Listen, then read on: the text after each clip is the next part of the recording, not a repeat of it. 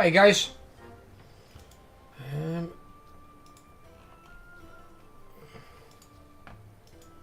we go.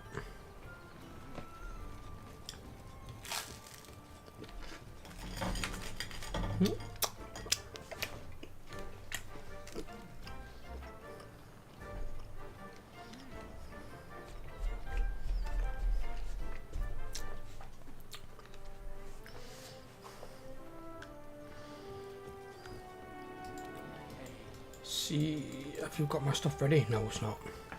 It's only in game time. Okay. Does me. Alright. I'm having me coffee and me breakfast at the moment.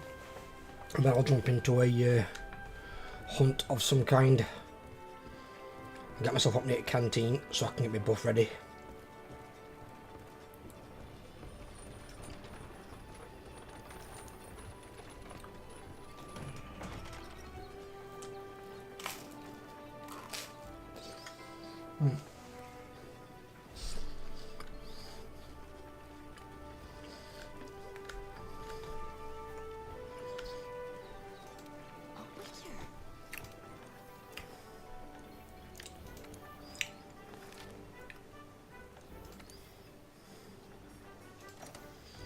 I see there's some new content available on Steam.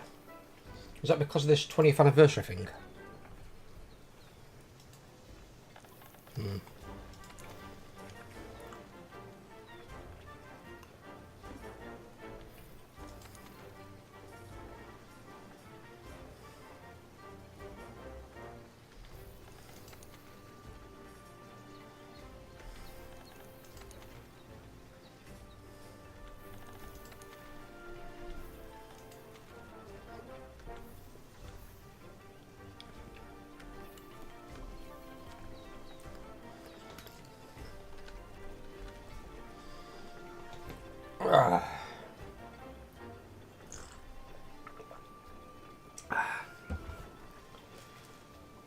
I've been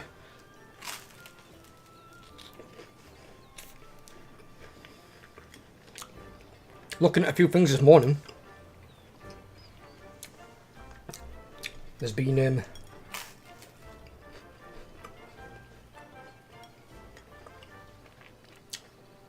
some news on Path of Exile 2, because they were first MMO to decide to, ARPG to decide to put WASD support basically into the game, so you can then either point and click as normal as you would do in ARPGs, or you can move a WASD like you do with pretty much every other computer game. And now they put that in, so a lot of people who are basically trying it and going to WASD don't switch back to the mouse, which to me would make complete sense. WASD to move is like the staple. People use it. It's something for your left hand generally to do, because you can have abilities also on your mouse. So you don't need abilities to be used with your left hand. Your left hand can just be used for moving around. And then it means you can use your mouse as you would do in other games for other things. So it's a good idea that ARPG is going in that way. So I hope if Path of Exile 2 starts instead kind of like the leader in the field, I hope that other ARPGs do the same thing. Pointing and clicking with your mouse is kind of dated.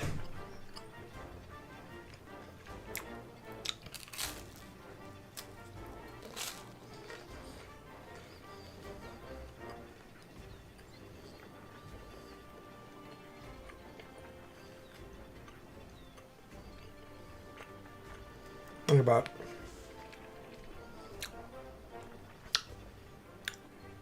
did that sun just go behind that cloud bank?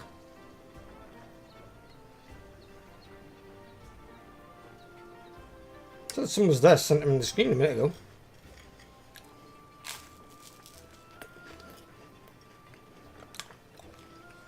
Hi Kyle, how you doing, buddy?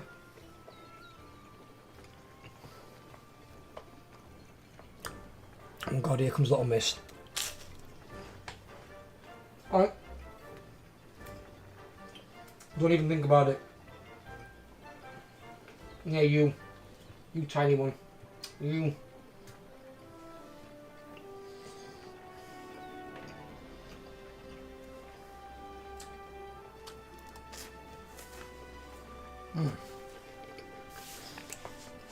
Needed that to set me off there.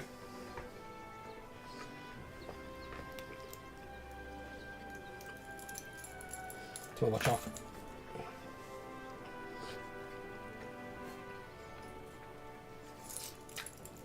This watch, so fucking bulky. Look at the fucking width on that fucking thing. It's got some right weight to it. I could twat someone watching it actually fucking hurt them. It's right chunk of metal.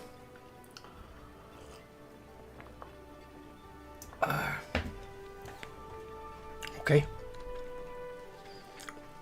Oh, what am I doing? SOS. Oh.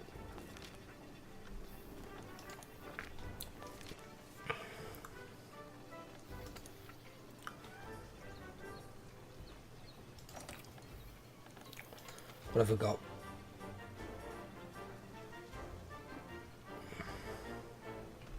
I don't do Val Hazard to start with.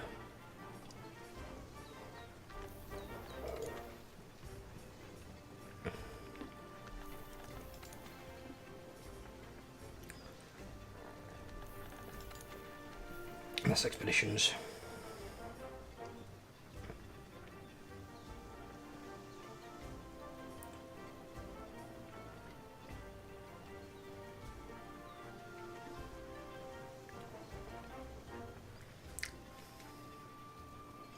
Yeah, let's see if he wants some help.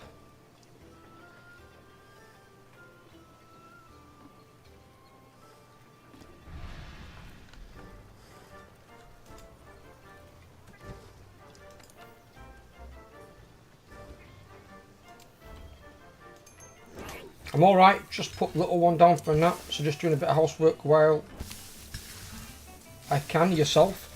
Just chilling, buddy, just doing me, well, my job essentially, as it is now. As it has been for, funnily enough now, but I'm just going into my 5th month, aren't I? I mean, midway through 5th month almost. I started it basically right at the end of October. But if I call it November, I've done November, December, Jan, Feb, and then now we're into March. So I've been doing it 5 months.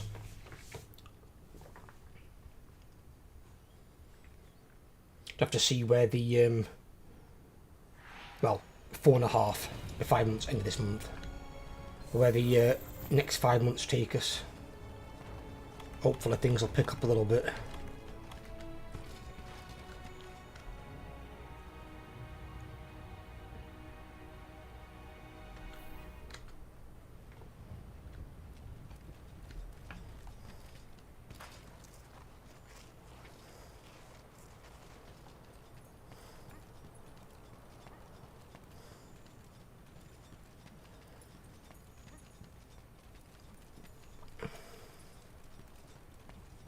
Oh, I need a finger, don't I? Canal.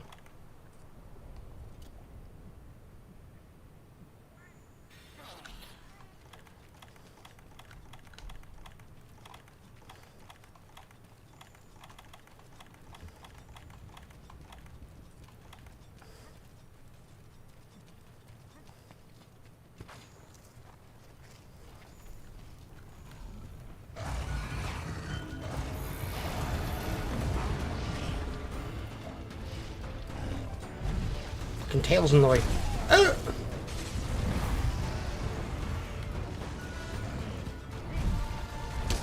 Ow! Which one is it we're killing here?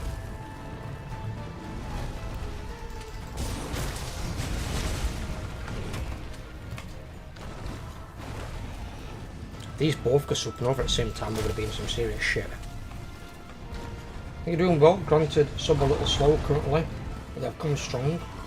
We're looking at as a whole 10 more, still 500. You go, bro. I'm trying, brother. It's just obviously this month is really so. This month, surprisingly, is only in single figure scale.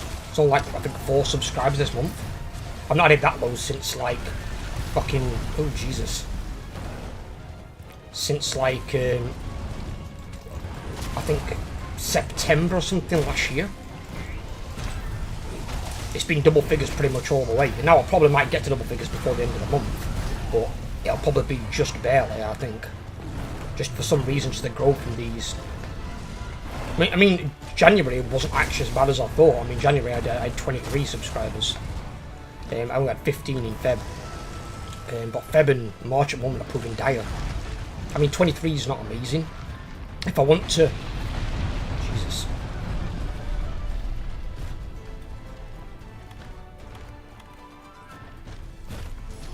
What the fuck? Okay.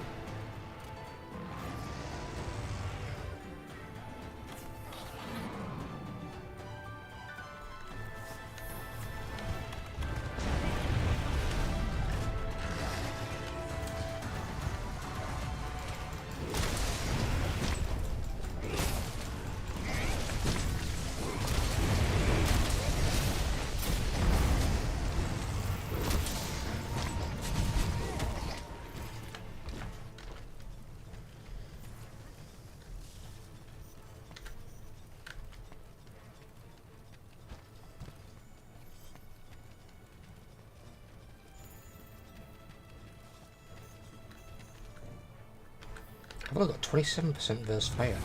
What I have more than that? Ow!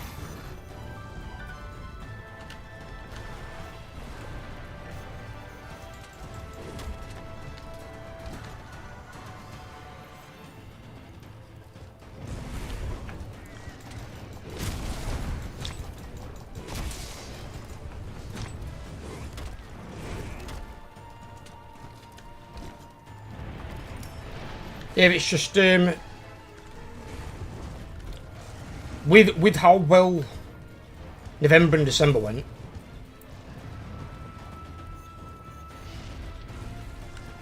I expected more, that's all. But it's probably because the way YouTube works is YouTube's exponential growth. And you have peaks and troughs, you do. And at the moment I'm just in those troughs. I'm in like a 2 or 3 month trough essentially, after like December. But ultimately, if you want to make like 1,000, say by the end of the year, we need to be hitting like 55 subscribers a month. So that's a lot more than what I've had before. So we'll have to just see if we can work towards that. But obviously every month that we're lower than that, that number then gets bigger. We need more and more subscribers. So I don't know, I mean, it might be doable by the end of the year. It might end up being a little bit into next year instead. It depends. I mean, everyone says, yeah, it's just one video away, but one video when, sort of thing. Bear in mind, I've got limited income, and it won't last forever because obviously I've only got my savings to like run off, and that's assuming the bills don't, you know, like stop battering me. Like rent's going up next month. Next month? Yeah, next month, April. It's going up £40. Now Ella said she's going to cover it, but it's something else again that I don't want her to have to pay for. Fuck. Oh, I'm getting ass kicked.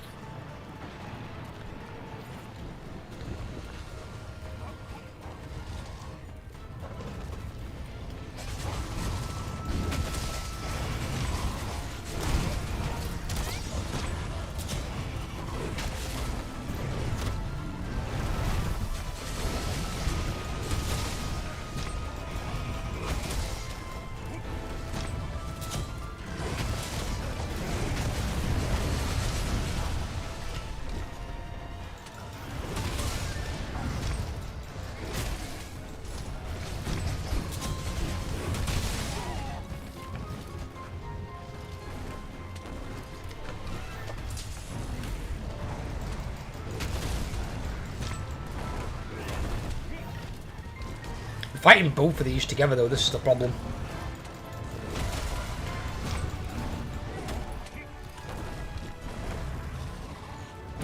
Oh. She's gonna faint if she ain't careful.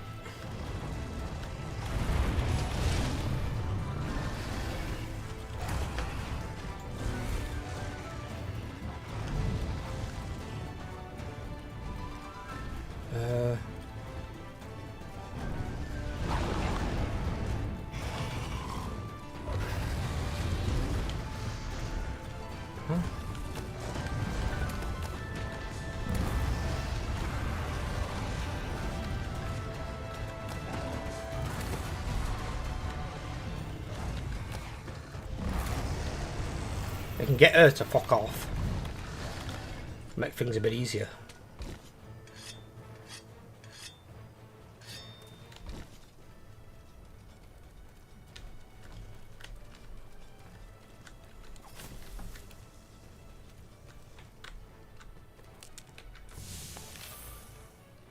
They both went together. Are you kidding me? Ah.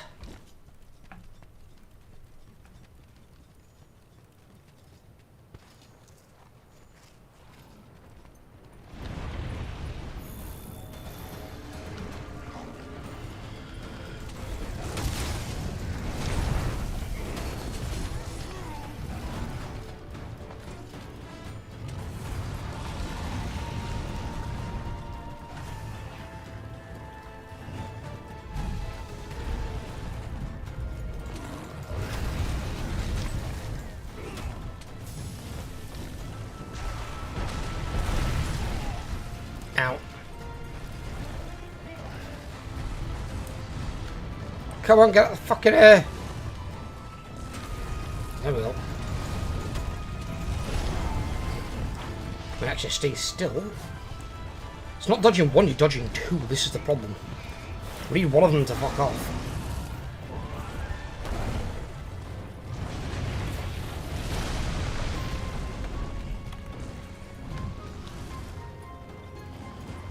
Not supposed to be stuck together like goddamn glue. Come on.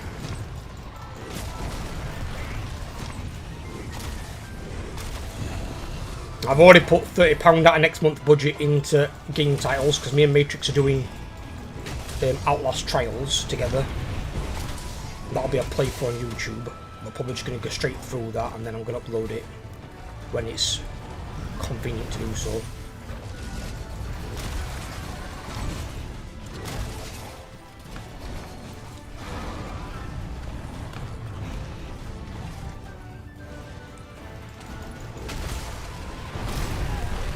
Fucking hell.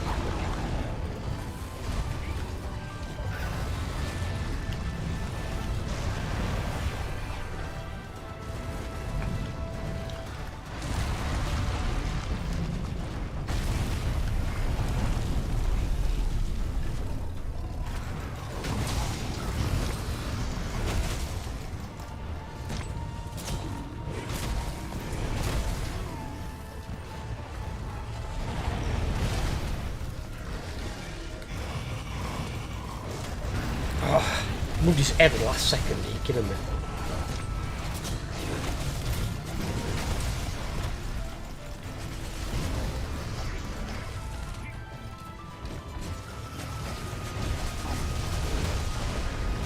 Down. He's injured, okay.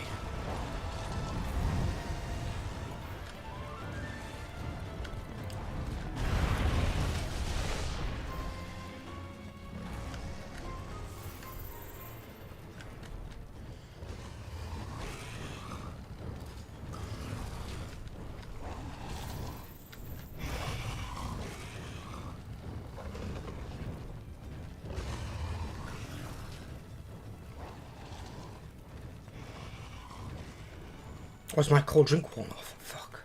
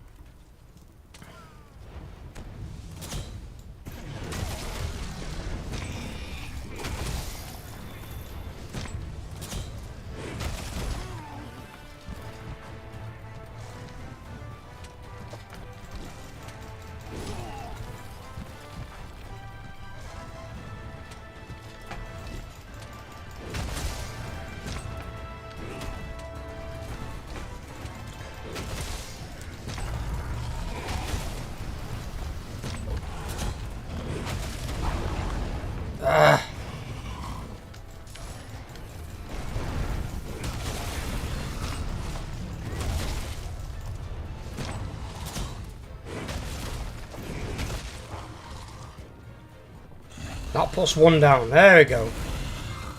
Back to fighting just one fucking Elder Dragon.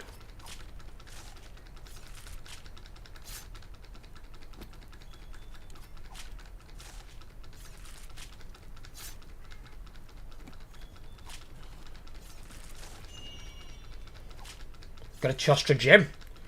Very nice.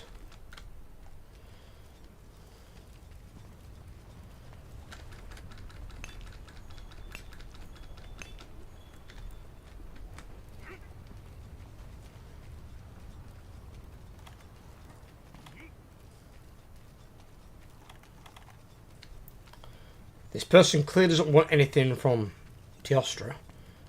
Otherwise, they'd have come down and helped.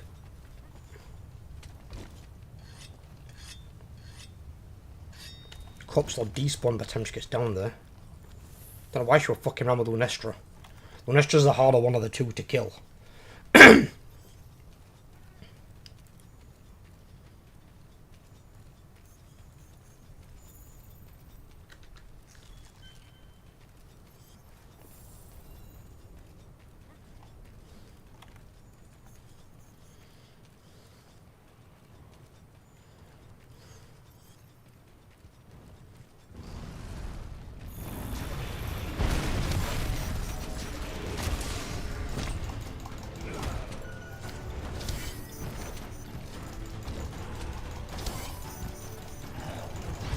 How does she perform that same move again in a second?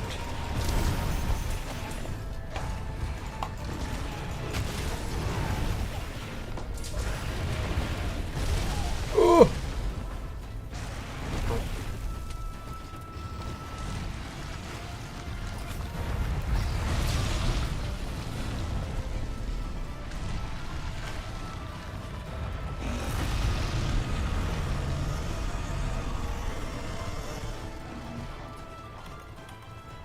What the hell?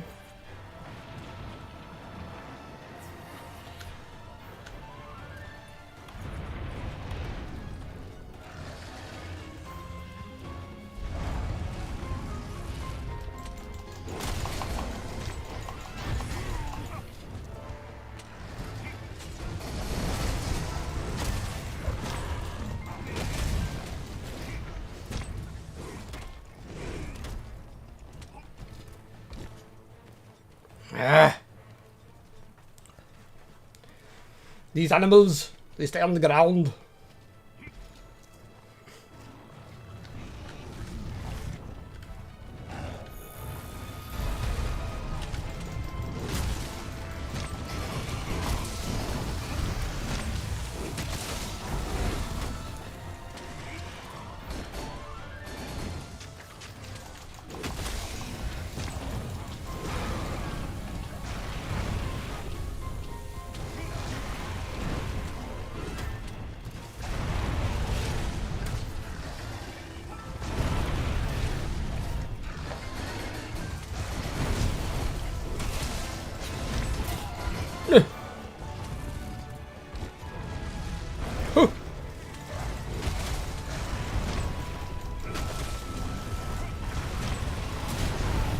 Fuck.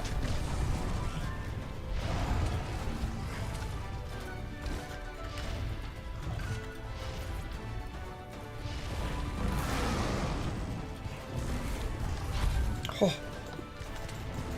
What the? Yo.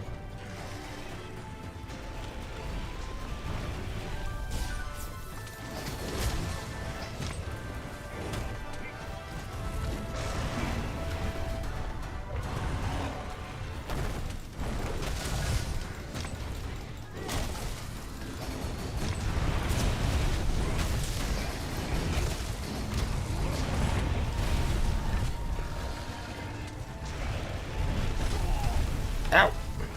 What if I can fucking move where I want to move?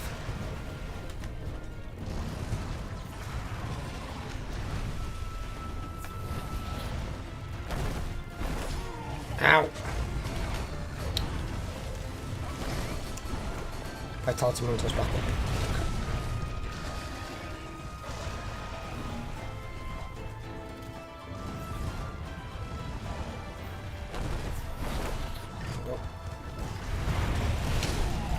God damn it.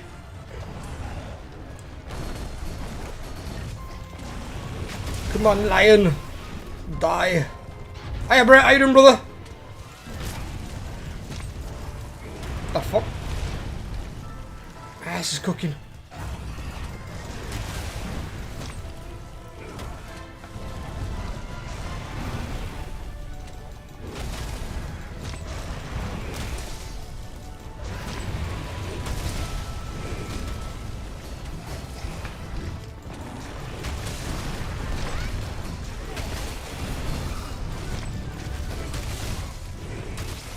Ah, got the bitch down. Cow.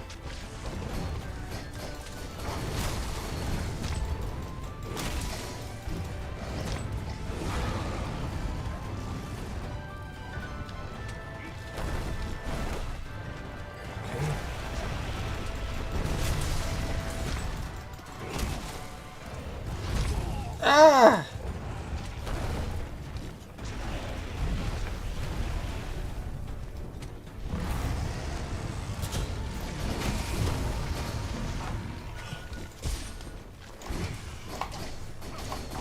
Stop hitting me, you stupid idiot!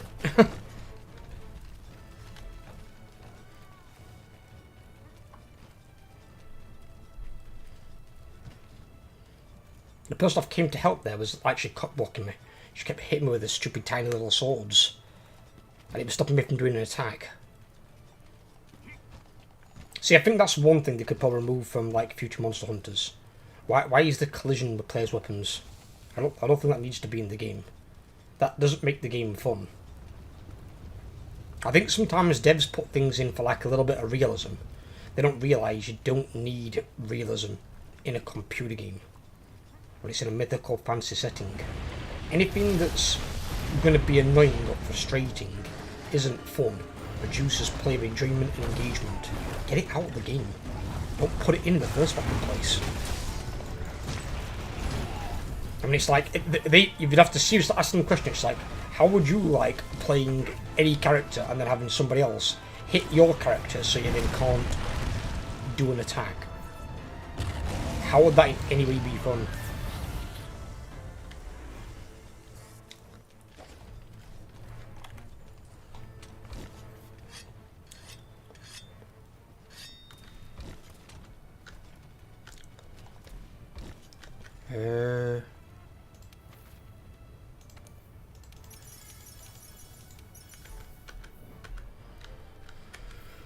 Oh.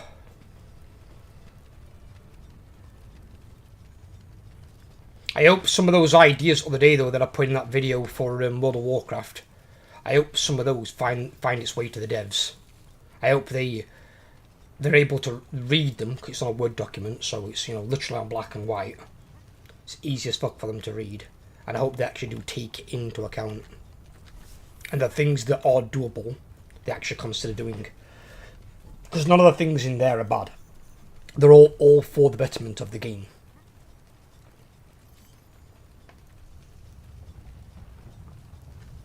It's as I was speaking to Ethan about in the comments. If I've had a game go from 12 million subscriptions down to 1.5 million subscriptions, if I was the lead developer, the main guy, I'd be asking myself, what the fuck have we done wrong? Because we have done something wrong. You don't go from 12 to 1.5 having done something right. You've done something very, very wrong.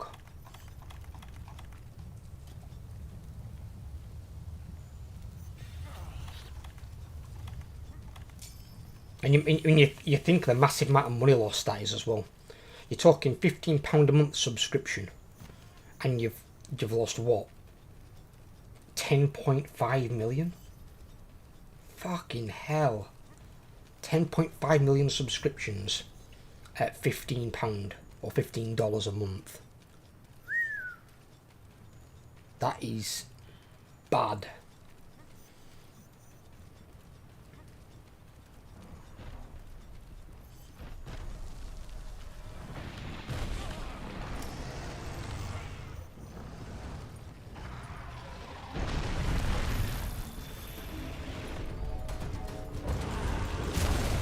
I know its peak was in Wrath of the Lich King. Now that is where they just introduced heroic in the raids. So that weren't completely the decline. Ethan was right in that. There were probably other factors as well. But when they doubled down on heroic and the game started to become more elitist and people becoming more toxic, I think that's what caused a lot of the casual players to leave.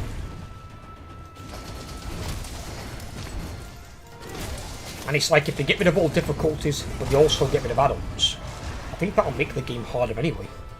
Because a lot of the players, a lot of the mechanics are like mapped out for them and trivialised by the add-ons. They get rid of the add-ons, the game would be hard enough anyway.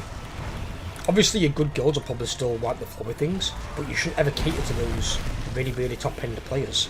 They're not your casual gamers, when they can put like 18 hours of fucking game into a game. Yet your casual player base is what's going to bring you in money. And if the casuals can play it and do 100% of the content, you've got a successful game that's going to make you a lot of money. And this could be around for a long time to come.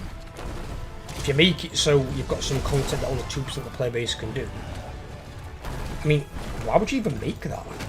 If it was my developers and I would tell them to make something, I'd be like, right, so 98% of the player base are never going to even see your content. I'd be like, what's the fucking point in making it?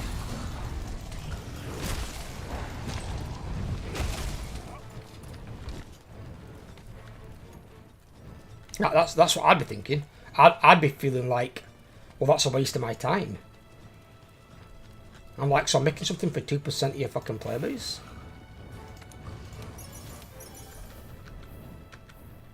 I don't get that.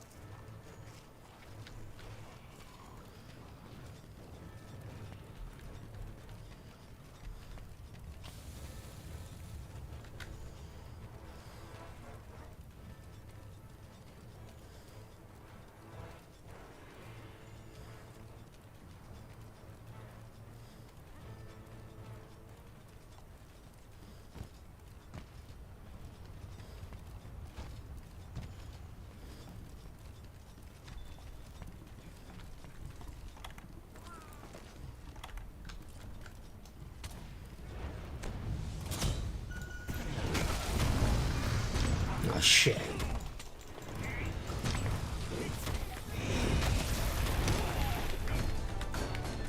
Little late.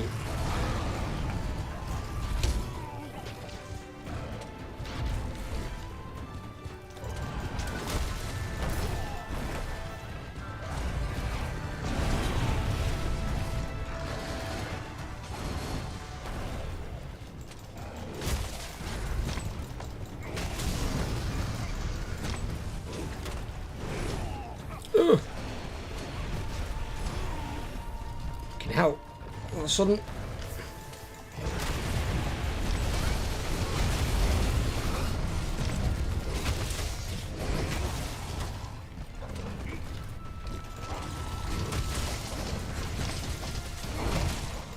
Hey!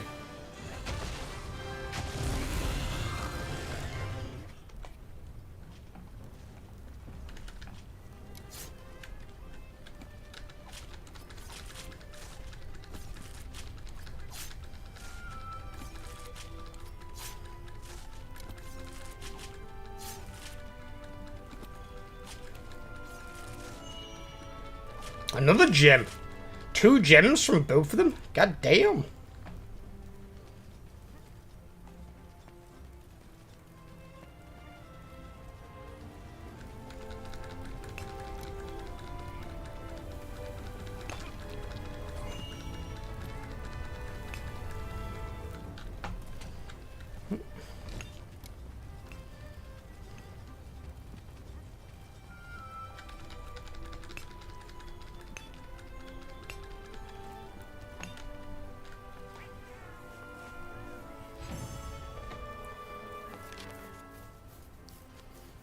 Is that a Tipper Lockhart skin or something?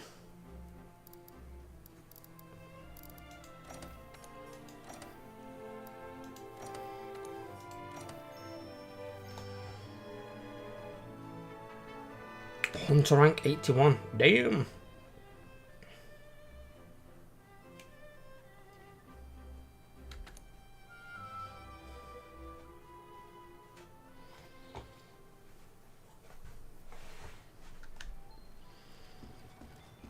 Trying to separate the bloody monsters were a fucking nightmare.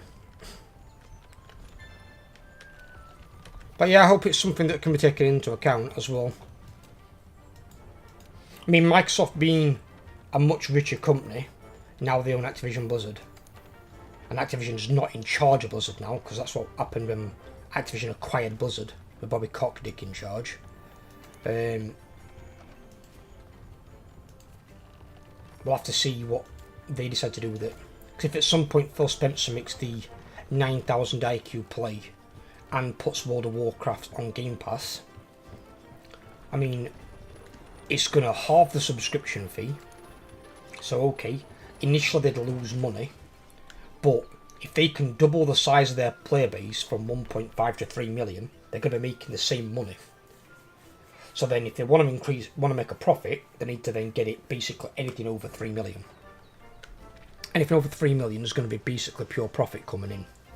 And that's not including like store purchases and stuff like that.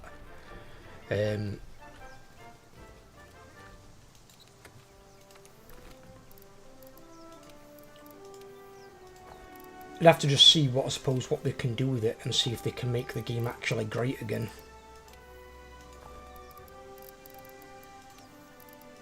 As weird as that is to say. Hiya Shreef, how you doing, brother?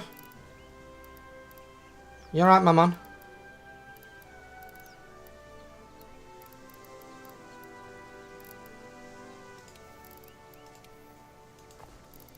I've been going around some of the other areas, the older areas on Last Epoch. You know, obviously so I don't ruin the story for myself, because I want to do it as part of the recordings. Just to like level up. Oh, it's so good.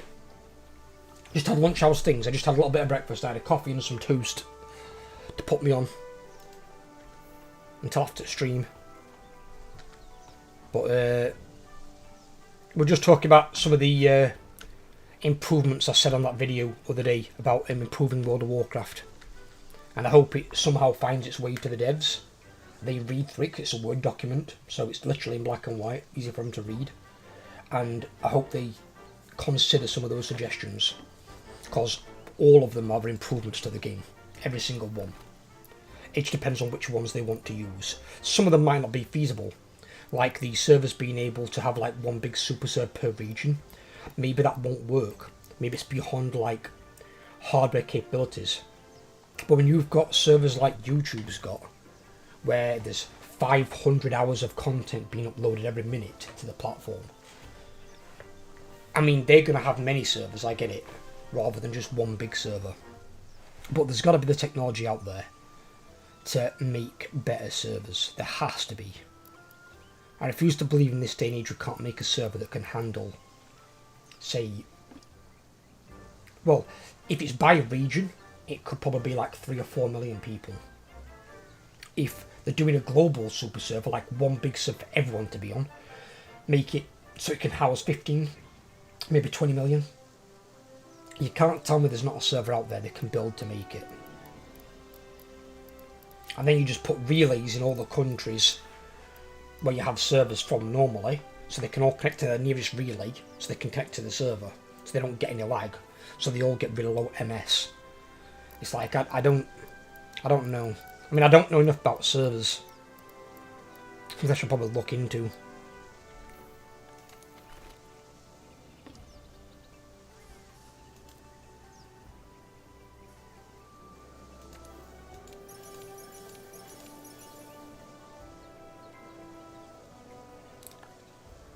I don't know.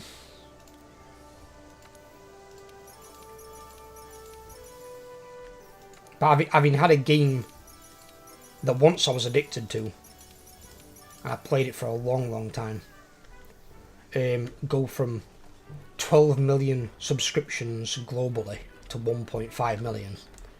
The game's a shadow of its former self.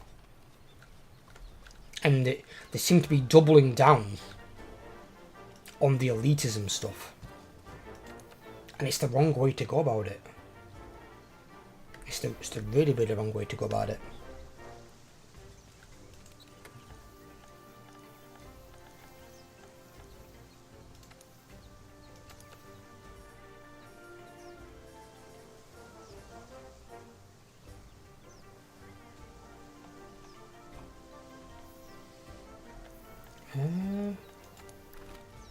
are that.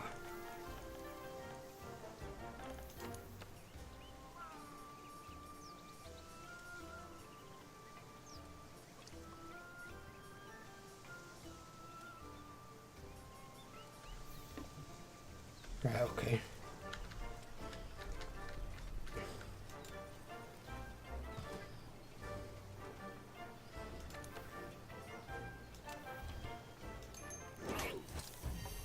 How they make the game now is located to top 1%, which is really damn bizarre, knowing the majority of the player base are casuals. That's exactly what I'm saying, Shreef. I mean, with a game like League of Legends, with a game like Dota 2, with a game like CSGO, that are built around hardcore esports, and that is a player versus player game at its core, it's built for the elitism. It's built for that. That's the type of game that is. An MMO, the first part of it, not including the RPG, just MMO, is massive multiplayer online. First word being massive. If you've gone from 12 million to 1.5 million, that's not massive. Not anymore. It's like that is bad. And if you're the lead developer, you'd have to sit down and think, right, what the fuck have we done to this game? Why have we lost 10.5 million subscriptions? We've done something clearly wrong. And they'll be able to look back where they'll have graphs and charts showing where the decline started. And be like, right, what were the indicators that caused this decline? What were the main things at this time? And if they find that's the difficulty, they need to retract that. Go back from it. The Mythic Raiding Guilds is 2% of the player base. That's 98% that never even do the content. Some people won't even try it. It's like you always cater to the majority, not the minority, in the case of a game like that. And it is an MMO. It's supposed to be fun and inclusive and for big people. That's why I'd like them to go back personally to 40-man raids. Some people say, oh, it's harder to get 40 people online. It can be, but not if you've got a 10 million strong player base. When you've got 1.5 million strong player base spread across all the servers in the world, then yeah, because that's why some of the servers are dead. That's why I think the player base increasing and having maybe fewer servers will work hand in glove. It'll work together, it'll have synergy. Because it's like you don't need as many servers if you've got better servers that can house more players. Because then you might only need one server or two servers on a region, rather than like 20 different fucking servers, of which 7 are low population and no one's playing on. It's like you're supposed to have all your players together. That's the whole idea. If I was going to make an MMO, before I even started developing the game, the first thing that I'd want would be a server capable of handling millions of players. And if there's not one that exists, I'd want them to build one. I'd want to go to the best server engineers in the world and be like, can you make a server that you can stress test, that can have this many players without lag? That's what I would want. It would all start with the hardware for me, before the software's even begun. Because I'd be like, if I can't have all my players on one server, or a few servers, I don't want to even make an MMO. I want all my players together. That's the whole point. Because if let's say they have 3 big servers across the world. So you've got one in America, one in Europe, and one somewhere over in China or whatever. And it houses all the world's population on them. But if you can have, say, 4 million people per server, and it's only one server in each region, that's going to be massive. Finding 40 people then to do a raid or a world boss is going to be easy. Absolutely easy. When I was playing vanilla back in the day, finding a 40-man raids was fucking cakewalk. 40-man guilds were all over the place. And why? Because the game was fucking booming. And then the game got bigger in Burning Crusade, even though they reduced the raid size to 25 for some strange reason.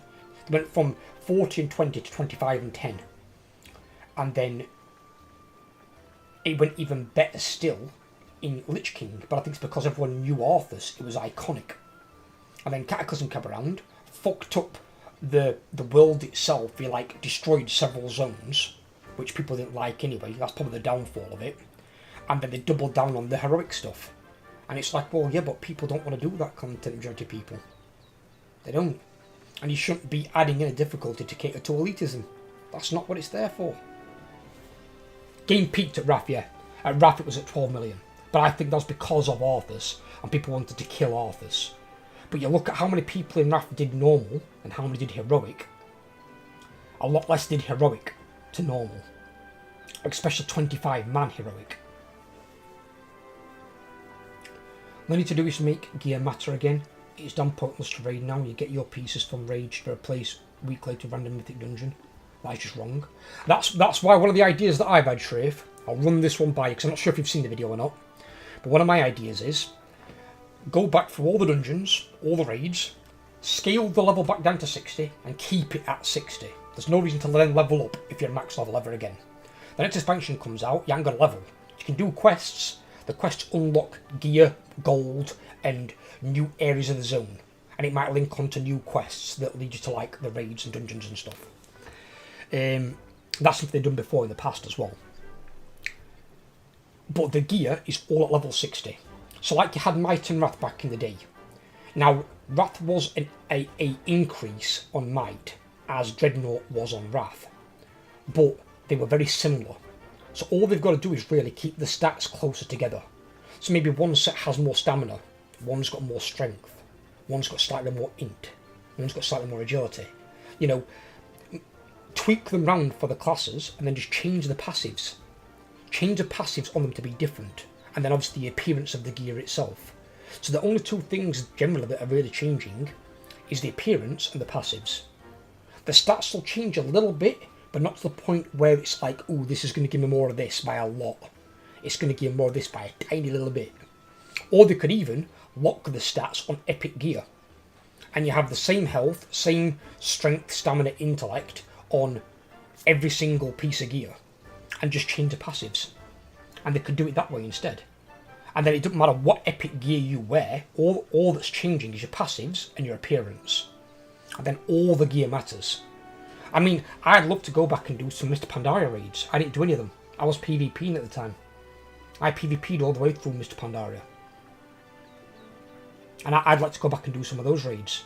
And you think how many raids Blizzard have got over the years. To have all that content be a complete waste of time after a year and a half, 2 years.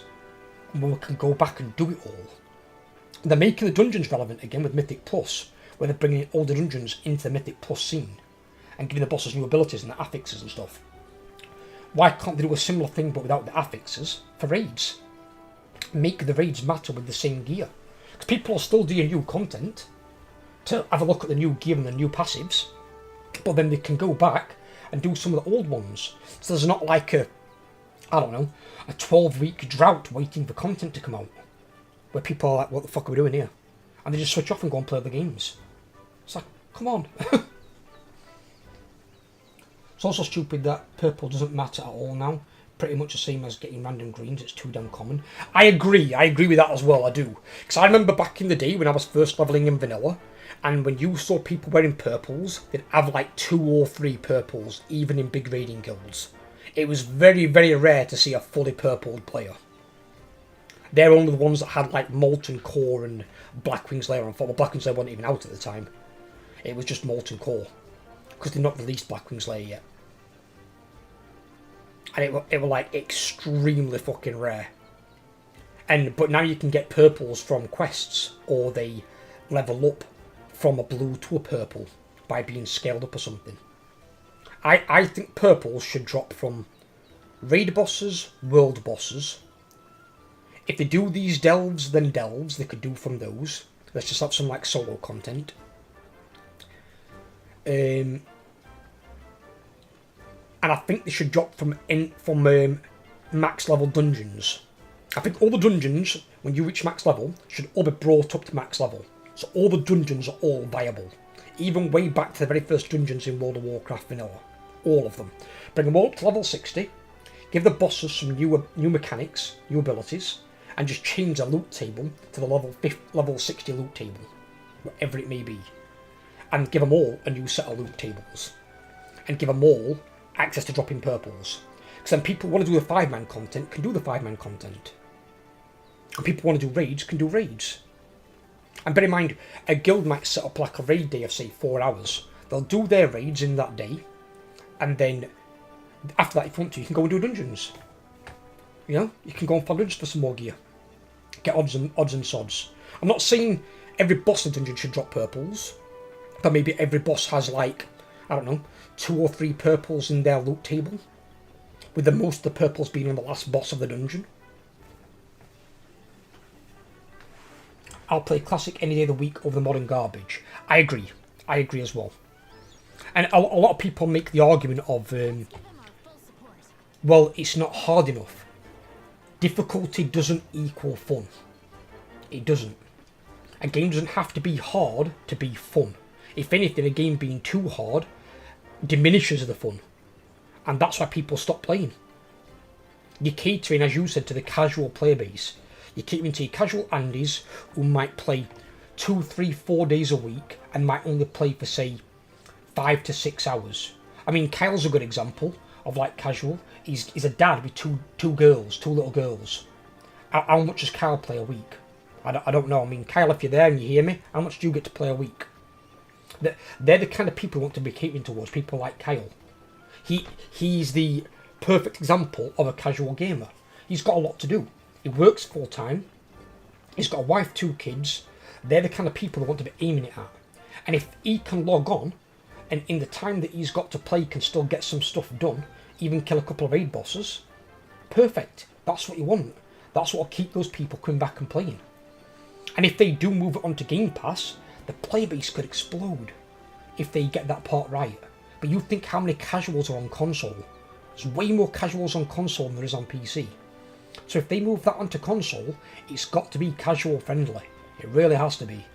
They need to reduce the amount of abilities in the game massively. It needs to be less than 10 in my opinion. I don't know why you'd need more than 10 abilities. And bear in mind, consoles have only got so many buttons on their controller. They haven't got gaming mice. So they need to find a way where they can then play the game. If it goes into console, you've got to get rid of add-ons. They've got to go. I mean, getting rid of the add-ons alone will increase difficulty. You know what I mean? I've been lucky recently, well, maybe an hour a night, 2 if we're lucky. So there you go. So, right, let's say Kyle can play anything then from say 7 to 14 hours in a week. That's what you want to be aiming it at. If you know you've got a casual gamer who can play 7 to 14 hours a week, that's what they should use as a baseline. That's what you're aiming at. You might have slightly more lucky casuals who, say, are a single man or woman who haven't got kids, and they can play even more. But they still won't play as more as your hardcore ones who can no-life it and put in, say, 8 to 10 hours a day. They're not your casual gamers, and they're not going to bring you in more money than your casuals. Because for every, say, hardcore gamer, there's probably 20 casuals. That's reality. It's like a 20-to-1 ratio. So it's like, who do I cater to more? This guy might give you retention on your game because he's playing it every day like a fucking no-lifer. But these people are also paying for 20 accounts. So you're paying for 20 accounts here to one guy there. If he gets pissy because it's not hard enough content, then he can fuck off somewhere else and go and play a different game. But you're getting then 20 times the amount of money by catering to the casuals and not catering to the triad sweatlord. I don't understand the logic behind catering to the elitists. I really don't. It's so stupid. What Classic does is give the challenge experience, exploration matters, gear matter more. Vita can literally just run through every area and pull 30 mobs at a time and kill them.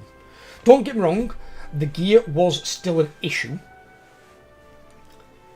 in Classic because obviously Might was the tier 1 set. That was replaced by Wrath, which was tier 2. For some reason they called AQ40 tier 2.5. Probably because it only had 5 pieces of gear. It weren't a full set, which I thought was really weird. I think in future, if they're going to do that with the raids, they need to have an 8-piece set in the raids. They need to do that.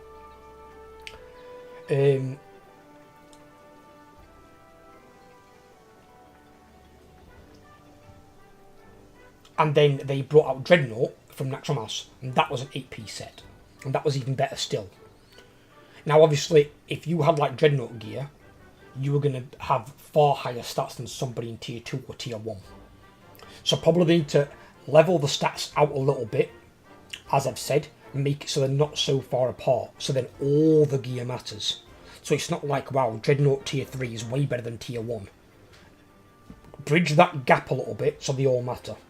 And then it doesn't matter what type of epic set you've got, what matters more is the passives on the set, and if it's got a set bonus, the set bonuses. They're what determines what type of gear you're wearing. And you might end up going for people at some point who say you have the 4-piece bonus from tier 3 and the 4-piece bonus from tier 1. They might have 4 pieces of Might and 4 pieces of Wrath. They might mix and match. Because they might want the 2 and 4 piece set bonus from tier 3 and the 2 and 4 piece set bonus from tier 1. And then you've got flexibility in that. But then there's a reason for people to keep their gear. And be like, alright, well I've got all these sets in my bank. And it's like, oh, what set's going to be good for this boss? I'll switch this out. And they can summon up their bank chest. You know, the mobile bank thing. And switch out some of the gear that might be better for a certain boss. But then all your gear matters. All matters. I'd be going back and farming fucking all of it. If that were the case, well, not a moment I won't, because I've got no money coming in. But once I'm able to get to like 5 subscribers and I've got some money coming in, maybe. But it's a game that I care about. It's got a special place in my heart. I mean, it's the game that I've played the most out of any game I've ever played. For me, it's probably... It's going to be World of Warcraft, Total War Warhammer 3, Dead by Daylight. They're the 3 games that I've played the most. And I don't play Dead by Daylight anymore. At the moment, I don't play World of Warcraft. I would intend to return at some point, maybe in the future. But if they make fixes to the game. And if they make it more casual friendly. Even though I wouldn't be a casual, I'm an advocate for the casuals. The casuals will make the game fun again. You'll have more people playing the game. Less elitist, like, people, less elitist fucking triad toxic atmosphere. Because that's what elitism brings. It also breeds toxicity. I mean, you look at, like, League of Legends, that's a PvP game, it's built for it. But it's dubbed also the most toxic game in the Western Hemisphere. There's a reason for that, because it's an elitist game. MMOs aren't supposed to be that way. They're not supposed to have, like, leaderboards and all this other bollocks and, oh, I've got a damage meter. My dick's 4 times the size of yours. It's an MMO. It's supposed to be fun and inclusive. That's what it's supposed to be.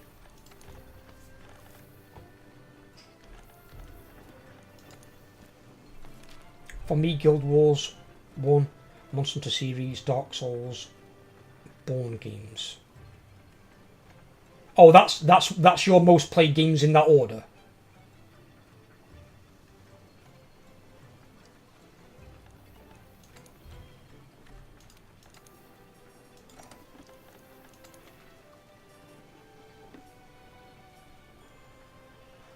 Got you.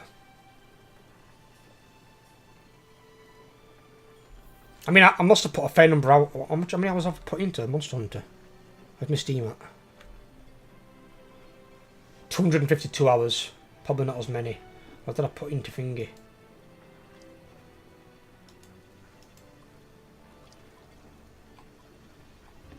I've removed it by Daylight off here, and I've removed it. I have. What have I put into Warhammer 3? Well, Warhammer 3 I've got 1,731.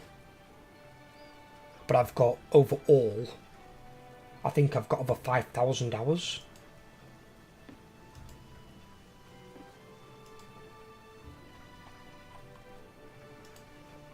I've got 419 in that, 3,091 in that. Yeah, I've over 5,000 hours.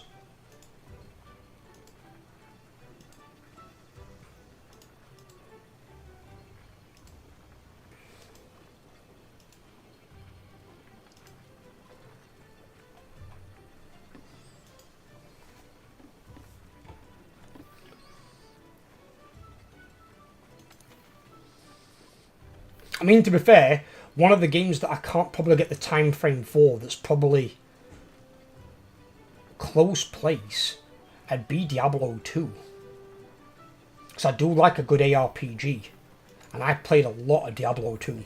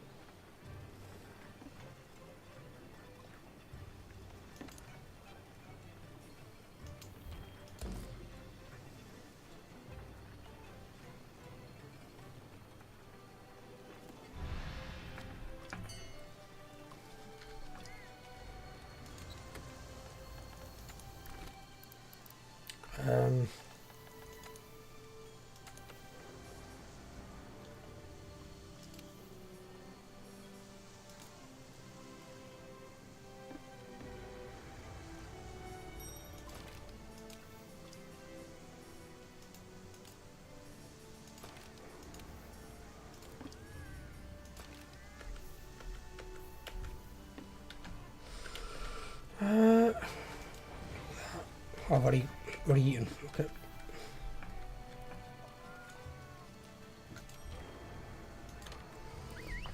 I'd like to know how much I've played Monster Hunter in total. Got around 2k hours in World, but don't remember how many hours I got on the other games. Yes, some games will be a hell of a lot. I mean, there might be some other games that I've played. I mean, like, I got a friend of mine who's bought, I think he's bought Skyrim 5 times.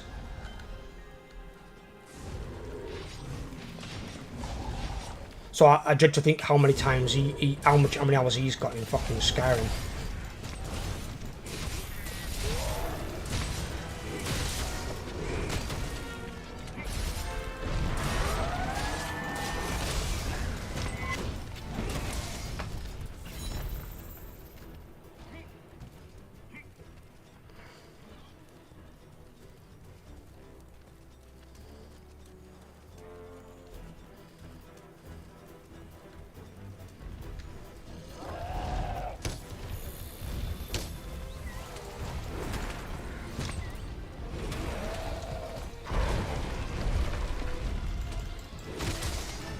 To be fair, he's also the same one who's probably got, I'd probably say he's got a good 3,000 or 4,000 hours on Fallout 4. I remember he's built a city on Fallout 4 and it goes up to the sky.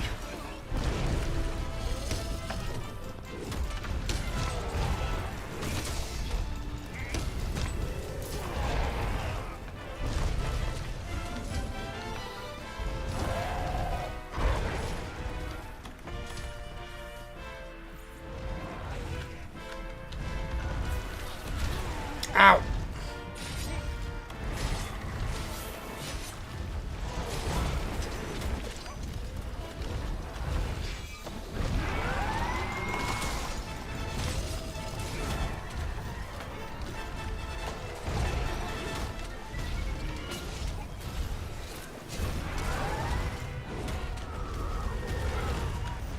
So I need to get out of the damn water.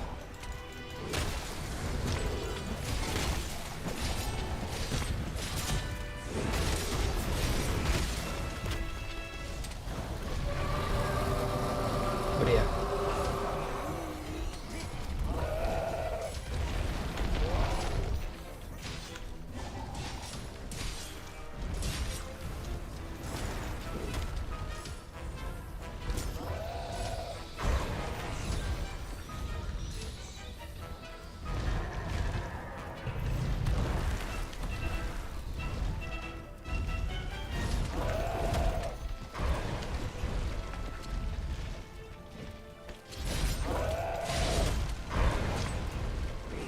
God damn it, why do you keep moving all the time? Stay the fuck still.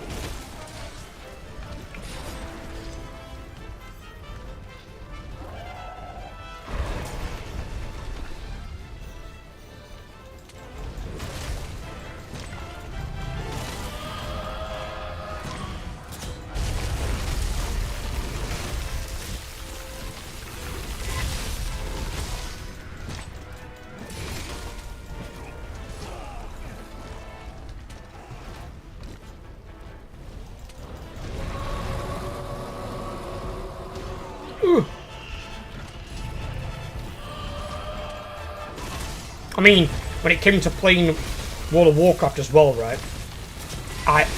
Bear this in mind, I only had one character until Wrath of the Lich King.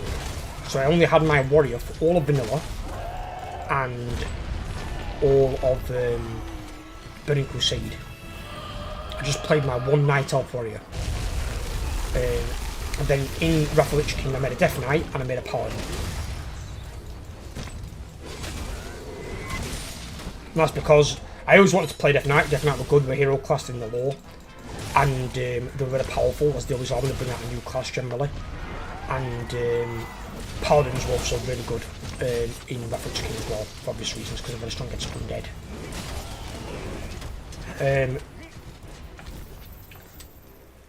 I'd put 281 IRL days played on just my warrior. Now, when I quit playing in Shadowlands, I think I'd got 8 characters. I'd got 4 on the Alliance and 4 on the Horde. All with anything between 10 to 50 days played. But I had 281 days played on my real character. 281 real-time days.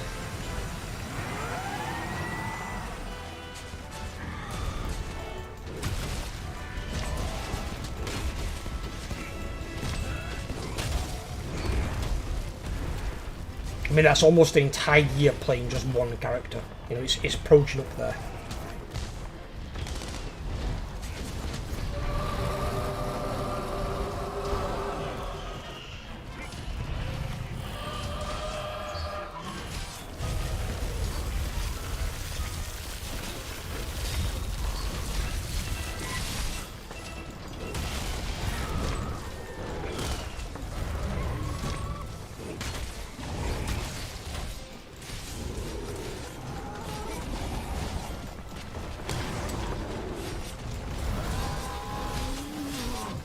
Oh, fucking old Dogron's here.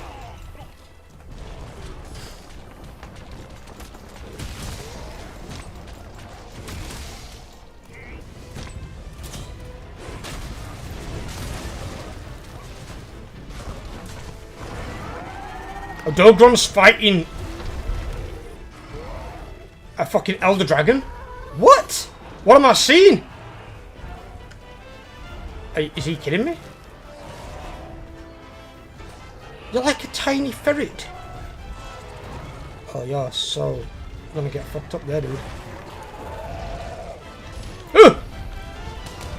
Didn't see that coming.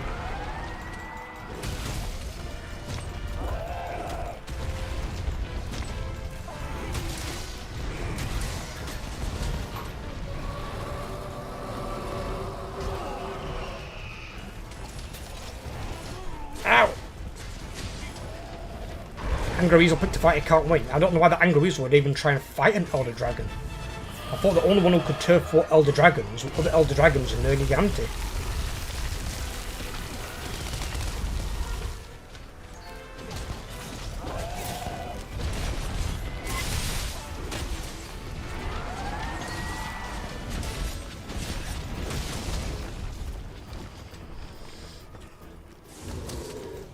Maybe Devil June.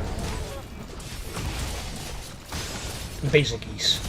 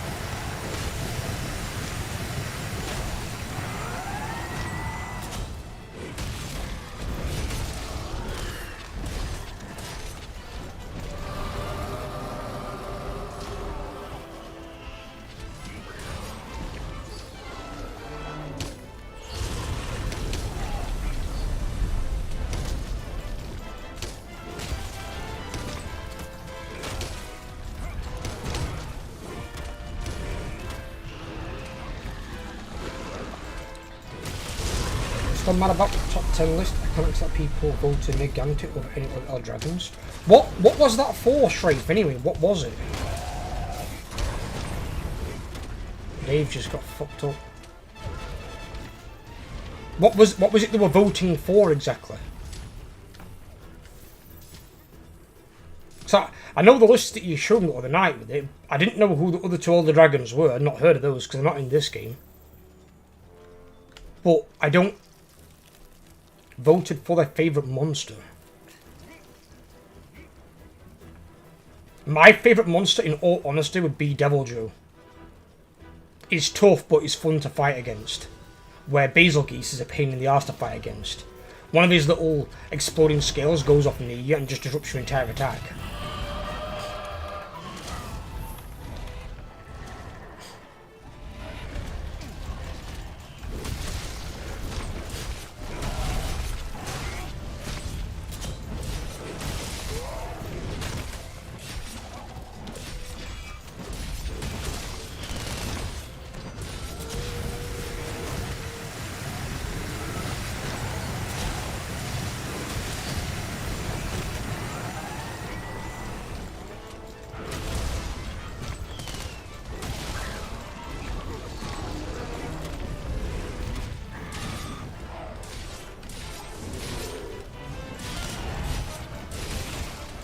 I'm not being funny as well. I think Nergigante, in all honesty, I don't think Nergigante would even make my top 5 on just Monster Hunter.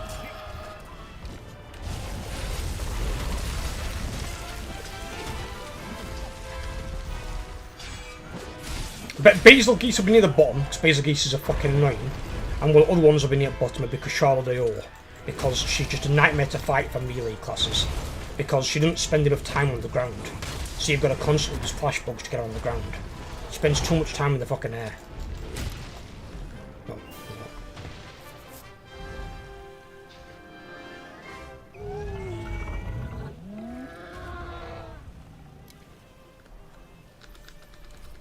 But I like Chostra.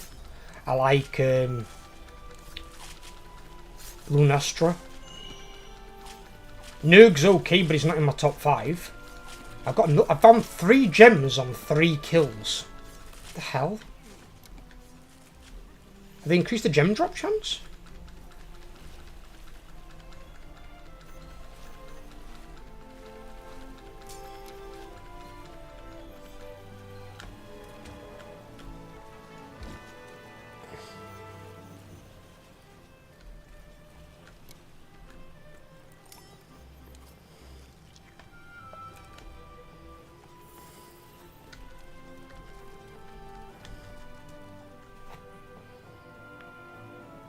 Basil 52nd, fitting since the B-52 bomber.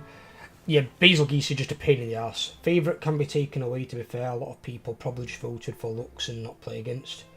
By design, other orders are way better than Nergi. Yeah, it's just... A fight has to be challenging. Not too challenging, but also fun at the same time. That's what a fight has to be. Basil Geese is annoying.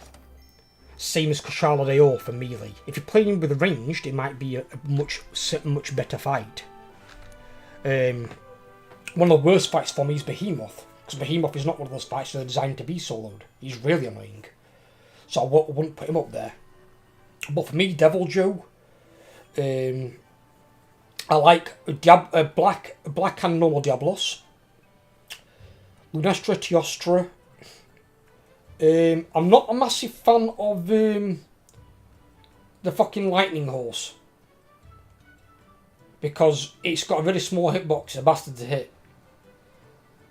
And to be fair, it don't look anything like a dragon. It looks like a fucking unicorn.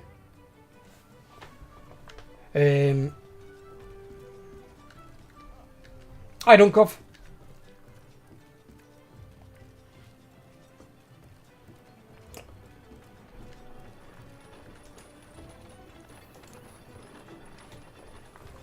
But I just hope they can definitely affect now some real world changes. Because I just thought about the ideas that I was thinking for an MMO if I were going to design my own MMO, which I put on Discord.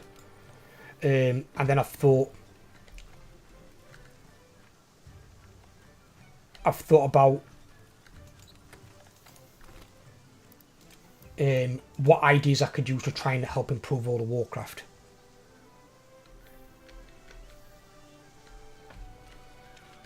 What I don't understand is, though, from business sense, right? And this is to any of you guys who've got, like, if you were going to run your own business, you want your business to be profitable. You want it to make you money, and and keep you in a job, and so you can keep paying your staff if you have staff and you're not a one-person company. But if you guys are making your own business, you know, Brett, Kyle, Dunkov, Shrafe, if you're running your own business, if you're running World of Warcraft, if you were the lead developer, if you were the guy in charge, because like what Phil Spencer said to Chris Metzen now, he said, you're in charge of the World of Warcraft team. The only person you answer to now is me. And it goes, you'll only answer to me if something goes wrong in the public eye, so like, you know, publicly would look bad, or you come to me if you need financial help for something beyond what your budget is for your studio. They're the only two reasons he's got to go to Phil. Or that Phil might come to him if something's gone wrong. If you're running your company and it goes from 12 million subscribers to 1.5 within, say, 3 expansions, so they had a sharp drop in Cataclysm, they had another drop in Mop, and then they had the biggest drop in Wards of Draenor, which was the worst expansion ever. Still to this day is regarded as the worst. That is the first time I quit playing WoW. Halfway through WoD. And I had to dig deep to last halfway through the expansion. You couldn't play it for the first 2 weeks. You couldn't log on. The NPCs wouldn't spawn in. If you guys were seeing a sharp drop, so let's say initially they lost out now, I think it was something like 2.5 million. So if you went from 12 to 9.5 million accounts in Cataclysm, would you not then think before you bring out Mr. Pandaria, right, what have we done wrong here? We've just lost 2.5 million players. We've fucked up and done something wrong. I'd be going to the drawing board and thinking, right, we need to change whatever it is we've fucked up.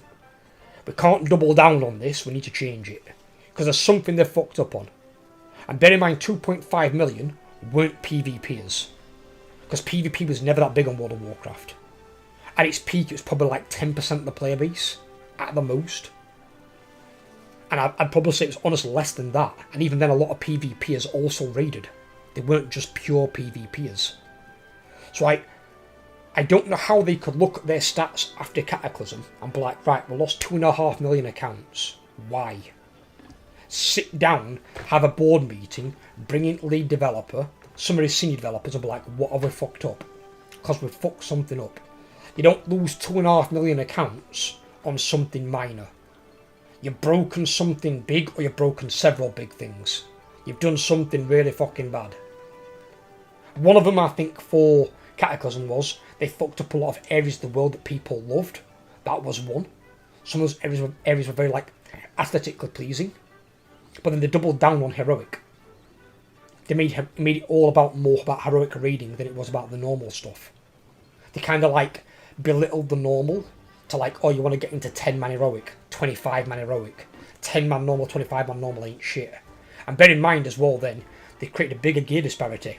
Because it weren't like going from, say, Molten Core to Blackwing's Lair, 2 different raid tiers. It was, you had 10-man loot, 10-man heroic loot, 25-man loot, 25-man heroic loot. You'd got 4 lots of loot in essentially, some cases, 1 fucking raid. Or 2 raids. And it's like, why? And then they brought out another raid, and as Shrave said earlier on, pretty much within, say, 4 or 5 months, your gear's already obsolete. It's like, why have we got this many different difficulties of gear? Like, what?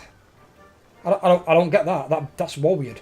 The only thing I think they should do in Heroic, if that's what they want to do, is make it so the better gear has a higher drop rate, and that maybe you can get some special mount from killing the last boss. But personally, I think they should just get rid of all the difficulties. Get rid of the difficulties. With the exception of dungeons. Dungeons, you have your normal, your heroic, and your mythic plus. Or if you want to get rid of heroic, just have normal and mythic plus. Because then it's scaling all the way up. But the gear doesn't get any better. So the gear you get a mythic 0 is the same gear you get a mythic fucking 35. So the gear doesn't scale. You're just doing it for the, oh, we cleared a mythic 30 key. Look how big my dick is. Oh yes. 18 inches. You know what I mean? They don't need to make the gear better by you doing higher keys. That shouldn't be the reward. because then you're creating the same gear barrier that you've already got. But I think it's even stupider you're clipping that. But I don't think they should have difficulty in raids. I think difficulty in raids is a very, very bad idea. I don't think it's a good idea at all. Because when you played in vanilla, you just had one difficulty in molten core. That was it. Some of the bosses were harder than others. Some of the bosses were easier. That's how it should be. So if they want to like introduce, say, normal, heroic, mythic, instead of having the difficulties, have it in the raid. So like maybe have, say you've got 9 bosses in a fucking raid, which is what they've been aiming towards at the moment. Let's say you've got 5 normal difficulty bosses. Have 2 at heroic difficulty and 2 at mythic difficulty in the raid. And then never nerf them, never nerf the bosses, and let the guilds upskill to those levels. To keep raids challenging and please majority on the difficulty, it should be heroic. For the top 1% cry, it's not hard enough for them, but the majority don't even clear LFR. Well, that's what I mean, but even if the top 1% cry, no company should be listening to the top 1%. They'd be saying, well, this game's not for you then. Fuck off and play something else. We're not catering to your difficulty thing. We're catering to how much content. What you've got to think of as well is, right, and a lot of players, even the hardcore players, have had this gripe, is they've had this gripe of we haven't got enough content, there's too many content droughts. So if they haven't got to go back and nerf abilities, nerf bosses, those developers that aren't going back and nerfing abilities and bosses can be used to create more content. It frees up their time. So if they haven't got to nerf things all the time, they can make more raids. Why is it they bring out only 1 raid now in a tier?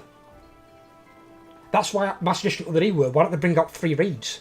They could bring out a small one, 3 to 5 bosses, a medium-sized one, which is like the current size, like call it like 6 to 9 or 6 to 10, and they could bring out a really big raid, like N'Zoth's raid, and make that like 11 to like even 20 bosses. And they could bring out 3 big raids with your dungeons and attunements again. Like, why can't they do that? Content is king, not just on YouTube, also in games. Content is always king. The people might be crying the bosses are too easy. If they've got 3 raids to do, and there's 3 more raids coming out in 3 months' time, they're going to have that much content to do, they won't have time to complain. Especially if they want to farm the gear as well. I just throw that much content at them, they're like, oh, what do we do first? What do we do first? Vietnam flashbox N'Zoth. I did N'Zoth. I rejoined about halfway through BFA. And me and my guild before we went to Shadowlands, we cleared normal and we started on heroic, and I think we got 3 or 4 bosses down in heroic. And we did all the raids. We did all of them in normal. So I did the one with that big fucking stupid slugger boss thing. I did Jaina. I don't think we did Ajara. No, we did do Ajara. No, we did. We did do Ajara, but we did it in normal. We did them all in normal. And I said I want to do all the raids in normal, and then we'll go on to the final raid and do it in normal, and then move into heroic. And then if we get heroic done, we'll do mythic. But we didn't get heroic done. We ran out of time before Shadowlands launched, because we only had like 6 months left or something of the expansion. By that point, we struggled to clear mythic. Some nights we didn't even down normal, since majority of our group was under-geared, and we relied on randoms. I got my own guild that were okay in Shadowlands. We did have some like people in there that were like a bit usurperish, but what made me laugh the most is I think it was Ethan or one of my community was like really loyal to me. Said, "Oh, we're gonna leave. Do you want to come and leave and join our guild?" And Ethan gave me like a heads up, and we knew they were all gonna leave. And they left after this raid. One night they went and made their own guild, and their own guild was dead in like 2 months. And they didn't even clear the bosses we cleared. We cleared heroic on Castle Nathria. I think they only did like 6 bosses, 5 or 6 bosses. I think there were 10 in Nathria. They did half. And it made me laugh thinking, that's what you fucking get. That's what you get for being assholes. It's like, And I was one of the most mellow fucking raid leaders going. I never yelled at people. People make mistakes, it happens. You know? The only problem we had consistently, which I still didn't yell at him for, were Overlord's DPS were fucking dire. Overlord's DPS was less than the tanks. I was out damaging him as a paladin tank. And he just, I think because you're partly a clicker as well, with his abilities, you need to figure out a better way to play the game. And he were playing some decent specs, some decent classes. He just weren't playing them very well.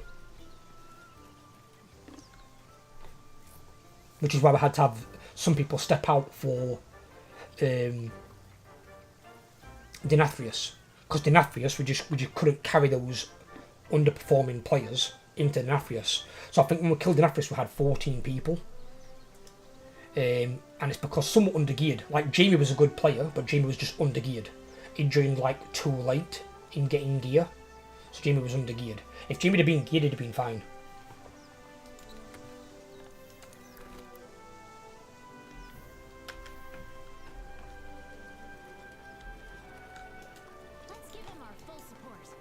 I was paying since from the main group there was only 7 people who actively farmed gear from Mythics. Yeah.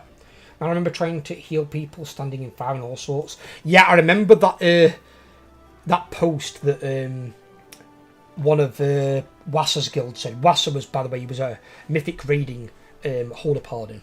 And he came and joined our guild because he liked the stream and stuff. Wasser were fucking amazing. Absolutely amazing Paladin. It could put up like fucking 8-9k healing per second. They were fucking ridiculous. And Wasser joined us, and one of his group was like a female healer as well. And this guy were having a go at it in a Mythic Plus. And she sent a screenshot to me, and below it just literally said, "I can't out-heal stupidity." And this guy stood in green fire. It's like, what do you want her to do with that? Anyone knows if you're stood in a fucking fire or something that's causing damage, you move out of it. You don't stand there like a fucking statue, just taking damage. An absolute fucking next level retard. I don't understand how people are that fucking stupid. But this, what I'm doing right now with you guys, this is why I stream. I don't stream to really play the game so much, apart from when we are playing together like Helldives and stuff like that. I play so I can talk to you guys. That's the reason I stream 3 days a week. It's so I can have live interaction with you guys and talk with you guys. I couldn't give a toss about the games in some cases. They're just a bit of like background noise, that sort of thing. I do it so I can talk to you guys about whatever. Any games that are coming out that are up and coming that you're interested in. You know, just general shit. That's the reason I do my streaming. My streams aren't as important to my channel growth as my videos. My videos are far more important for my channel growth and maybe my ability to earn money in the future. These are just so I can interact with my community.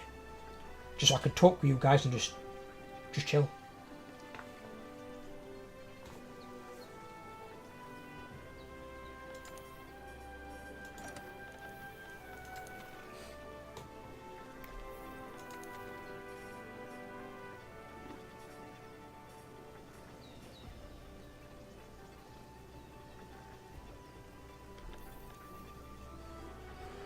Started BFA as Rogue, but couldn't get any upgrades week after week. I got some gloves and boots as a reward, so I dropped that for a while and rolled Rep Paladin, and that will give my Rogue in a week. Partial roll, that Rep Paladin, so I spiked to one guy in our guild who played Demon Hunter, which is the most OP shit ever. I was boasting with his DPS. Then 1 week I geared my power up and kept up. I was close to shut him up. Well, that's example, another thing there, Shrave, is one thing that me and oh god, what's his name now? Use his Discord name. I forgot his name.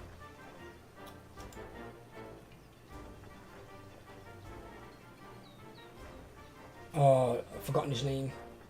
It's minimised on here. Used to be in my guild anyway on WoW, and he said one thing they definitely need to get rid of in terms of add-ons are things like DPS meters. Get rid of them. There's no reason to have them. There's not. Because again, that's a more elitist thing. It is. I mean, we had them for our raid so I could keep track. And obviously Overload was really underperforming on damage. I wouldn't have known that without a damage meter. But we could potentially slow down the boss. It would just take a lot more attempts. I think it took us 47 attempts to kill Heroic Denathrius. And apparently that's good for a guild of our size, with 14 people. A lot of guilds apparently took a lot longer. Now if we'd have kept people like Overlord in, we probably could have still killed the boss, but it might have took 55 or 60 attempts to actually kill him. Because a lot of the damage dealers were having to basically do more damage to cater for his lack of damage. Now, don't get me wrong, I understand the damage meter. There's always going to be someone at the top, and there's always got to be somebody at the bottom. But the people who are actually at the bottom are your tanks and your healers. They should always be at your bottom. However many healers you've got, but they should always be at the bottom. If you are below the healers and the tanks and you're a DPSer, you're not playing your class right, or your spec right. You're doing something wrong.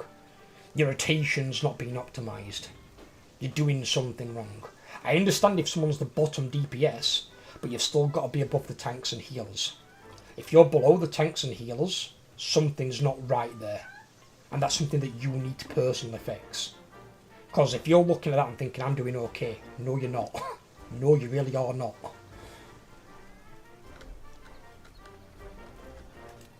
Nothing like this has ever happened before. What's up with you? What are you doing? It's my big boy, not my little one, my little girl, big lad. Oh, little one's here as well. Got both of them.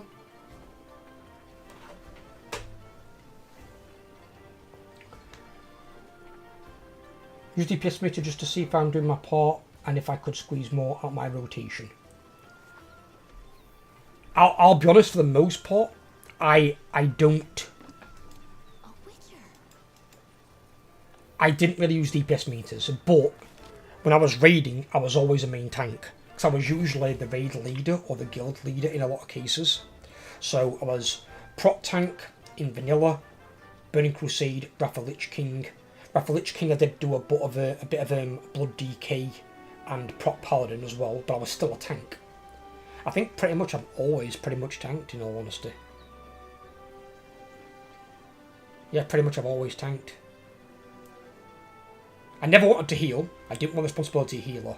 Because one thing I was an advocate for, healers have got the hardest job in the raid. Without a doubt. Anyone else is different, it's just wrong. Healers have the hardest job. Because healers have not only got to keep themselves alive, so they can keep healing, they've got to keep the tanks alive, so they don't obviously have an aggro loss and then somebody goes off and gets murders a raid. And they've got to keep the DPS alive. And they've got to watch out for any spammers standing in boss mechanics, getting themselves killed. The healers have got the hardest job. They're the glue that holds a raid together. Obviously, your tanks are going to be taking consistent damage because they're always getting hit by the bosses. You're hoping that your DPS aren't. Your boss will probably have some raid-wide abilities where they are going to take damage. And that's obviously where your DPS would pop the defensives to reduce it, and your healers can pop their, I suppose, offensives to like heal more. So they can heal up the raid through those phases. But they have got the hardest job. I never wanted to heal, ever. So like when I was healing my paladin, I used to get like an instant cast heal. I'd heal myself. Because I was always losing health as a tank, so I'd heal myself. So I was getting like fucking 98% passes for fucking healing because I was fucking doing so much healing on myself. Because I was fucking taking that much damage or like I hadn't got shield block like I would do as a warrior, but they nerfed warrior's shield block to shit. Warrior's now crap as a tank. It used to be fucking amazing.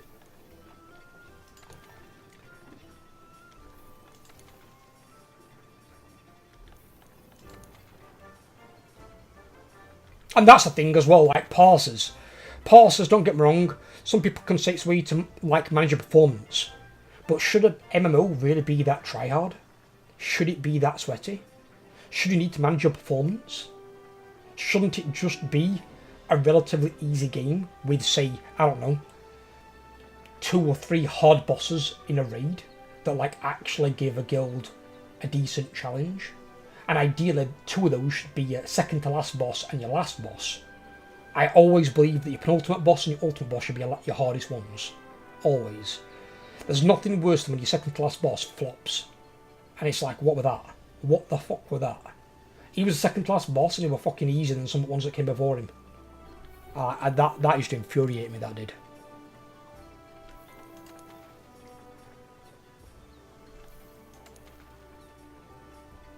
I mean, for the most part, they did get that right in, like, Naxxramas. Because Naxxramas, your hardest boss was technically 4 horsemen. Then it would be Sapphiron. And then it would be... sorry, not Sapphiron. Would be Kel'Thuzad, then it would be Sapphiron. But at least they're in the top 3. And at least the 4 horsemen were a wing boss. So they essentially normally be like your third to last boss. You do them last and then go on to Sapphiron. So at least they kind of got that part right there for the most part. It's just in some of the raids it were like, what? I mean, like, I suppose technically if you didn't do the optional bosses, your second class boss were Twin Emperors with Seathun. And he was... They were hard compared to some of the others. And then you've got Seathun himself. I mean, you got Nephi, and then you had Chroma, didn't you? Chromagus were weird, because Chromagus obviously had an element of RNG to him. If he'd got 2 particular of those buffs he could get, if he got 2 of the really, really hard ones, it was actually a nightmare to kill. It was like a time freeze one on something else, and it was an absolute fucking nightmare to deal with. I used to hate him when he had those 2 on.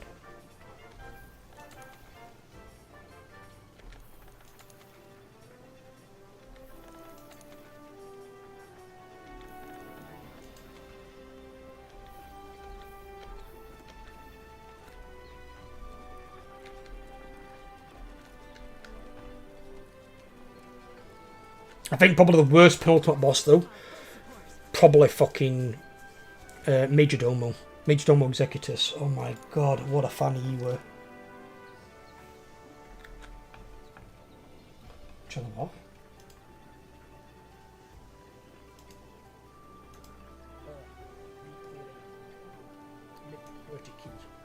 Look how big my dick is. Oh yes. 18 inches.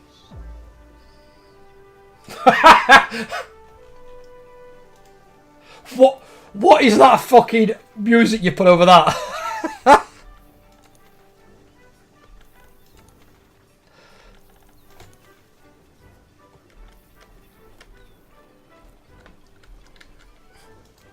Nothing like this has ever Fucking hell.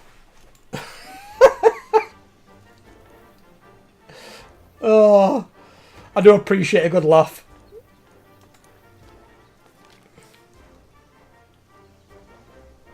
Perfectly out of context. Yeah, the thing is, as a streamer, 2 things you've got to be ready for as a streamer, as anything, regardless of what you're streaming. 1, you've got to have thick skin, because you will eventually get knobheads in your chat who want to be an arsehole. You've got to have thick skin and just ban them as soon as they come in, when they start being knobheads.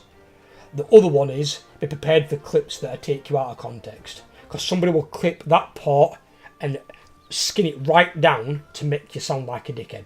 When you're not. And it's like, about, you've clipped 9 seconds. What was the talk before and after that? That's what I always ask. Whenever I see a clip, if it's something that's making somebody sound like a dickhead, I'm like, well, about, I'm not trusting that fucking clip. It's X amount of seconds that they could have edited and chopped up to fuck. It's like, I want to see before and after that, and see what they're actually going on about. Because clips are so taken out of context and people take it at face value. And it's so stupid. It's like, no, never, ever, ever take that shit at face value, ever. It's the worst thing you could do.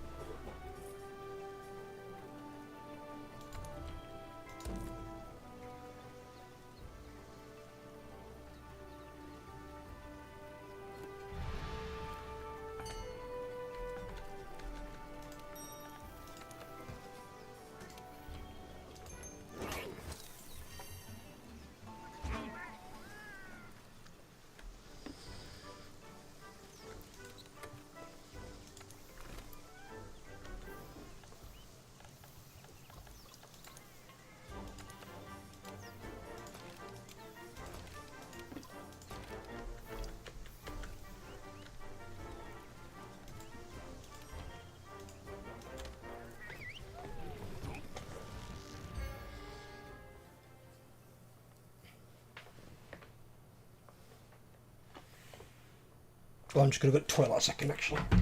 Need to get at Lou. Where's the little one? Make sure she's not under my chair again. What are you doing?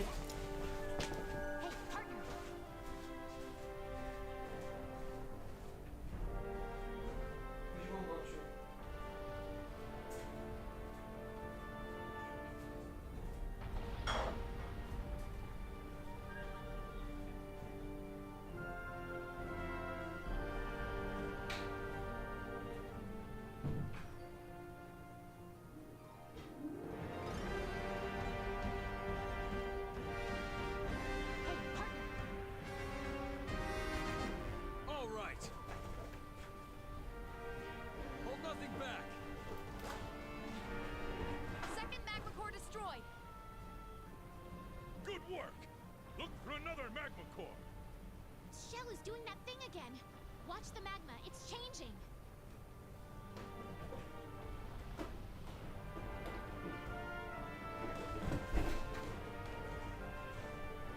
Hey, partner.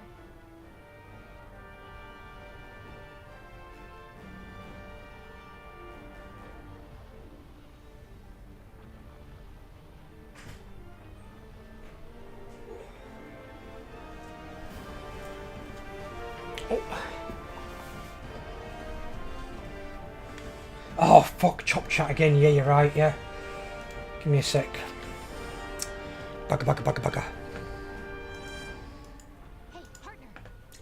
I don't know why they do that. That's something I'm going to feed back to fucking YouTube. They need to change that shit. Put it in live chat all the time. Why is it in top chat? I hate that thing. Why is top chat even a thing? Why does it even exist?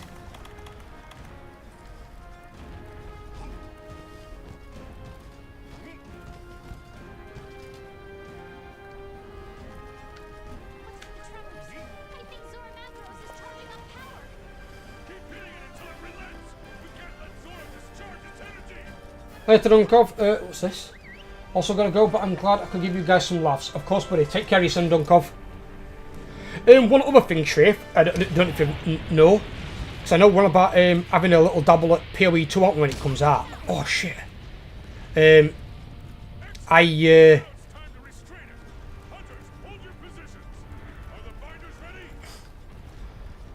looked at it today. PoE 2 are bringing out WASD support. I wonder if that's something that Last Epoch might bring out in the future. So I would much rather prefer to move around with WASD than point and click. I think point and click is now kind of dated, and I would hope they change it. If they bring out WASD support, that would be fucking awesome. Because Last Epoch is an amazing game. Last Epoch, I mean, with how it's looking, might even be better than PoE for me, in all honesty. And that's high praise. Yeah, they're bringing that out in PoE 2.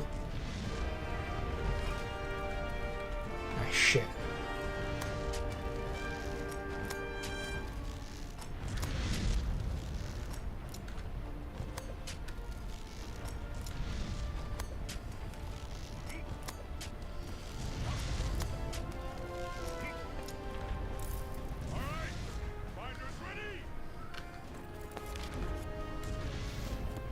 Where's my mini-map?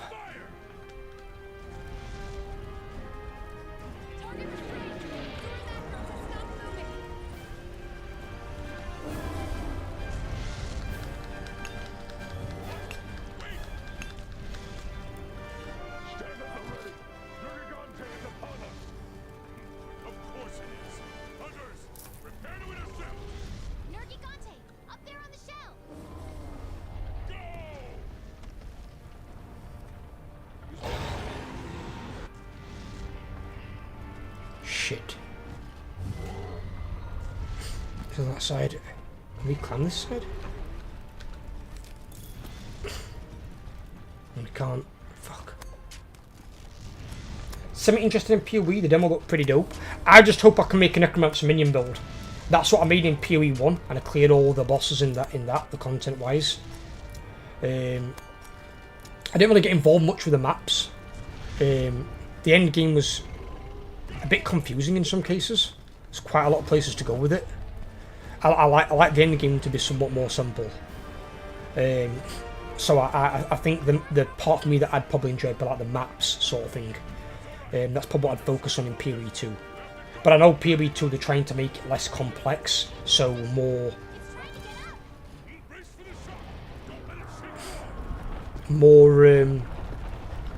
newbie players can get it.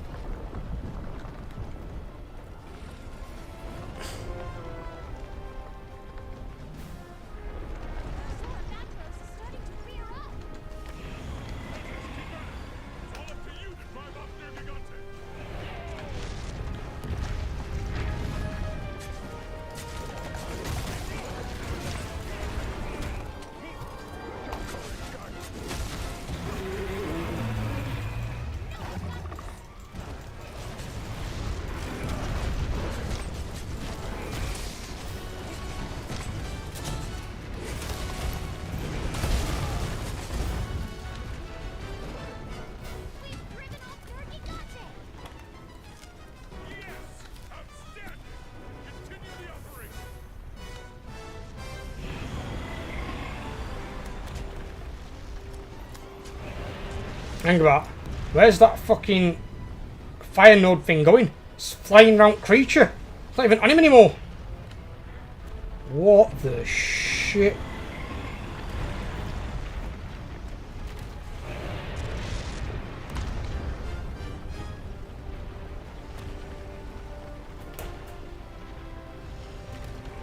Okay.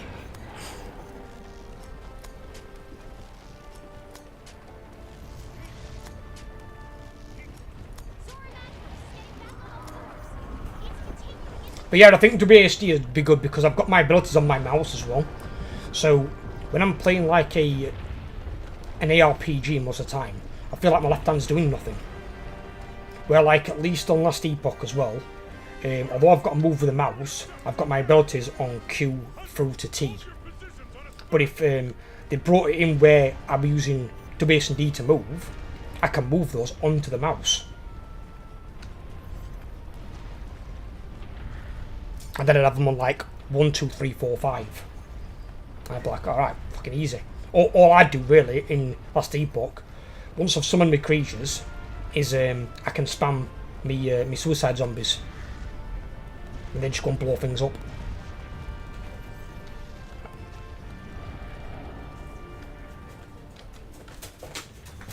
The hell?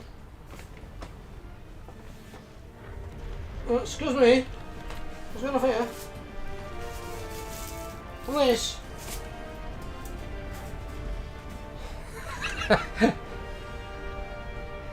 Fucking batshit crazy, that cat.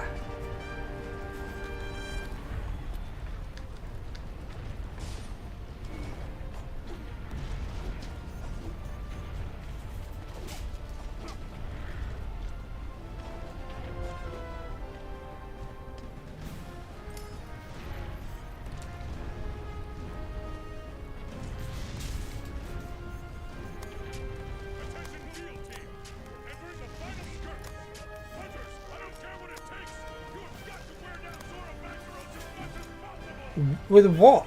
Yeah, has he got Angabot? He has got something else. Is that it coming up now? What the hell's this idiot doing?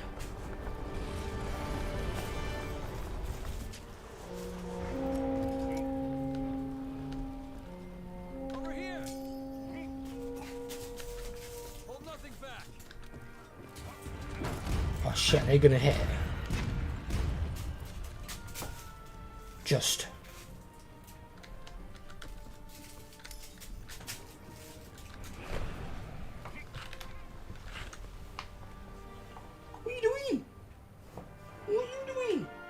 Terror? What are you doing? You brought your toy back in here again. You're playing fetch.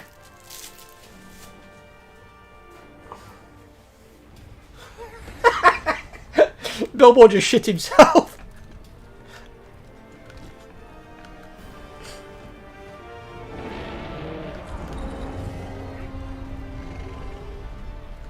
Ah, bollocks.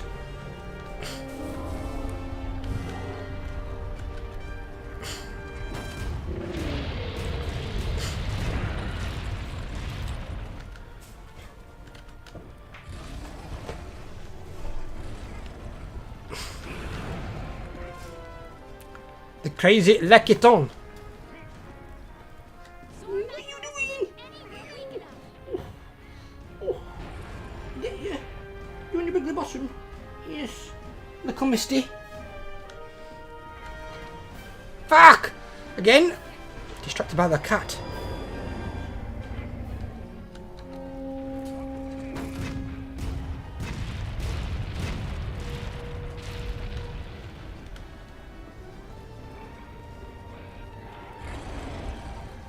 Zora Macro still isn't weak enough.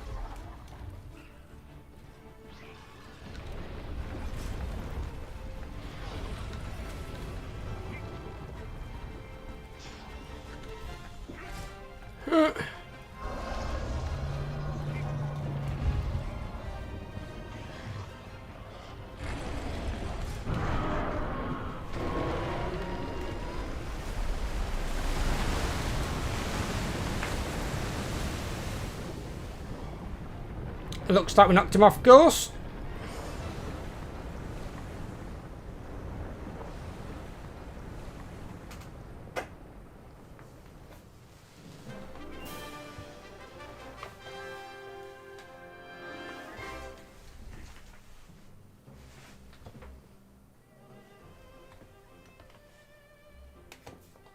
What have you been doing? Where's your toy?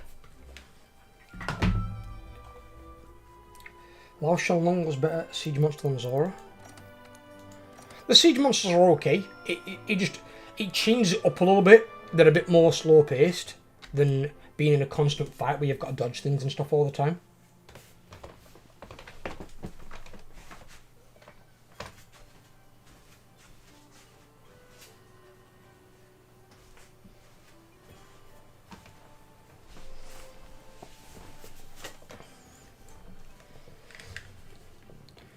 It's just something a little bit different, I suppose.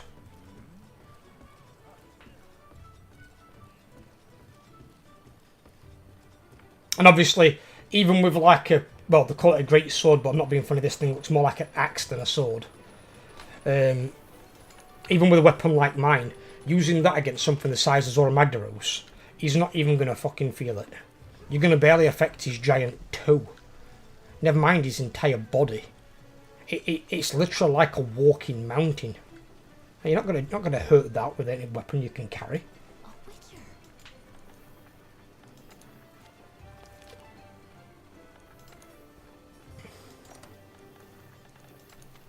Same with that big gold bastard they have that you get on the events.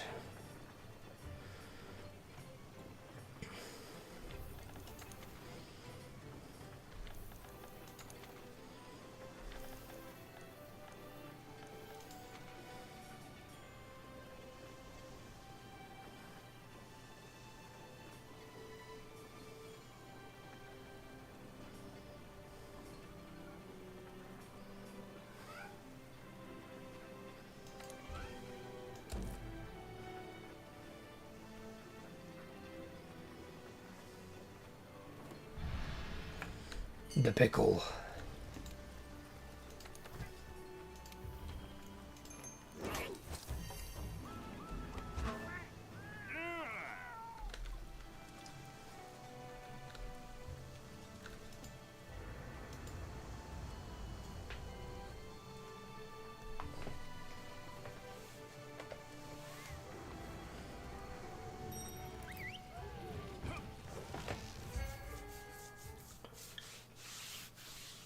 I think as well in some cases, it's been more the last couple of years, but I put that example in Discord the other day. Look at AAA companies that have recently taken their foot off gas and that have got really poor release games for a AAA company. The amount of developers they've got, the amount of money they can throw around, just, it's atrocious, the quality of the games. Diablo 4. Now personally, Diablo series should have stopped at Diablo 2. They had Diablo 2 and Diablo 2 Lord of Destruction. All three primevals were killed, the storyline should have been over. There shouldn't have been a reason to make any more Diablo games. Diablo 3 shouldn't have even existed. They should have made a different IP, a new game. If they wanted to keep it on the Diablo planet, they should have just called it like Sanctuary. You know, name it after the planet or something. But Diablo 4 for Blizzard. You had Redfall and Starfield for Bethesda. Or Redfall as a lot called it because of that shit. And then you've got Skull and Bones recently for Ubisoft, which their CEO clearly doesn't play any computer games, classed it as a quadruple A game. Quadruple A, by the way, doesn't exist because there's the bonding system. It goes from triple B up to triple A. And it's... You alright, darling? Yes. Yes, I'm fine. Abby is in. Hello, Abby. Just close your door so we're not disturbed yet. No, it's alright. Just a little bit. Just so you've still got volume.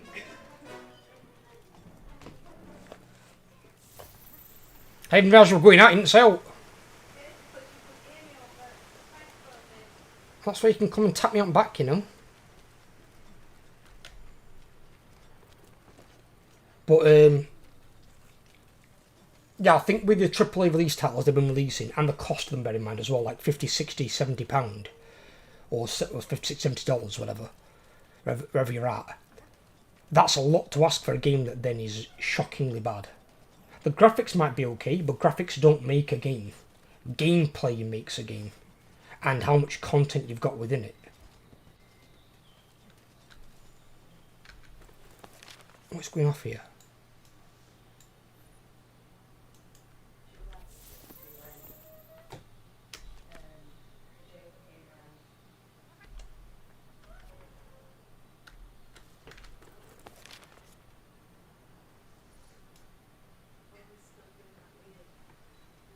Has he found the damn dinosaur yet?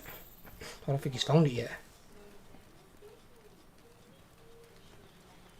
But then you look at the other companies that have performed really well. Look at like Larian. They're a double A company, and they got Game of the Year. A single A company, Helldivers 2, also a really good game. It's like in the top 5 selling games, I think, on Steam charts. A B game, you've got Last Epoch. Double B, Pal World. Triple B, Lethal Company. Lethal Company has one developer, one guy making the game. And all of those games are better than all those AAA titles.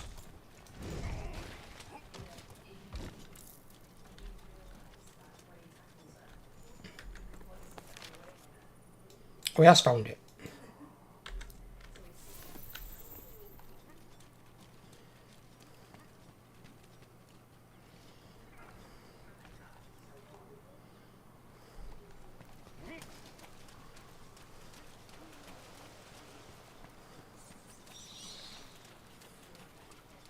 It's just that I don't understand how they've got so much more money and resources, developers at their disposal, and they produce virtual excrement is what basically they've given us. I don't get it. I really, really don't get it.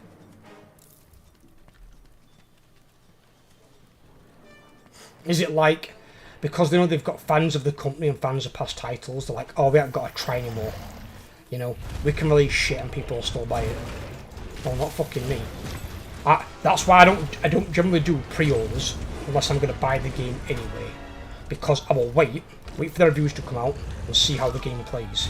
If the game plays like crap, I ain't fucking buying it. I'm not wasting my money on a shit game. I don't care what company makes it. But at least if it were like a triple B company or a B company that have got very few developers and not much money, they've got a little bit of an excuse. When you're a triple A, double A company, you've got no excuse.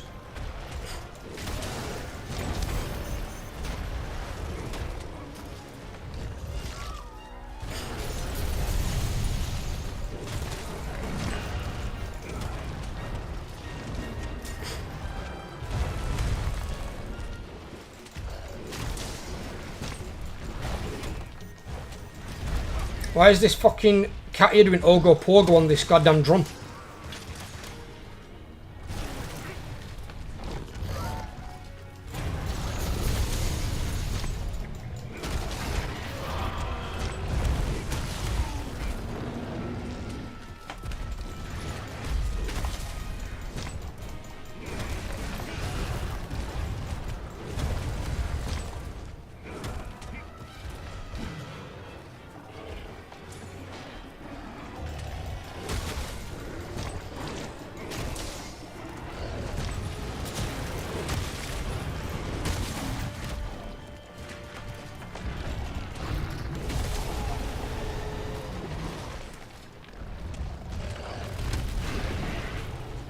That's the right, bitch. Take it.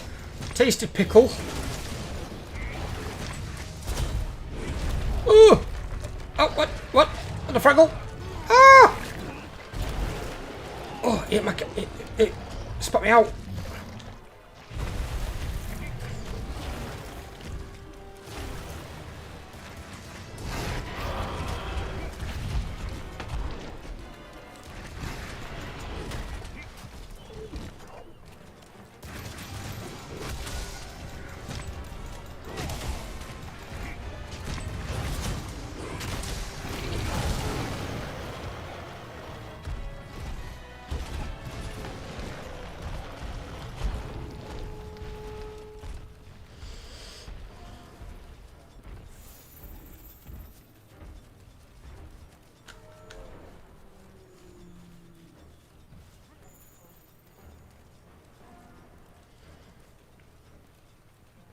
God damn, the pickle can run. All big studios are just shell of their former glory now. It's all about stock market investors are pushing the devs. Don't get me wrong, I do think money men and investors might have something to do with it. That's why I like the Baldur's Gate 3 approach, the Larian developer. The CEO of the company owns 70% of his company's shares, and the 30% that are owned by somebody else owned by Tencent, but in their contract they have no voting rights. So they can't tell what the company to do or anything. All they get is 30% basically of the revenue. That's it. They don't have any voting power. So the CEO and his wife own the shares. They are the majority shareholder in the company. So the lead developer or CEO is the owner of all the shares. And I think that's what companies need to start doing.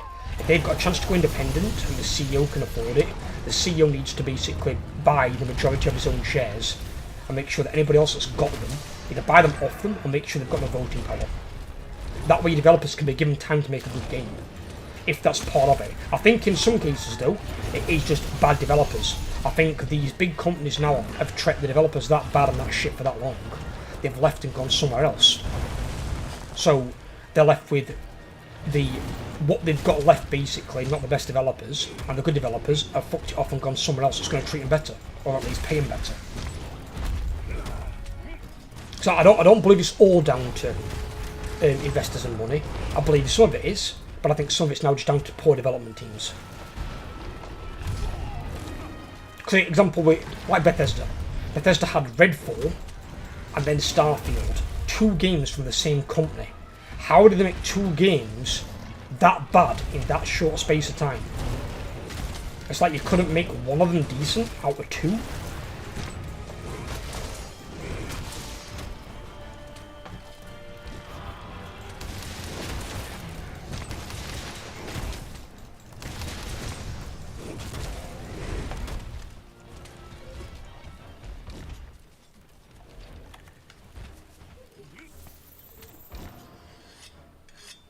All the veterans are long gone from those companies, and you'll notice now some of those veterans some of those really good developers who've developed good shit back in the past have now gone and made their own companies. You've got some of the old Warcraft RTS team have gone and made an RTS game similar to that of like your StarCraft type approach. They've all come together and made that one. You've got, I heard about 3 companies today. Was it Dirty Dog or something? Dirty Dog. I think it was Insidia or something like that. And then it was the last one that confused me. Because it said Activision Alum, I think it said. I don't know what the hell that means. The Alum part.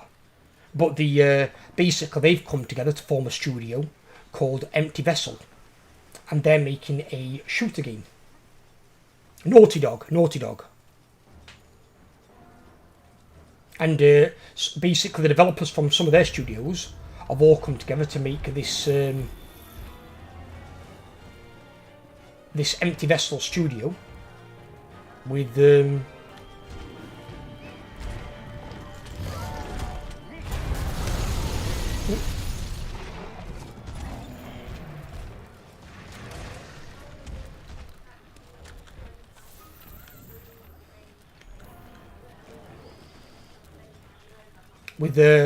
making their own game. And I think that's what's going to start happening is now you're going to see these developers come together to either form a new AAA studio or to form a AA or an A, and they're going to be making miles better content.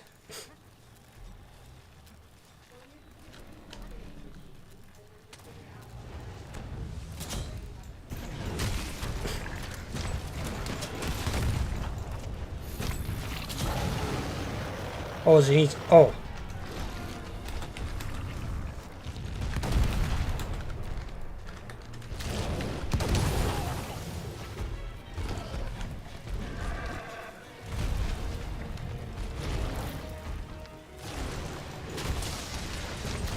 I didn't even realise it's so much more.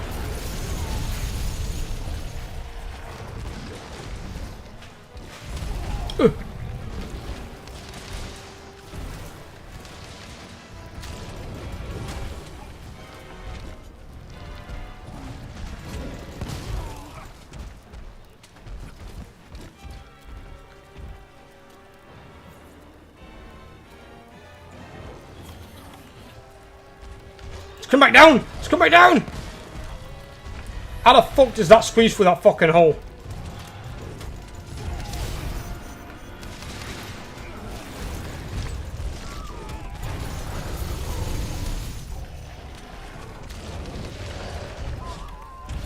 Why did they put this on? I thought I just put that on.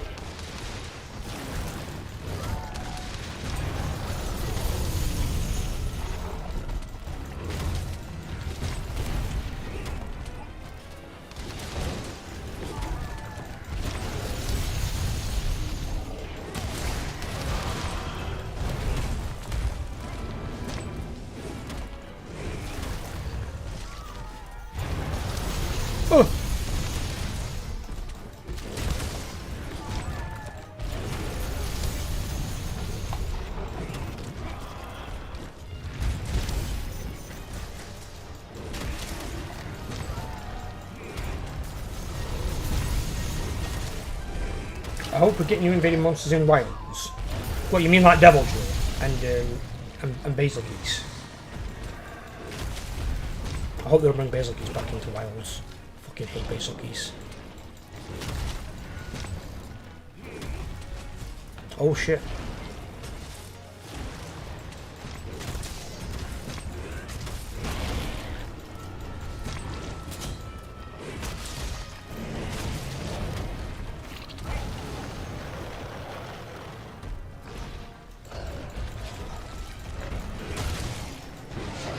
Oh!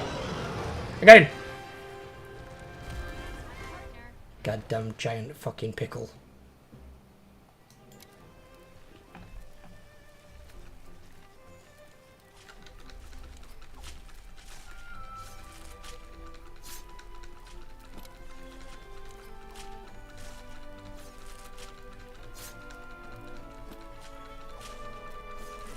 Rip your skinning.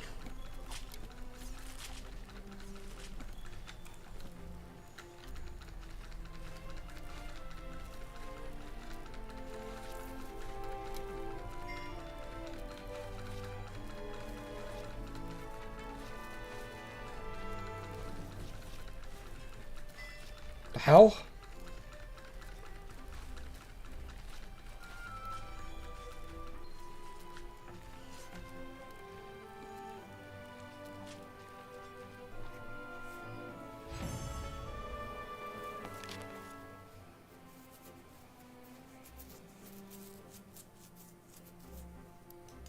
It is Monster Hunter Wilds.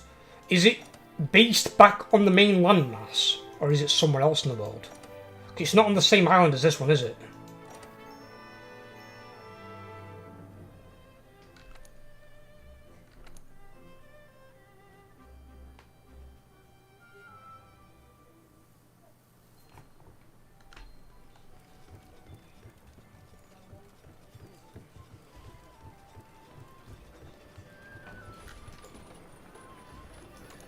I believe it's completely new content. See, that I like, that I like. 'Cause they're expanding on their world as well, which is good.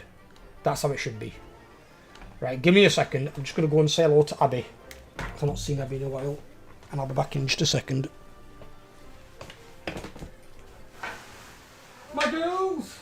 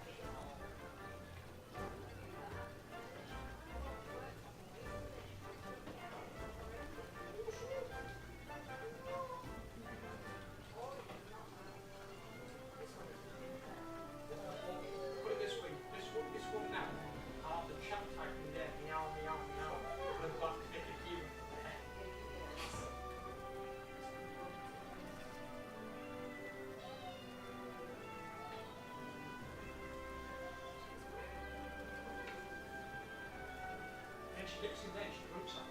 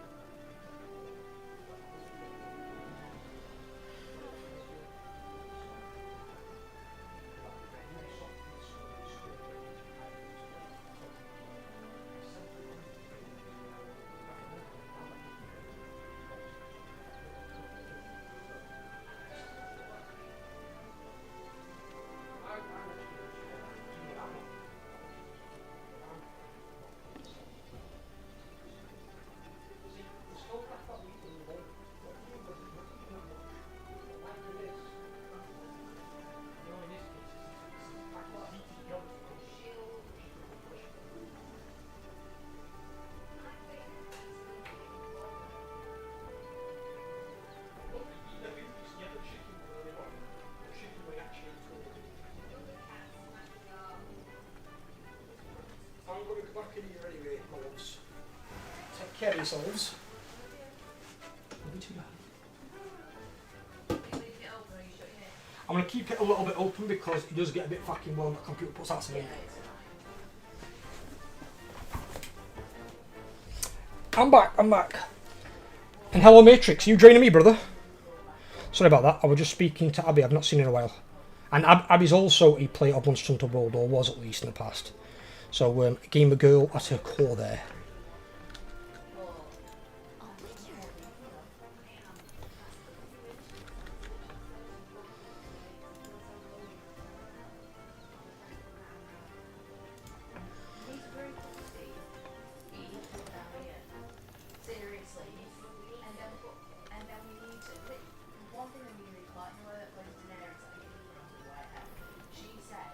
How's things? Not bad, brother, not bad. How are you? Did you see my video over there, Matrix, about improving World of Warcraft? Have you took a look at it all? What do you think? So I know you went to watch Doom 2, didn't you? Talking about it yesterday. Usually whenever we watch the second one of a film, you always watch full one, first one first. Was it good?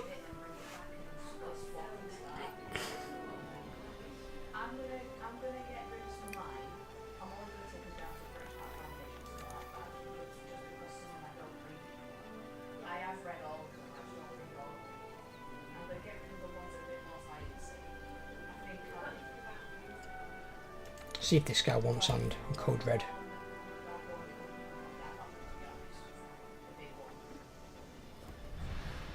Okay.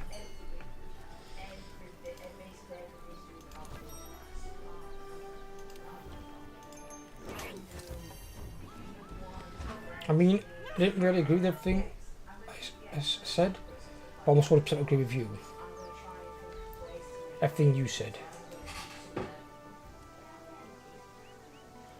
It's just, the thing is, buddy, I mean, you know, you've done mythic grading yourself, right? But I just think they make the content too hard. And example is they've driven off the player base. When you've gone from 12 million accounts in Wrath of Lich King down to 1.5 million in the current now Dragonflight, there's got to be a reason it's gone that badly.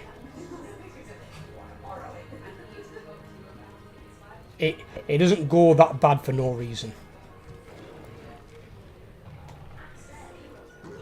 So they've bollocksed up somewhere there massively. And some of the things they can definitely do, like removing add-ons, you know, getting rid of difficulties, those are things they can definitely do. You know, you can have some hard bosses in a raid, some easy bosses in a raid. They're things that you can definitely do.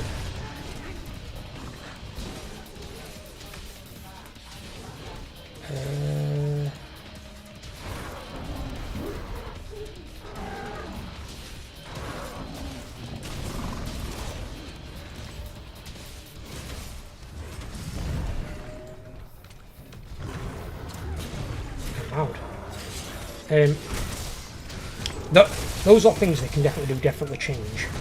There's things that they probably can't change, is ones like, you know, getting a global super server. I mean, I don't know enough about servers to know if that's possible. I don't know. I'd have to look into like some server, like engineering, server building. I don't know. But example is, if they had, say, one global super server now, and they had all 1.5 million players on one server, the game wouldn't look so dead. The game would be a lot better. I mean, what I can think of in WoW, there is nothing to do in WoW. You have Mythic Plus and Raid, and that is it. Sure, there's some event here and there. That's it, but obviously your raids now have gotten that hard, casual players don't play, you've got no one to play with. All you've got is super sweaty tryhards. And most people aren't super sweaty tryhards. 2% of guilds mythic raid. So what do the other 98% do? So you're making a difficulty for 2% of your player base. It's not worth making. It's not worth investing the resources in something for 2% of your player base. It's really not. And you think they've got to nerf those goddamn raids. Every time they come out, they've got to nerf the bosses because they're too hard. even for the mythic raiding guilds that do them. Because the only guilds that really do them in their unnerved form is Echo and Liquid. That's it. They're the only ones that do it in the unnerved form. All the other guilds do them in a nerfed state. Even your top 100 guilds that get like your Hall of Fame Raider, they do them in a different state. They don't play the same boss Liquid and Echo play. So I don't know why they make something like that they've got a nerf. So what they could do is, they could have some bosses in a raid that are like normal difficulty, some bosses in a raid that are heroic difficulty, and some bosses in a raid that are like closer to mythic difficulty but maybe like in more of a nerf state than the raw release state. But then they haven't got to nerf then any of the bosses, ever. Don't nerf any of them and make all the content matter. Can you imagine if all the raids now dropped relevant gear? What raid would you go back and farm if all the raids mattered? If you could go back and get gear that's as good as the gear you can get from Dragonflight, and you can go back and do some of the raid bosses. I'd be going to try Mr. Pandaria raids. I never got to do any of them and I heard they were really good.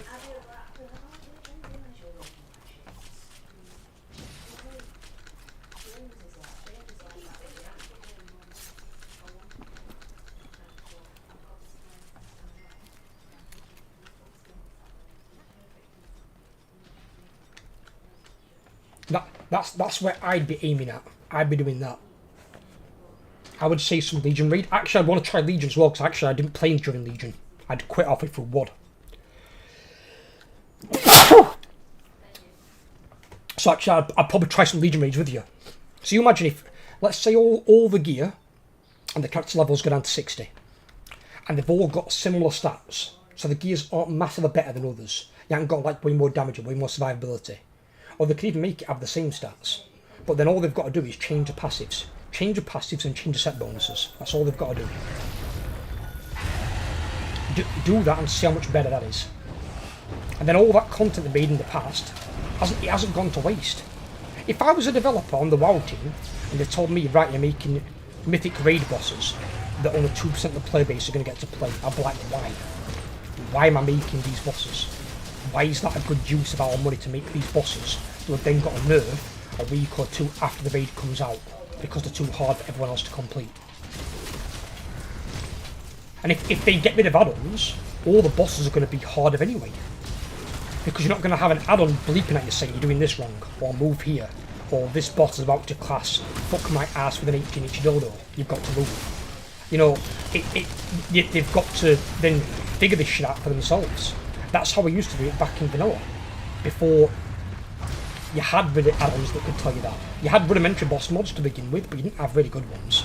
They were kind of crap and half them bugged out. Pandara's pretty good. Legion raids were pretty dope. I heard Legion raids were really good. And they're something I would like to try. I even heard that Wards of Draenor had good raids. It was just everything else that was bad.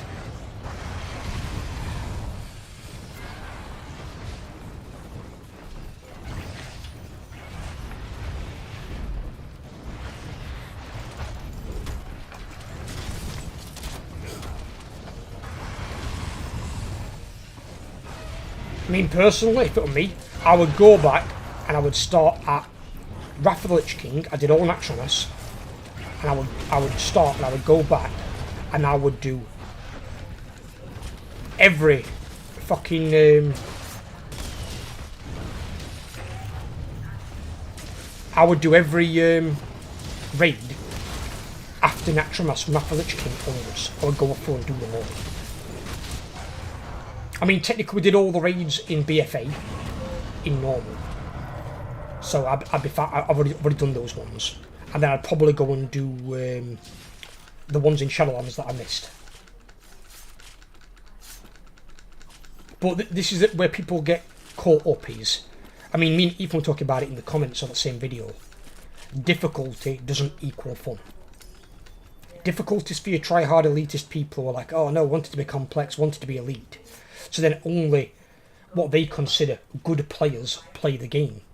The problem is, it's a massive multiplayer online, and the massive part has now started to fade, and it's becoming just a multiplayer online. The massive part has now vanished because they've killed the player base. You don't make a massive multiplayer game thrive by catering to the elitist jerks who want the game to be complex, want it to be elitist, want to say, oh, look at my parsers, look at my damage per second. No one cares.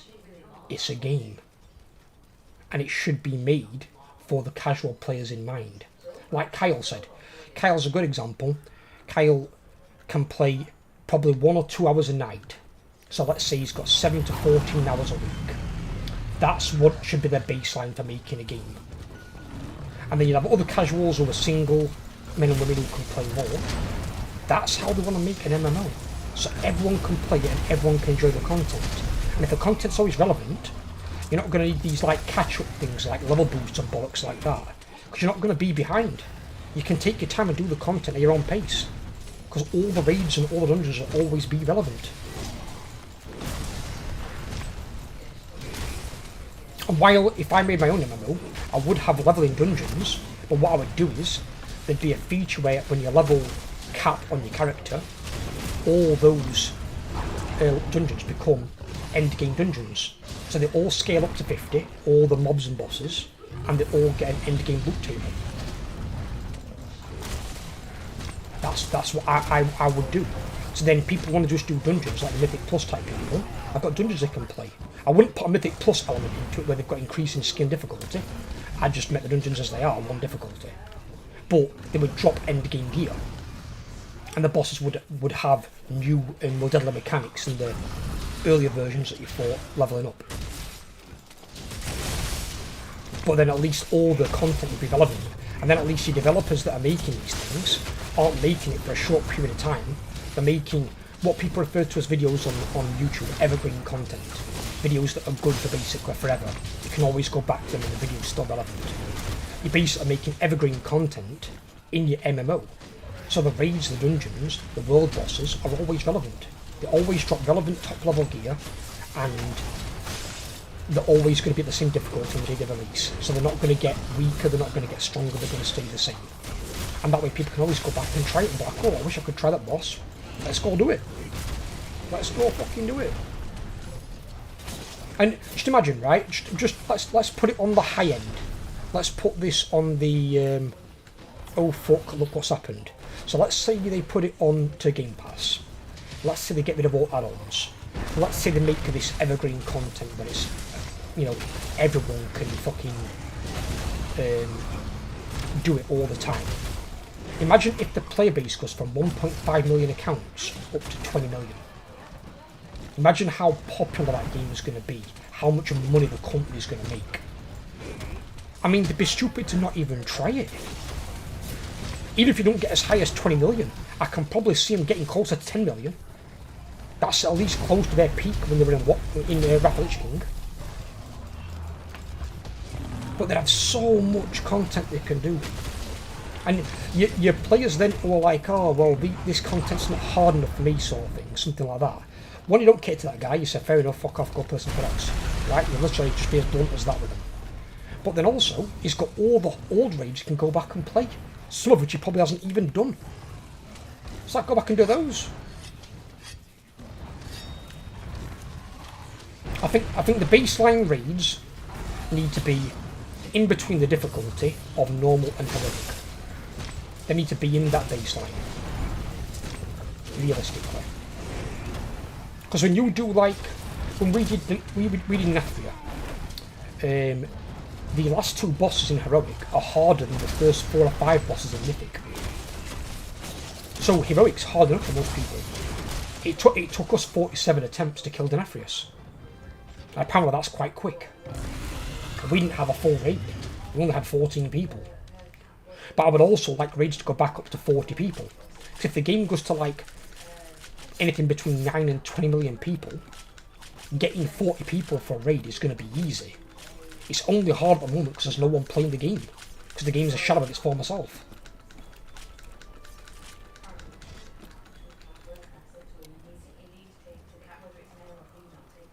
WOD raids were alright. I heard some of the WOD raids were actually good. I heard that's one of the saving graces of the WOD expansion. Apparently WOD raids were actually good. Just everything else was shit. About the add-on thing, that will never happen. It'll happen if it goes on Game Pass Matrix because you can't have add-ons on console. So they'd either have to have 2 different versions of the game, which they won't do. So they'd have to get rid of it for they'd have to get rid of it for console if Phil Spencer wants it on console. But add-ons do need to be removed. Add-ons should never have been allowed in the game in the first place. Same with macros. Other MMOs don't use macros, where you can chain together 3 or 4 abilities into one button. Get them out of there. I mean, right, I will tell you guys something. This is how lazy I was in vanilla. I didn't do it straight away. I figured it out after we'd cleared Blackwing's lair the first 2 or 3 times. I put all my high threat abilities into one button and literally labelled it tank. And all I would do is sit there in front of the boss and click one button, labelled tank. All of the buttons I'd use would be all of the buttons I need to use in my defensives if I got low on health. That I'd have banged to my some other buttons. But all my high threat abilities were all in one button labelled tank. And they changed it so that macro didn't work in Burning Crusade. But it was so easy to generate threat. People were like, I generate so much threat. One button. Tank, tank, tank. It activated Sunder Armour, Shield Slam. I think it was Heroic Strike and Revenge. Or was it Overpower? And it activated 4 abilities in one go. My threat was like... My threat was like 4 times that of all the other tanks. I'm like, you ain't getting threat off me. Unless you're told you ain't getting it. It's mine. I love my macros. Yeah, but what I'm saying is, Matrix, if you watch that video at all, if they reduced it down to, say, 9 abilities per class, let's say every class has got 9 abilities. So let's say you've got 3 abilities that are core to your class, and then you get 6 from your spec. So in your case, let's say you were playing Hunter. You'd have 3 Hunter abilities, but then you'd have 6 whatever spec you choose. So if you choose Beast Mastery, that'll have 6 Beast Mastery abilities. You'd have 6 Marksmanship and 6 for whatever the fuck the other one is. And basically, you'd have 6 abilities specific to your spec and 3 for your class. So you'd have 9 abilities. You wouldn't even need to use macros anymore. Because you'd have that few abilities, you wouldn't need to use them. You could just bind them all to separate keys. I've got 12 buttons on this MMO mouse, and it's classed as an MMO mouse. Why would I need more than 12 abilities in an MMO game? Why do you need 30, 40 abilities? And a lot of the abilities do the same fucking thing. The Warlock's got like 4 fears. Why does he need 4 fears? Just give him 1. You get rid of 3 abilities straight away there. It's easy. That's boring. Is it hell boring? It'd simplify the game so much. The game being simple, Matrix, is your strength, not your weakness. If you overcomplicate a game, you get what you've got right now. A dead player base.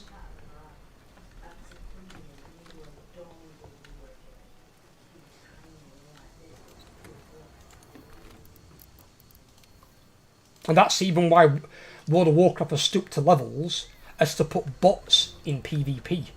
You know why? Because no one's fucking playing it. Bots in a AAA game? The game would be more dead. The game wouldn't be dead if the game was simple, Matrix. I don't know where you come into that philosophy, buddy. Because everything in the world that says a game's simple makes a game popular. Not the opposite. The simpler the game is to play, the more people it appeals to. You might not like it, but they're not catering to you as a 2% mythic grader. You're not the people we're talking about. We're talking about the 98% of the game that is casuals. If all those people come back that have left the game would explode. But would they be playing with 30 or 40 abilities? No. It's too much. If you had less abilities, more people would play it. If you 2%ers leave, no one's going to miss you. There's not enough of you for it to matter. You think most will not like it? Well, you'd be wrong, wouldn't you? Because it's been proven fact that the simpler a game is, more people play it. Just a simple fact. Last Epoch, Helldivers 2, Lethal Company. The simpler a game is, the more people play it. And you can extrapolate that into any game.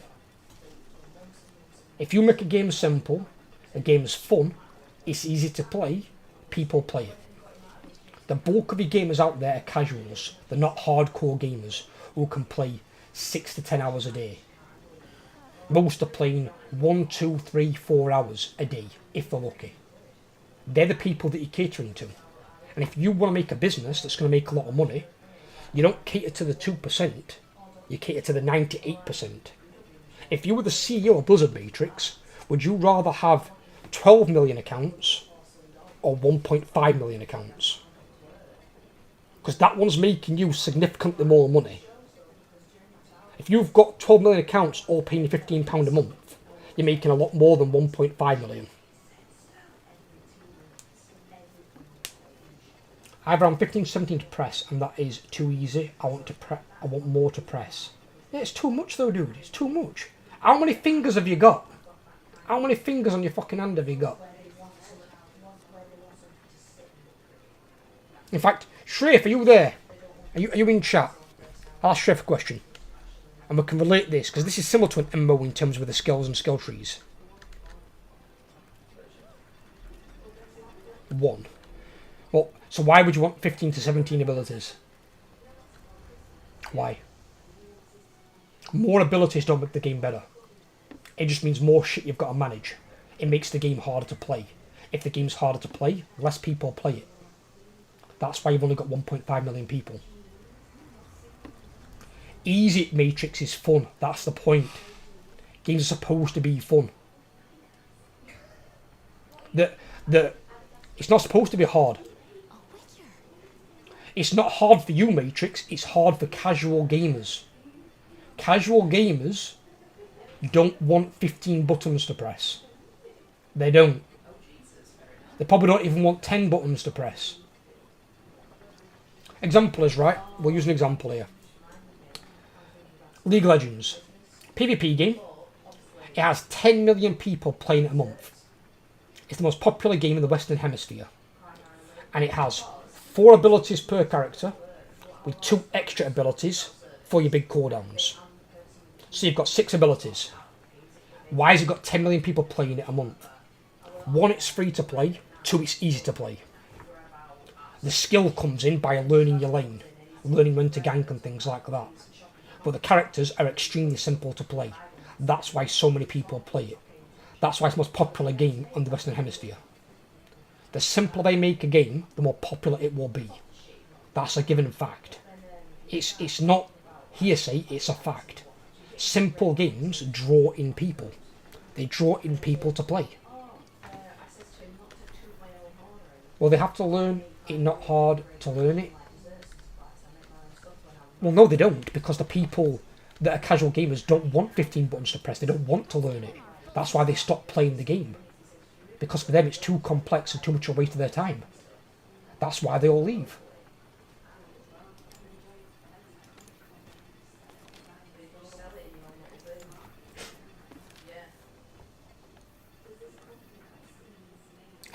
And an example is, right, and I'll relate this to something that I play. Why do you think the strategy gaming genre is very niche? And I'm talking both RTS and turn-based. The reason it's niche is those games are hard to play. And because they're hard to play, people don't play them. Your average gamer these days, I've got the attention span of a Call of Duty player. That I've got probably, 4 or 5 buttons. And it's more about your reaction times with your guns. That's who your casual gamers generally are. You're aimed at your CODers, your Fortniters, your League of Legends players. That's who they are. They want simple, easy to play games. They don't want complex games. Example is, right, one of the things they did when they saw it was hurting their player base with Fortnite, they got rid of building. Why did they get rid of the building things in Fortnite? Because it was too complex. People didn't want it. People wanted to play a battle royale without being able to build things. And then when they got rid of the building, more people started playing the game again. They simplified it. If you make the game simple, people will play your game. You keep it complex, everyone fucking leaves apart from your hardcore base. And your hardcore base isn't enough to keep your game afloat forever. Your game will eventually die. Because then all you've got is your 2% of your player base. Which, if they want 2% of the player base to run the game on, they're fucking idiots. Because they're losing out on probably hundreds of millions a year. And for a company, your overall objective is to make money. The more money you make, the better you can make your games. The more content you can add, the more people you can employ. It's constantly a positive effect. And if there's more people playing your game, it shows how successful your game actually is. Because how many people are playing it. People don't play sweaty, try-hard games. That's why they leave. And basically make, say for instance, make like use not the company logo so to speak, but aspects of the characters. So if I was going to do one for Hammer, I'm guessing Strafe in there. But what I was going to say anyway, like Strafe bought me that game Last Epoch that I've started playing. Last Epoch, you have, I think, 5, 10, I think that's 6, 12, 18, and then you get the ones at the bottom, which I think there's another 4 or 5. So it's 18, 28.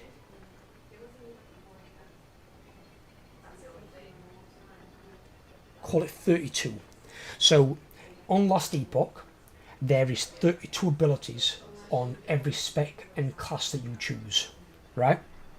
So there's 32 abilities overall on what you choose, like Acolyte class like I've done, and then I can become a Necromancer. And you choose, you've got 32 abilities.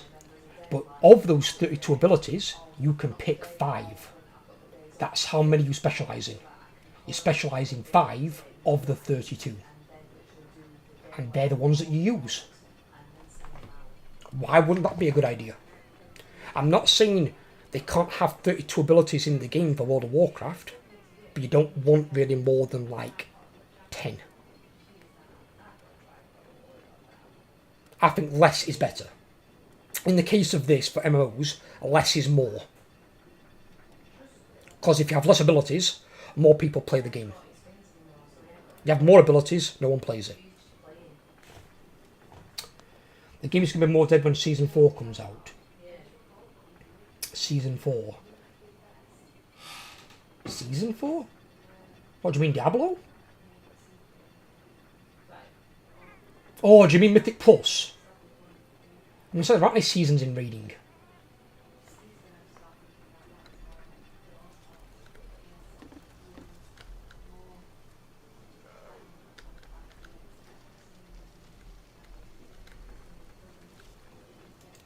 Nothing like this has ever happened before.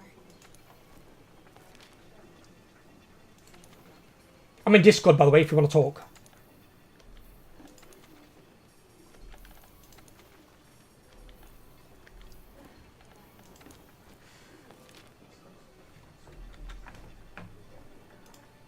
Well, I think I am. Am I still in Discord?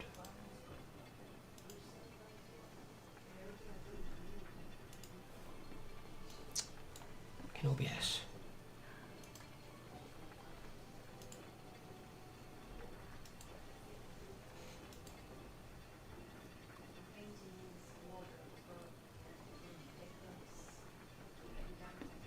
The Gaijin Hunter.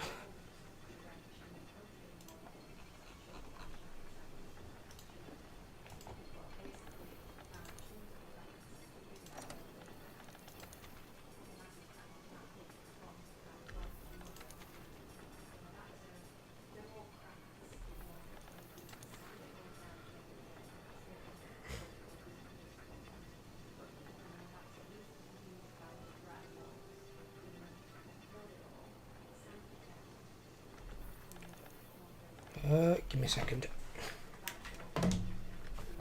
And why is the game going to be more dead in Season 4? You have to let me know. I'm guessing you mean Mythic Plus. I don't do Mythic Plus, so you have to let me know. What are you doing here?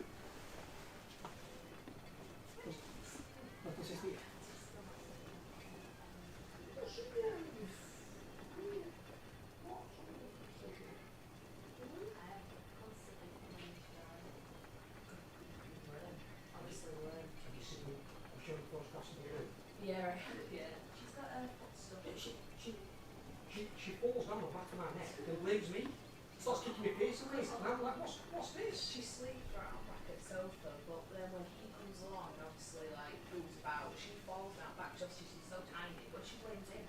Well, it's like you woke me up, and I'm like, I didn't do anything. I just sat here. It is exactly nothing. It's not his fault.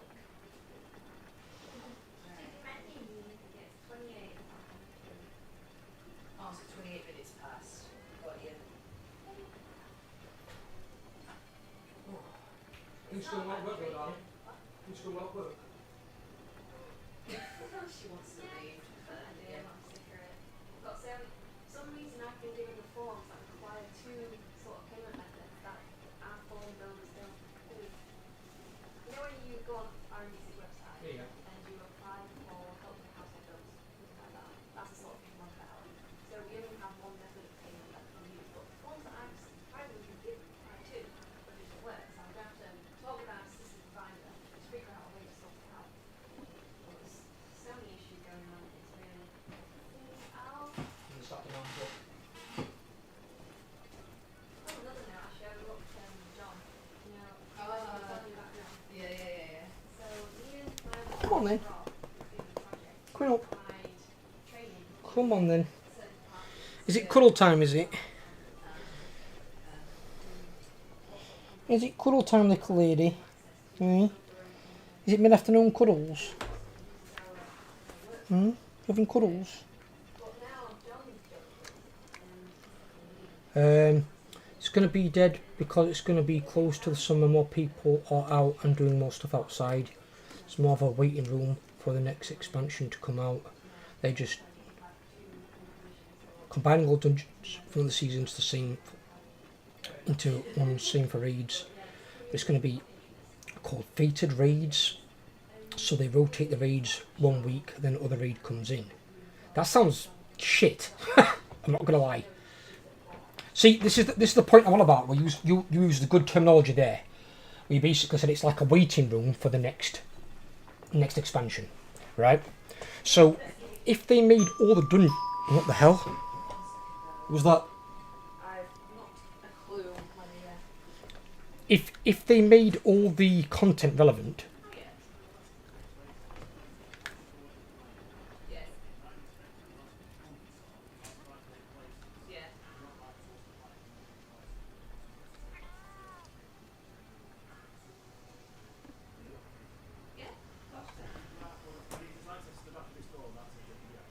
Taking the QR code off the front of the door, we'll put it on the spine so you can't see it. Sorry, no, it's alright.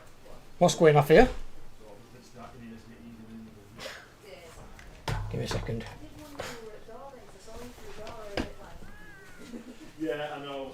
Just inspected pipe. Yeah. It's Fire actually door, fire it's door. also fire. Do you remember that's from Great Places? Great Places having inspected them out as well, but they've not got the certification to do the inspections. So this door, because of Grenfell, it brought out a lot of Why that was the cladding. I've got the thingies. The fire extinguishers things. Oh, is that sprinklers? Yeah. Right. It could be. I know in Great Places they put it in other blocks of flats and stuff like that. Yeah. I don't know. This is me doors. I don't know anything else apart from the doors. But once we've done this now, total fire should not be coming back to you for 12 months. It's only a 12-month period. The communal doors for the red corridors there have to be done every 3 months. So me and my colleague will be back catching the people that haven't been in this time and giving them those for every 3 months. But we should be knocking on your door again. So if we do, it's been a mess up with the software because your number should be taken off. So. I think oh, she's here, never mind. Not really get out of your chance. Go up in a minute. She's a bit too scared to move anyway, so it's fine. Because usually they tell us when people are coming, but You should have a letter, but we've just been to Park Hill. I don't even know what Park Hill in Sheffield. It's like 260 flats, and then another 100 and odd communal doors. We've been there since Monday. We finished dinner time today, and after them people are saying we've not had letters or emails. I'm not anything now. Yeah, I'm really, you know, I apologise, but it's not. It's not your fault. Yeah, I know. But it makes us bad because some people think it's our fault and start having a go at us. It's like, hang on, we're just trying to make people safe. You're just doing your job. You're just doing your job anyway, regardless. Yes, I'm trying, but some people don't see it. I mean, because people have, they have criticised, Rachel, like mine, over, have criticise the organisation because they've had run-ins with them, anything to do with them, that they'll argue with them, their members of staff. But then they think we work for them. It's like, no, we're a completely separate, different company. We've got nothing to do with it. All we do is check fire doors. So Only thing with that one is that we've noticed in the past is, you know, bottom of the door, Yeah. when it's windy outside, There's a right. hell of draft. well, it looks like that gap fails at any. Well, not. It does because there's going to be a maximum gap. Sorry. 65. But there's an intermittent strip and a smoke seal in it, so it sounds daft this, but there's nothing to burn outside. No. So the chances of fire coming in are very are slight. minimal. Yeah. So your front door is protecting everybody else, and same as their flats are protecting you. So the intermittent strip, so in a flat fire like this, it can get up to about 2,000 degrees centigrade. Okay, that intermittent strip that goes all the way round on the smoke seal, it looks like a draft excluder, but it's a smoke seal. Yeah. That expands at a couple of hundred degrees or something like that. So what that does, it expands out to touch the door frame. So if you're in here, Yeah. you get a fire, you go out, close the door, that closes it in, it seals it all in here to Yeah. protect it to the fire brigade get here. Got you. Yeah. That's it. So just expand and burn everyone else to death. Yeah. Yeah, exactly. So that's what I'm checking. So it's like the glazing, the gaps, hinges, stuff like that. And that's what I'm just doing all in. So it's like I said, it's all coming back from Grenfell and it's all got to get registered. Thing is, my colleague who's doing the criminal at the moment came about 3 months ago, but then they changed the software, so you actually know again. It's just a pain in the backside for us to do. So. Got you. And that's what you're dealing with. Your two forms, one form.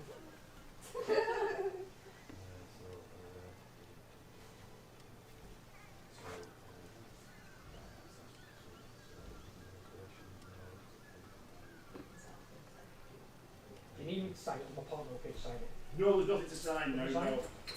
It's just an honestly, inspection. yeah. On the old software, on one of them, we did need it to say that we've been inside, because otherwise people just make it up for.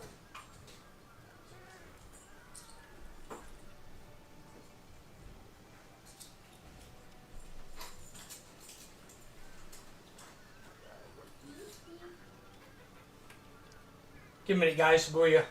Bobo, what are you doing? What are you freaking out? It's not going to hurt you. Nobody wants to buy you. See how much fur you've got? My little kitten will not bothered by you. It's my bigger cat who's absolutely terrified of you. Hey? Are you being silly? Is that a switch access? What? No. That is a great sword. It's a great sword, but not being funny. That is definitely a great axe. I'm judging. She's judging you immensely. Well, I She's- build she- for it. she does not like my girl great is swords. sexy. I like all the big numbers. I was like, Nice. my God. Perfect. Oh yeah, it's Where you one of make the up for in ones. numbers, I make up for in speed and agility. And my friend Rolf, who's got up there, he uses dual swords, them small ones, Yeah. but he's fast as fuck with them. I'm like, Jesus. I use dual But for swords. every one hit I I get, think he gets too like fixed when 17. it comes with the attack though. It's not that malleable. With mine, I've got focus, so I can charge up faster to get in and out. Because I've got to be a bit on it, but obviously it's because it does the bigger damage per hit. They've got to give it some to balance it. If that was hitting as fast as the sloping, there'd be no point in using those slopings. The fast weapons are With me, because I've got long sword as well, just a switch axe. I can't remember what it is, but I've got some sort of gem that increases the output. the only Right, thing thank you very much for being so understanding. No problem, Rest of the alright. day. Bye now. only thing which they change with one sword is that they can't trick you up all the time. I hate that. They can't like trick you up and knock you over when you're playing with teammates. So whenever I get hit Yeah. by them, you fall over. It's like, why is there collision in this game? There It's is a it's gem to cult meme. counteract that. Yeah, but why? Why does that need to be in the game to begin with? It's kind of stupid. It's It's one- like it's one I of the think it's things when where it you're didn't playing need with to be added. You know what I mean? Because the one sword mine is like Sephiroth's blade. It's Yeah. massive. Huge. Getting out of the way of it, you've got almost no chance. Yeah. And it's like you In knock the you newer over. And, games, they don't add it, but in most Hunter World they do. no, I'm hoping they haven't got it in the wilds then, because that's one thing that's hell out of annoying. It really is. You're back home there. You're walking. I'm going to walk to the train station because Steve's not been very nice recently. Oh, I'm just venting. it's fine. He's Darling. a cunt at the minute. It's fine. Just a man thing, I think. I know it's not. I'm about to say I'm not one of You're those. different. So if you want to, you can come talk to Paul as well if you need a guy's point of view. I mean, but yes. When you've got a lot of stress on your plate, do you close up? He said you tend to tell me about all I tell her I'm stressed and frustrated, but I don't vent it on her and make it her problem. It's not her thing. He doesn't do that to me, but he does. He becomes reclusive. The problem is with that is if you bottle it up, and this is from psychological point of view, psychology, when people bottle stress and frustration up, it can all come out of anger. Yeah, And it will that's when come you've got a out. problem. And I deal with abusive relationships. And some of the men, well, some were knobheads who I just wanted to smash the face in, I'll be completely honest. But others had really, really stressful jobs. So one was like a 60-hour-a-week lawyer. But he bottled up the stress his boss was giving him, and I take it out on his missus at home. Oh, he don't do that to Makes me. sense. You Yeah. don't take it out on me. He just. He might not he's get. Oh no. That's the problem. He's got a lot of discipline when it comes to that. From his dad. Yeah. all I'm saying is something to be careful of, because if it does bottle up and gets to a tipping point, it might do. And I don't He's want to talk about that. you in the swinging line. Yeah, but while he's got his best He's mate very to old talk, fashioned. he's got his best mate to talk to him about all this stuff. He's literally leaving him out on it. He's going on holiday again without him. Again. Well, it's not really a holiday. No, but It's a he's going on trip a away. trip away without I him. don't get me wrong, it's good that he's close with his friends, but I think it's like a bit weird in this day and age, and it's a bit odd. If I see know your that, son, I want it too. by the way, me and Kyle, we're going to fucking Barbados, and his wife's staying at home and you've got to stay at home, you'd be like, well, are you? Well, his past, he was a It's massive weird. particle, and he went abroad a lot more frequent with all his mates. So he used to do it in past, but he's not doing it as frequent now. And it's with his close mates that I trust. No doubt about that. And it's not away like abroad; it's to countryside to go kayaking. That's a bit different, but when he went abroad not long back, that was a bit strange to me. Oh, that was with his stepdad. I was like, you didn't take that with you off the stage or something? No, Or- 'cause it was on last. Bullshit. He spent a few days with a girl. Which he's doing this tomorrow actually. Same person. Same person Same again. person. Because he's meeting her in Manchester. I've got to say, you must be the most tolerant girlfriend on the planet. That's because I trust. I half, trust him. half the girls out there by now would have either smacked him or dumped him. Because Which I've done to the other one. I'm literal and I like honesty and truth. So I know he's not lying. don't get me wrong, I mean, you know about what you do. If you believe he's not lying, it's fair enough. But for me, it's not a red flag, but it's definitely an orange one. It's working its way there. Now, say for instance, if I've got to point this out because this is just disgusting in my eyes. If my grandma were dying, she were going to leave you a bit of money because you were both really close, right? Your grandma's going to leave me money. No, let's say for instance, if you and my grandma were really close, right? Right. If you were talking to each other, you actually got close. She said, I might leave you some stuff in my will. I turned around and said to you, you can fuck off, that's my share. That's what he said to her. Said you can fuck off, that's my share. You're not getting it off my grandmother, basically. But if that's her grandma's money, bear in mind this is one of her dying requests. And also it's a You're will not and going to get many it's a of will and testament, it's a legal binding contract. It's When against it the comes law. to money, that's what he said. But physical items, no. I mean, these are his mum's earrings that she's given me. It's not even the fucking point because technically you can sell those earrings because they're diamond. You can technically sell them. But you know what I mean? But it's just, So- it's disrespectfully said. It disrespects her as well. It's like, well, that's she her doesn't will. know. That's what I mean. Oh, Like, you it's want not to to- say she will leave me anything. I don't want anything.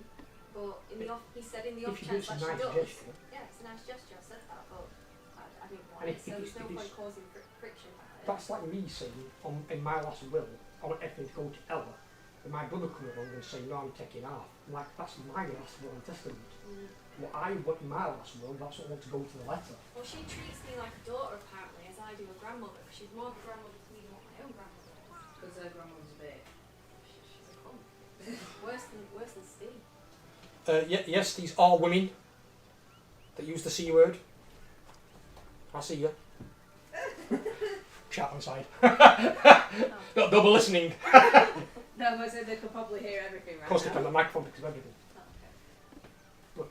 No, it's just, yeah, some of the things are a bit strange, a bit weird. I don't think it should be like that. It's a bit odd.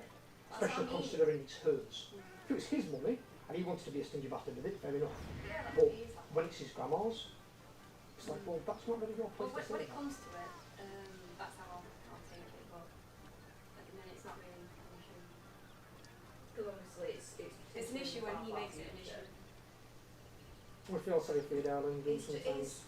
He's got a lot on, so have I. So I know. Yeah, We're but it's both like stressed, he's but got a lot on, but you've also got a lot on. He's but then taking putting it it on wrong you. way. He's not. He's just taking it the wrong way. It's And not, I'm it's taking- overthinking it and feeling a bit lonely and like. Well, you've got reason to be lonely from the odds and sods that she's told me. They've still not had sex. Thanks, Elma. What? Oh, sorry. I didn't hear it. Sorry. live stream. Yeah. Luckily I have to go on that later, I'll probably edit that part out if it can be heard. Goober. What, they can't say that word on stream. You can see the word. Bloody arse for every other word that I'm using on there. But it's so much private life. Yeah, we're talking about stuff to do with your boyfriend anyway, so it's like some big. Yeah, but not that. And then if I'm not saying that it will, but on the odd chance that he also checks out the stream and then hears her voice and then you see that, you know what I mean? And let's be honest, My opinion is kind of got down, but I'm not saying it hasn't, but we just need to go around and get back to him and then claim what on for it. I'll take that out later. I can change parts of it out. he doesn't. But in the off chance. What I'll do is, what's the thing here? 3 hour 10. Right, so if I go to like 12 or 50, I can have a look at it and then I can just trim that segment out. You probably not watched it that long anyway. I didn't even think of it. That's fine, so. Well, if my relationship breaks, well, What we can do is to both blame her. I can never blame I can. Here, Ella, we blame you. Come here. Yeah, it's fine. You're gonna hit me with a soft pillow. What? I didn't Well, I it's either that or throw a cat at you, but she won't do anything apart from lick you. Probably. Well, like I said, the wash dress, but he's had a bit of good news about his coffee machine. His friend's going to pick it up, so that's less something. But I think the gout, not being able to go to jiu-jitsu, the gym, and his work is stressful, and his sports boxing, I don't know. It's funny, but work can be stressful. Everyone can have that same time. Everyone's got stress in their own way. But I mean, with him not able to do stuff to relieve his Stress builds up, and that's where if it becomes an issue, that's where you need to seek therapy. So if not, if it starts. luckily, he's got his best mate, the care of it. It literally tones him down, calls him near enough every night, near enough every other night, if not, we call him 2 pages So his best mate like her is to me, therapy. So he's never been in that particularly.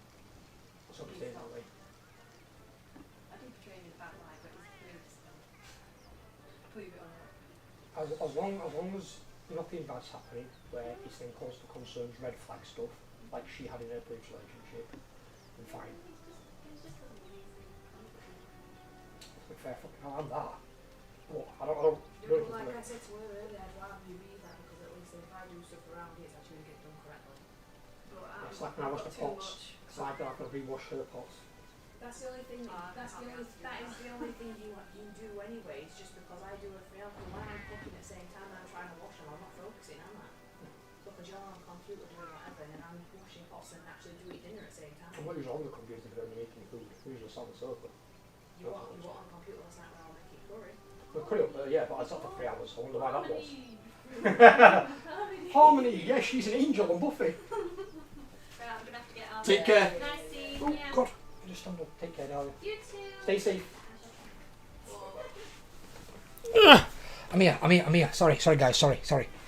I like to chat with Abby. I don't get to say that often. Right, okay. What am I doing? Where are we at? You guys ring your doorbell. Hello, Matrix. How you doing? I'm alright, bud. On you? Yeah, not too bad. Okay, can hear that. Spec, come back. I'm back. I'm here. Sorry. I don't often get a chance to chat with Abby. She doesn't live close by anymore. She used to live a lot closer. She doesn't live that close anymore. And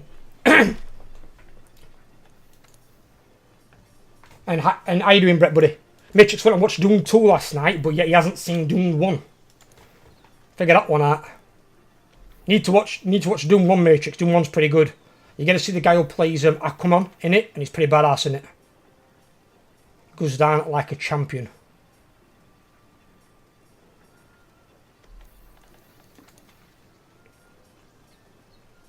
I was kind of clueless. That's just you on every given day, that Matrix, to be completely honest, buddy.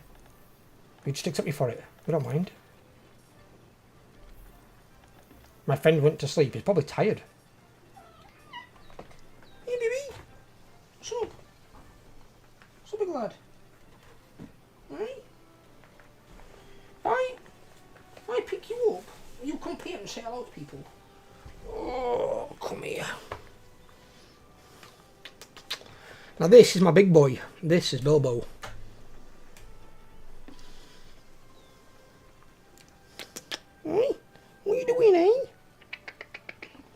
What's up? He's not big on cuddles though, but he's a big cat. He's a furry beast. Yeah, darling. He's a big softie. Timid as fuck. So we're talking about waiting room for the expansion. I said before. Expansion, yes. You're on about the expansion, the waiting room. So if they made all the content relevant on World of Warcraft, dungeons and raids, all of it. So when you're at max level, the dungeons scale up to whatever the max level is. So let's say, for argument's sake, say 60. The raid's obviously max level anyway. So if they make all the gear in them basically either the same stats or very similar stats, then all they do is change the passives and the set bonuses. You could go back and do all those raids, all that content, this waiting room thing given about now, you wouldn't have. All those raids people could go back and do, and I guarantee some of the people playing the game will have missed some of those raids. There's not people on there that are going to do every single raid. Not all of them. So like me, I didn't do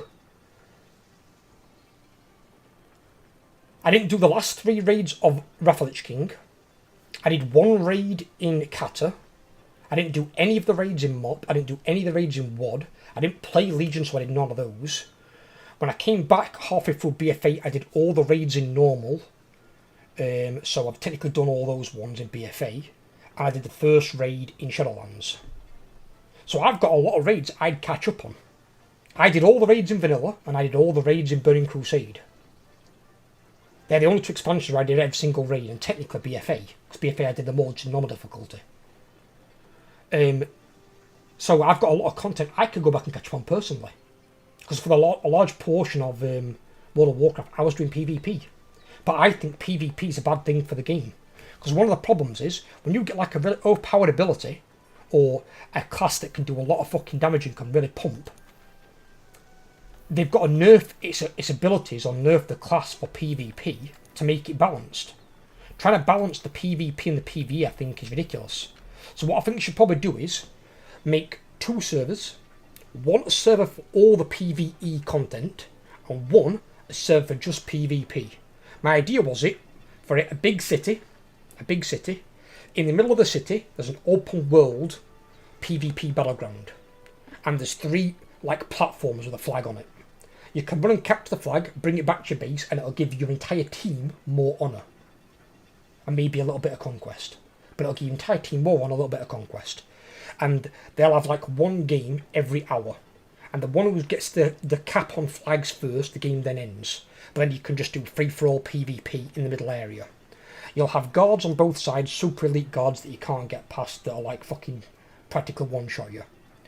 And in that area you'll have all your battle masters. So you can queue up for battlegrounds, rated battlegrounds and arenas. They'll all be in there. So rather than being an entire world, all they've got is 1 big city where they can just do condensed PvP all day long. But they also will have separate skills trees purely for PvP. Their abilities will not share the same name or the same effect as the PvE abilities. So essentially you have 2 different types of characters. You have PvP characters and PvE characters. Because some of the abilities, like for example, like threat generation, you won't need Sunder Armour in fucking PvP. You don't generate threat against a player. Players choose who they want to attack. You don't aggro them to come and attack you.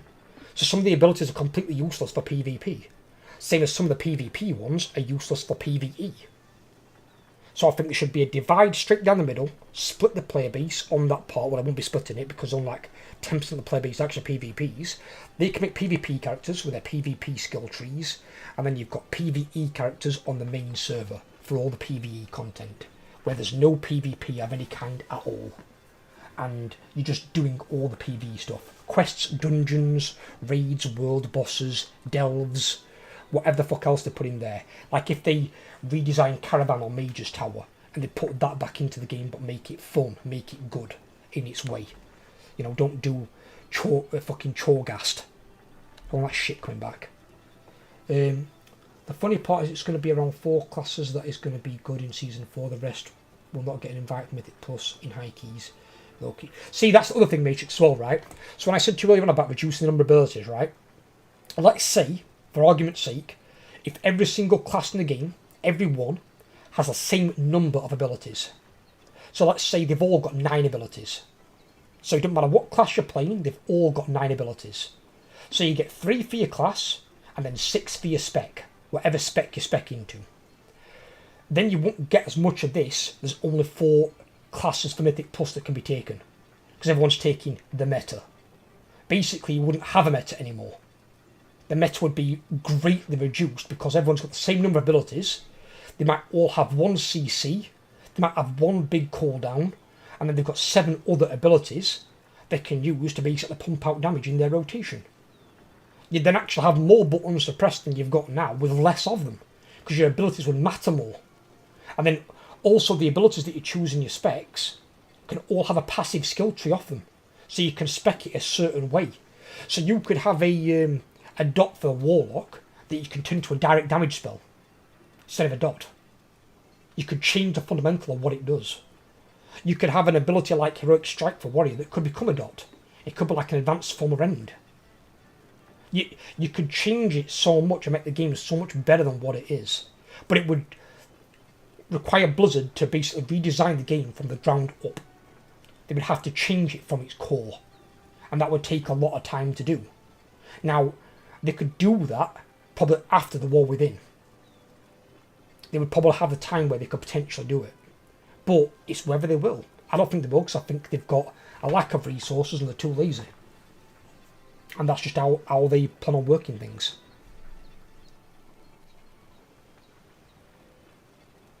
Around 4 to 6 of that will be good. The more up to the devs if they want to nerf a class or buff a class. Yeah, but what I'm saying is, if they move PvP onto its own separate server, with its own separate abilities, they won't have to nerf classes anymore. As long as the classes aren't like one-shotting dungeon and raid bosses, and being completely overpowered, we won't have to nerf them. You won't have to. You won't have to nerf any boss. You won't have to nerf any class. You won't have to nerf any ability. They could put them into the game as they are and leave them exactly that same way, and never have to touch them again. They would never have to touch any of that. So all these devs that waste their time nerfing things can all be put onto other projects, making the game better, adding in more content. Why is it now we only get 1 raid per tier? Why can't we have 3 or 4? Why have we got to have 1? 1 sucks ass. 1 is literally the bare minimum they can give you, is 1 raid. That's it. 1 raid? When I went into Burning Crusade, there was 5 raids at the start. 5. I think it was 5. You had Karazhan, you had Magtheridon, you had Grozlayer, you had Serpent Shrine Caverns, and you had Kaloth the Sunstrider's Place. And you had Black Temple, technically. I think Black Temple might come in a little bit later. But you had Black Temple, and then you had Sunwell later on. But you had 5 raids, potentially 6. What's wrong with that happening? Like, come on. Give us more content. We don't just want 1 fucking raid. The bulk of your player base is PvEers. They like PvE. Less than 10% plays PvP. So you cater to PvE. That's what you want to do. PvPers aren't going to make any fucking money. There's not enough of them to do so. So then you make your abilities for PvE different to the ones of PvP. Or just get rid of PvP altogether. The devs probably are lazy Matrix at this point. You're probably right. And there's been that many sacked lately. You probably lost some of the good ones in some cases.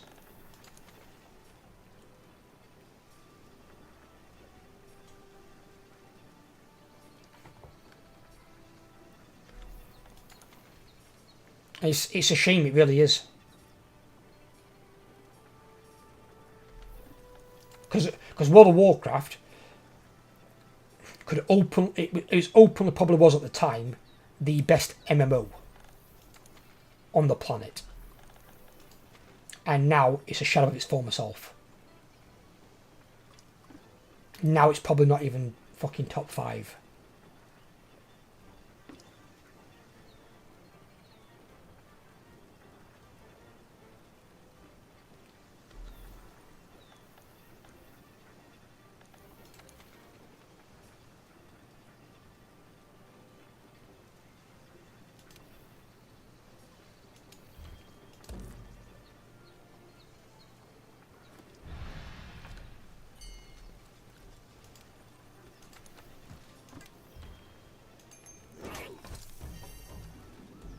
I read something Blizzard best ever left the team, or one of them at least. Oh, do you mean, was it Denusa? Something like that, I think he was called. He's one of the OGs.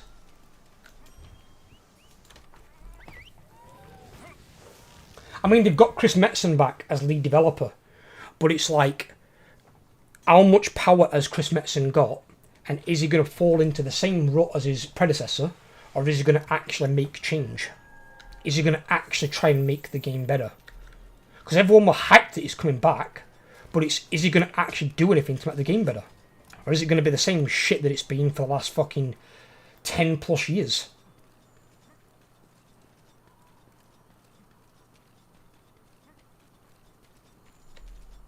I mean, what you've got to think of is, right, the peak of World of Warcraft was from 2004 when it came out to 2010. You had 2 years of Vanilla, you had 2 years of Burning Crusade, and you had 2 years of Wrath of the Lich King.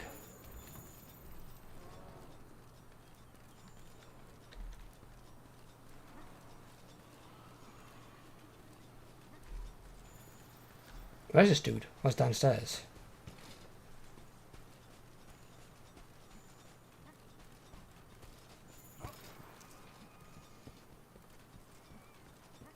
He had a really great ideas for Legion when it was current expansion.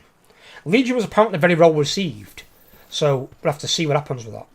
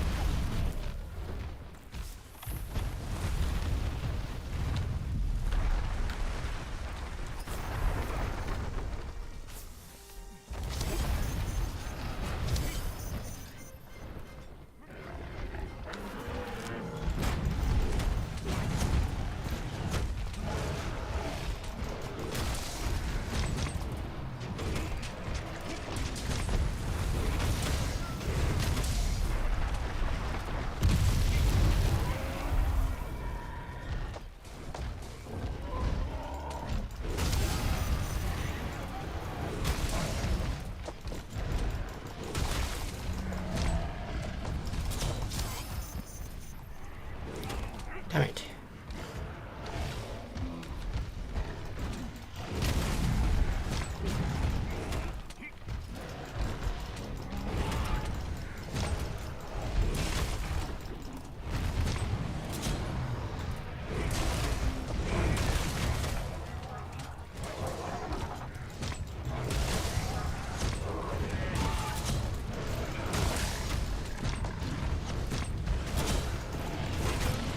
Oh! Down he goes.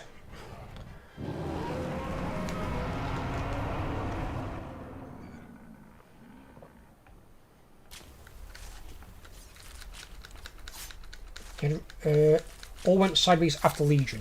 Pretty much, yeah. Pretty much you are. I mean, Wardrino were the worst expansion ever. Cataclysm second worst. That's why I'm not happy about them doing Cataclysm Classic, because Cataclysm were fucking wank.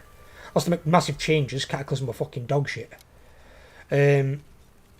Mop was better than Cataclysm, and it was better than WoD. That was kind of like in the middle of two bad expansions, so it probably weren't given as much praise it should have been. Legion was really good again. That was in between two bad expansions with WoD and BFA.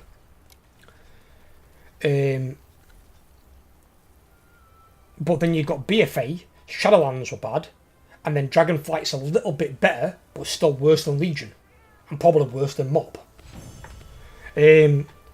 But the biggest problem with MOP was, it was the very last raid of the expansion, and they brought in the very first mythic raid, which was the one with Garrosh. And it's like, why would they bring in a mythic raid at the end of an expansion rather than at the start of a new one? It would have been more sense to hold mythic raiding back and bring it in at the start of Wars of Draenor. And it shows you combined how bad Wars of Draenor was. It weren't just bad for the servers in the start. That increase in difficulty matrix that you love so much, the mythic raid, that's when the player base dropped off a fucking cliff. It might have went up a little bit for Legion, as it always does with the hype of a new expansion, but then it fucking tanked. And it tanked hard. And it keeps tanking. And it should have never been a thing.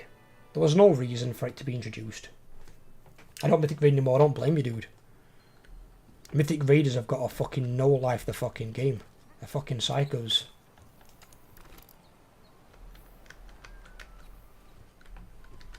As I said personally, I think they should have one difficulty. Get rid of LFR. Get rid of heroic and mythic. But have something that's in between normal and heroic. So have some of the bosses that are at like normal difficulty, and some of the bosses that are more like half heroic, half normal. In that ballpark. And keep that as the difficulty for all raids. There's no reason for you to have 4 difficulties on a fucking raid. There's just not.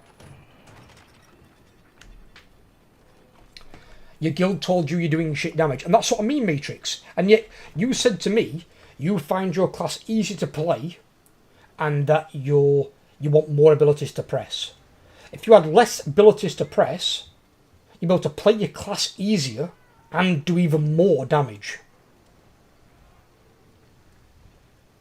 Less abilities is a good thing. Not a bad thing.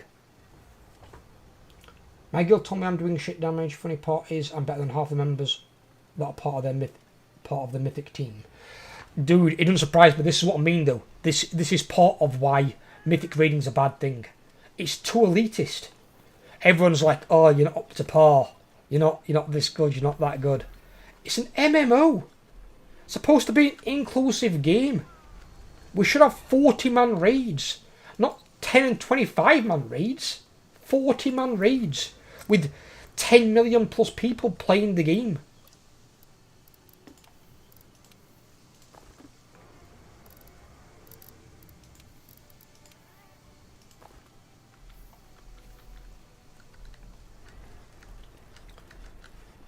It's about the rotation and stuff. Yeah, but don't forget Matrix. If they redesigned the game from the core, right, you wouldn't have the same rotation you've got now.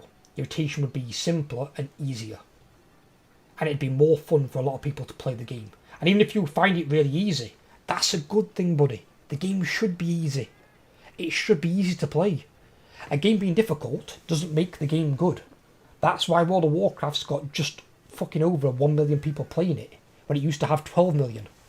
When your player base has shrunk by over 90%, that's a sign that your game's going the wrong way. That it's doing bad things. They need to change it fundamentally. If they want to get back to those 10 million player heights, they've got to redesign the game from the ground up. They've got to change almost fucking everything. Because what they're doing now doesn't work. Doesn't work at all. And you look at like some of your big streamers, how big they were back in the day. Look at Swifty. Swifty was known one for PvP, but I remember when he used to have streams at 5,000 viewers. Now he can barely get 1,000. Asmon's still a big streamer, but does he stream World of Warcraft anymore? No. Venruki, another good PvPer, but look at his numbers now compared to what they used to be. And he waits 40 minutes in a queue to get a PvP match. You know, all these people back in the day were all doing more successful playing the game. Because not only has the game died in terms of players, it's died in terms of viewership. It's no longer as popular to watch. I mean, let's example, right? Let's just do this. Let's fucking do this. Let's do it together. Why fucking not?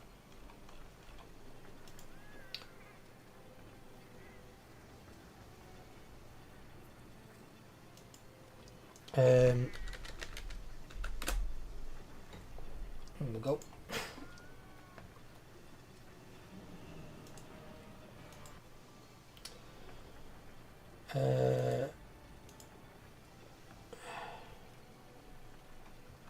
Let's have a look here.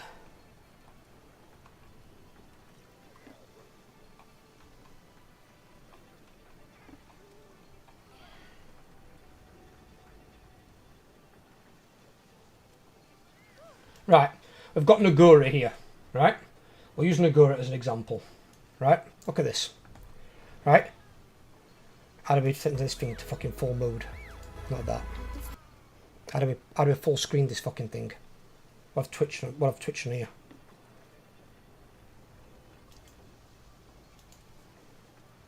How do you get this fucking to full screen? Click on that. Click on that.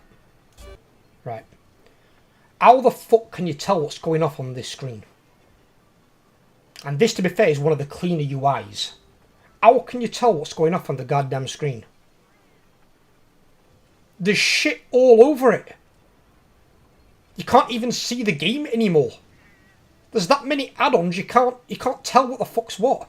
Why do you need this many fucking abilities down here? Look at how many abilities are in that fucker. Look at this. You need that many abilities in a game? Are you kidding me? No. You could play the game with a quarter of that. A quarter. And that's just showing you the gameplay of retail WoW. Just showing you how much shit is on the screen. Not saying anything about Nagura or anything like that, just how much shit. And that's Nagura doing a Mythic Plus. That's not even doing a raid. On a raid, there's probably even more shit on the screen. It's like, it blows my mind. It really does. You look at my game now. Look at what's on the screen. You've got camera at top right, art at way. You've got exactly what you see. That's how a game should be. If you're going to have some abilities, like last epoch, you have 5 abilities at the bottom of your screen. 5. That's what you have, 5. You see 5 fucking abilities. That is good for the screen. Not having shit all up here, all round here, all down here, up middle. It's like your gameplay is in this tiny centre part of your screen. You can't even see where it is. It's like, what I'm watching here. If someone new is wanting to play World of Warcraft and they see that for the first time, they're going to be like, what the fuck is even happening? They're not going to want to play that game. It looks dog shit. Hey, Discord.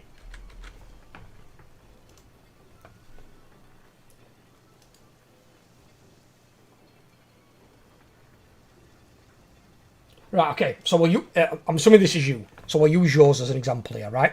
Yours is a lot cleaner, but example is, right, I'll make points out here of the game.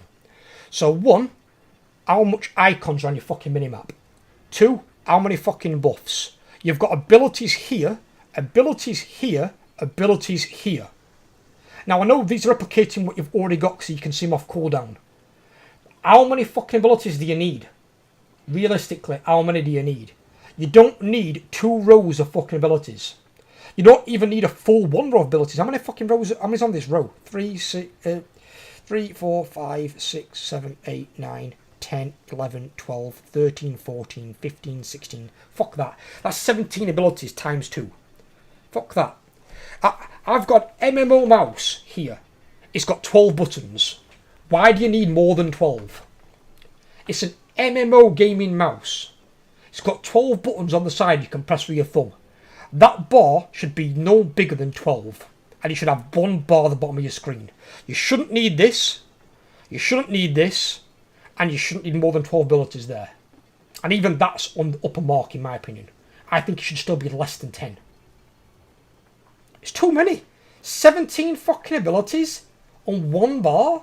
And you've got it twice. No, absolutely not. That is far too many. Your casual player's not going to play with 17 fucking abilities. And that's what we're trying to aim at. And MMO is for your casual players, your casual gamers. They're not an elite esport try-hard game. It's an MMO, massive multiplayer online, not elite dickhead multiplayer online. It's baffling. It's absolutely baffling.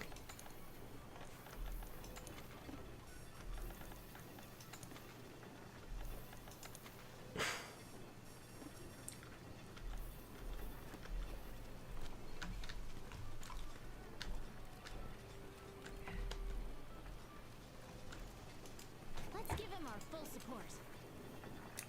17 abilities times 2. What is that? Fucking 27, 30, 34 abilities. Yeah, forget that. I don't think so. 34 things that you've got to press or bind to a button. I'll stick to Last Epoch and fucking Path of Exile. I'll just play with like five fucking abilities, something like that. That's what I'll do. Fuck World of Warcraft.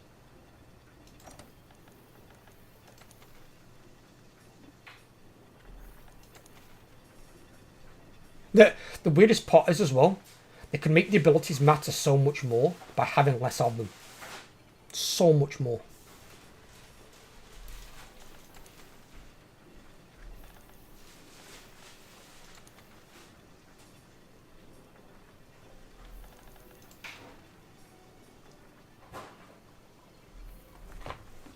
Is that you? Told me my guild that my parsers were wank as well. Really, that was the reason for it. Can't fucking care less about my parsers. And that's the thing, Matrix, as well, buddy. Right? I'm with you on that. You shouldn't have to care about your parsers. Now, the only time I think I used parsers against anyone, which I deeply regret, but it was more the damage meter, was Overlord. Overlord was doing less damage than the tanks when we were raiding. Now, I didn't really care too much about the parsers. They were relevant to me. Someone's always got to be bottom of the damage meter. But below your lowest DPS should be your tanks and your healers. If you're doing less damage than the tanks, you're not playing your rotation right on your class. No class in the game does less DPS than the tanks. None of them. So you should always be above your tanks and your healers. Because the healers are doing healing for the bulk of it. They've got healing per second. Your tanks are taking damage. They might be dealing it, but they don't deal a lot. And in most tanking, like, stances or whatever, you deal less damage anyway, but you take less damage. That's what a tank's supposed to do.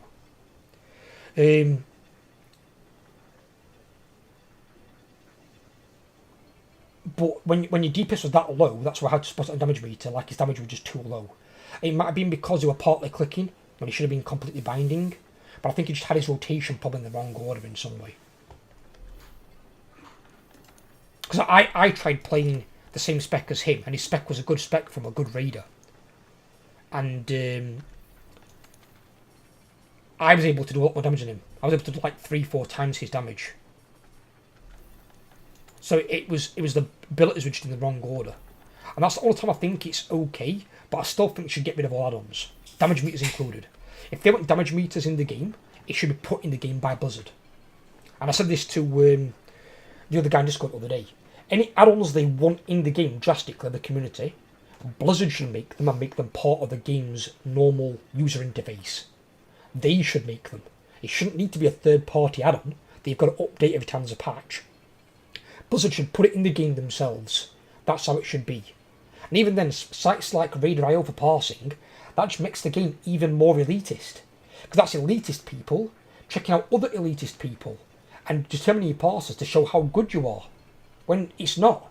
It's a snapshot of you in a raid. You might do good damage and be wank on the mechanics.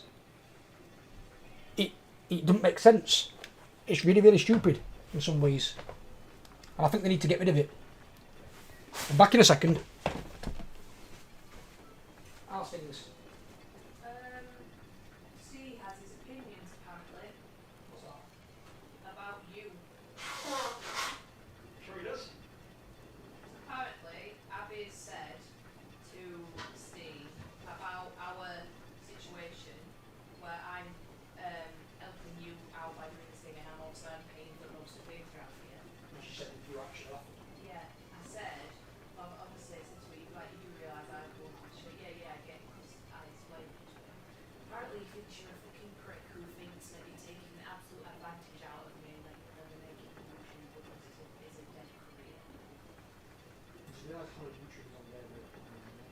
It's because he's got the idea because it's something you've got to be patient about and you're not making money right now that you're taking advantage of.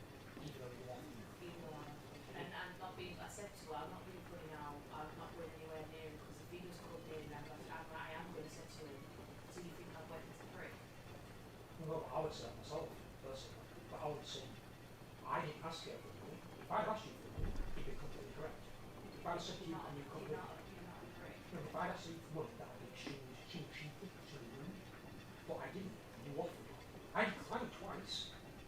But you I offered. find it funny in calling you a brick coming from a brick. Because he said that thing to Abby, oh, you're not getting my Nancy Harrison certificates Monday, I'm taking it. He said, fuck you, you're not having that share, I'll be taking it. It's not your share, it's not your grandmother. I just said to him as well, I said, I'm not a pig. I'm not afraid. And I said, at least me, I can have a good orgasm. I said, you trying to set me up, it's not out. Let's see if you actually fucking make it. Well, you know then when you say to me, oh, that everyone can hear you talking about apparently she flat out there, she said, don't worry about it, honestly, silent, feel bad about it, because he won't be watching anything to do YouTube channel. Come on. Don't want him to. I don't want him to fucking subscription, I'm not making him just go. Like I said to her, I don't want to be near him, because I will say something to him, you won't like what I'm going to say about him. As I said before, the reason that I want people to subscribe is because they don't subscribe. They don't want to subscribe, I don't want them there. I want them to want to be there. They don't want to be there, but I've got everything. The whole point is not just to subscribe and then never come back to the channel. To subscribe and watch the content, enjoy the content. They don't enjoy it, don't bother subscribing, fuck off somewhere else. I want people to want to be there. The only thing I've got a problem with Ian is that he's formed his opinion over something that Abby said. She did say she thinks that you are taking slight advantage, but then I corrected her and said, I offered, you can't take advantage of something that I am offering. And I said to I'll her, decline twice. yeah, I said to her, he did actually refuse it twice beforehand, and she was like, right, I get you. And she obviously, she reaffirmed her opinion, and now her opinion is that I said to her, if you, like I said to you last night, if you have a partner who is completely capable of giving you what you want, i.e. giving you financial aid, or time, or support, or whatever, that partner should do that thing, because then you are in a partner that is fully mature emotionally. I said to her, your partner will be money off you 2 weeks into your relationship, because apparently you were taking advantage of it when you were using his electric to hang out with you. He's the prick. So I'm not taking that. But if I ever see him again, I will tell him straight. So you think I'm Don't free? don't worry about it, darling. It's not worth it. He's like the arseholes that I used to ban on Twitch all the time. They come in, think they're big, talking shit. You ban them, they're gone, and it's like a pubic hair you plucked out and dropped on the floor. You don't think twice about it. Yeah.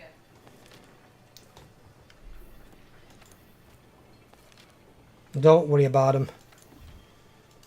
I've dealt with jackasses like that my entire life, and you know what? They're a dime a dozen, and they're not fucking special. And the only person they've ever give a toss about is themselves, and that's why he's not done anything with Abby in fucking God knows how many months now. It's like at this point he might as well fucking just donate his dick to somebody else, because he clearly ain't fucking using it.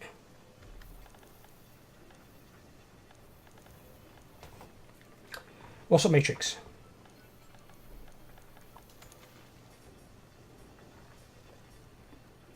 Well, Matrix, right? I've got you there. Question for you, right? So, have you got a girlfriend at the moment? Have you got a girlfriend?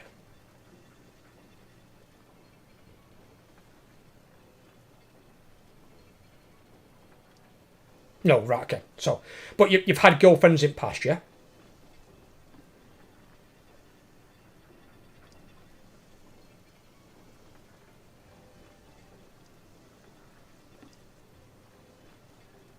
Right, okay. So, would you consider it normal to be in a relationship and not have sex with your partner for 7 months? Would you consider that to be a normal thing? And if someone's saying, oh, I've got a busy job, I ain't got time, bullshit. 7 months is over half a fucking year. You can't find that time to get your dick out your pants and have sex. You've got fucking problems.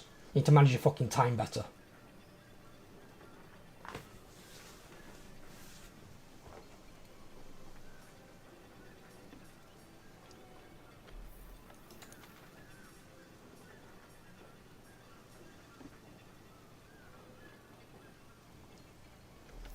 Because for me personally, sex isn't everything, but it's an important part of a relationship.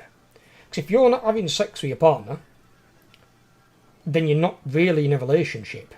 You're just friends. Friends are friends that don't have sex with each other. When you're having sex, sexual relationship, that's what makes it a relationship. If you've not had sex with your partner in 7 months, which we're referring to a friend of ours here,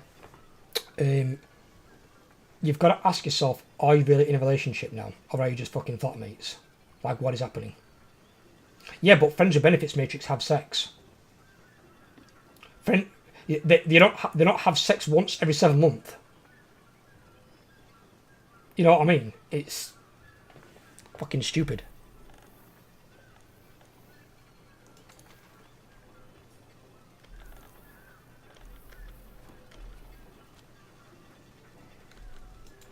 Nothing like this has ever happened before.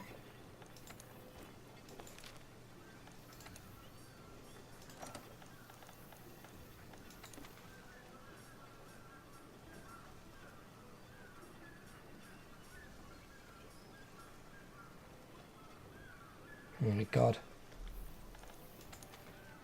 I won't worry about me, buddy. And come join me up some months, buddy. Come join me up on this. Don't worry about your 7 months sounds like a long time. I guess 7 months is a really long time. For me, if it was, well, more than 2 weeks, it'd be a long time.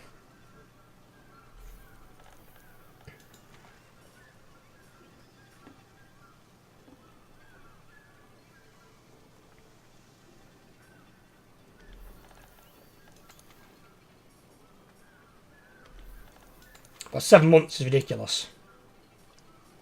It really is.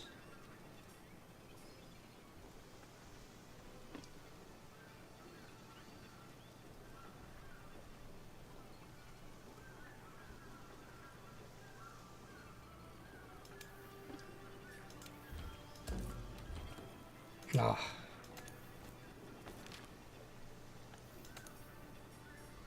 But don't worry about your one girl, buddy. They were just being pricks. Elitist pricks. Just ignore them. You're better off without them anyway. And I'd say the same thing to you that I said to Jamie overnight. If you're not enjoying the game anymore, there's nothing you can get out of it. Cancel your subscription and wait and see if the game turns itself around. Because at the moment, player base is fucking dwindling. And at some point, they're going to be forcing drastic moves to save the game. That's what it's going to come down to.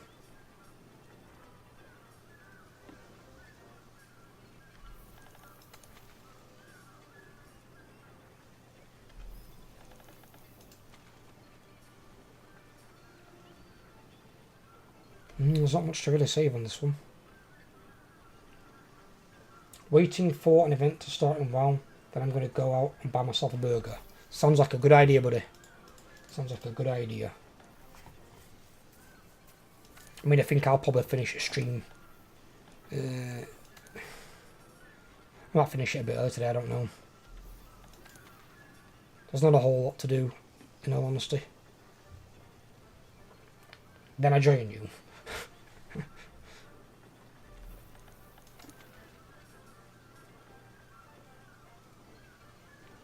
Ooh, what if he wants help on that?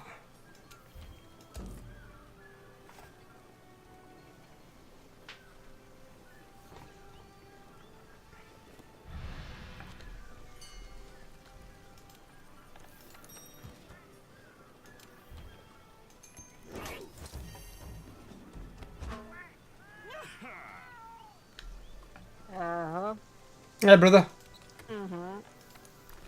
Yeah, I might finish streaming half an hour or an hour anyway, because I might go and get some food myself because I'm a bit hungry. Did you get hungry when I told you I'm gonna get a burger? I did. Well, I was already hungry anyway, but someone said burger, I was like thinking, oof, that sounds good. Sounds good right about now.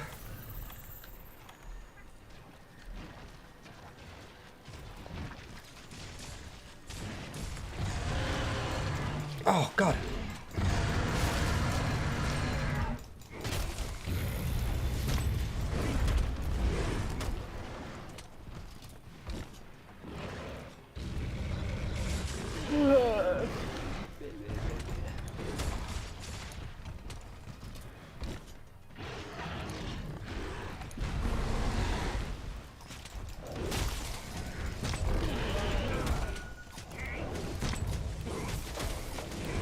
You know another funny part is about Warcraft. You know what, buddy? Do you want to know another funny part about Warcraft? Tell me, definitely tell me, yeah. I think you already know this about legendaries and stuff that is out in Warcraft at the moment. Legendaries? What, as in the orange items? Yes. So basically, if you don't have the legendary items, it's only 3 classes that can have it at the moment: Paladin, Wars, and Death Knights. Oh, because it's if that axe thing, yeah? Yeah. So basically, if you don't have the legendary item for these 3 classes, you're not gonna get an invite. Never, ever, ever. You're not gonna invite if you don't have the legendary axe. Seems a bit stupid. Why? Because it's 50 million extra damage. They will just take a guy that has a legendary weapon instead of a guy that has not a legendary. Oh, don't get me wrong, if you had to choose between somebody who's got it and somebody who hasn't, but if somebody hasn't got it available on who's wanting to come in your party, then you should just take what you've got available there. That's stupid, because not everyone's going to have a legendary. It's not going to have that higher drop rate. I mean, they have changed it, so it's gonna be like 70% drop chance for the axe now. But when it came out at start, it was like 5%, 10% or something like that, 1%. And I got mine super fucking early. I got really fucking lucky with mine. So I had my fucking axe almost the whole season for now. So for me it wasn't really that big of a problem. But my real friend that is farming the axe, he's got kicked for like, I don't know, 20 keys or something like that because he has not the axe.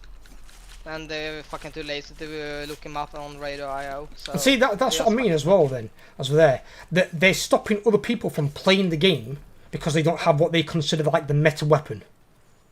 Don't you think that's bad? Yeah, it is bad.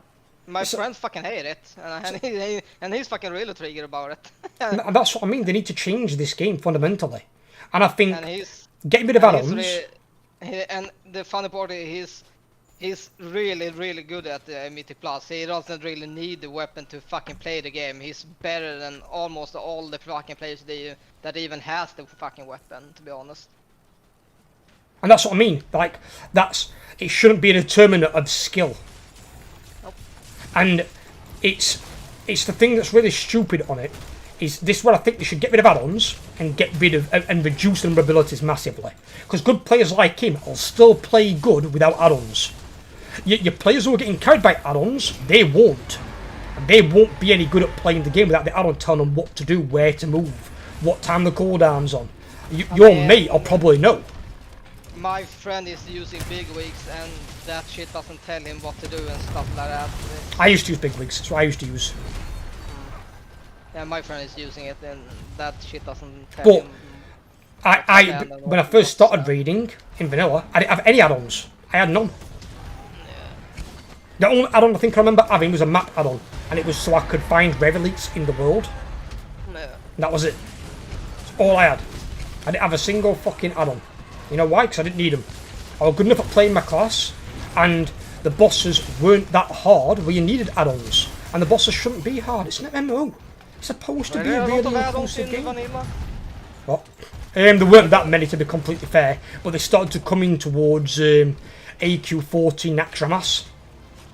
They started to come in then because some of the bosses in Atronos were like quite a bit more difficult than like your Blackwing's Lair and your Molten Core. You did need some add-ons for some of those, or not need them, but it made the bosses a lot easier. To where if people found out you didn't have the add-on, they wouldn't take you. For the same reason, like you said about your friend with not having the weapon. You could still do without the add-ons because guilds frequently did, but guilds would rather have the path of least resistance. And by having more add-ons, made it easier.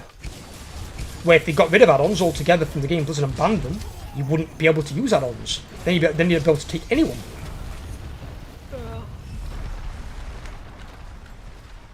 I mean, you don't need a guy with fucking weapons to time the keys, to be honest with you. But they want the fucking extra 50 million damage to pop out. It's just so they've got that chance in case someone fucks up where they can still make it. They're going for the highest possible. But that's the problem with the keys as well, Mythic Plus keys. They had it in. I mean, if I'm in an MMO, I wouldn't have difficulties in dungeons. You'd have one difficulty, that'll be it. And then you can farm them bosses for the gear.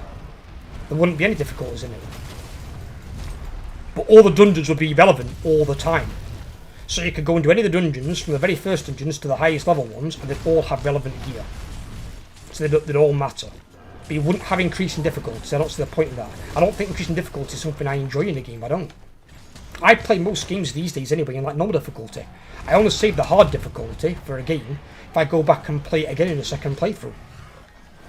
And even then, playing it in hard difficulty doesn't make it more enjoyable. It just makes it more challenging.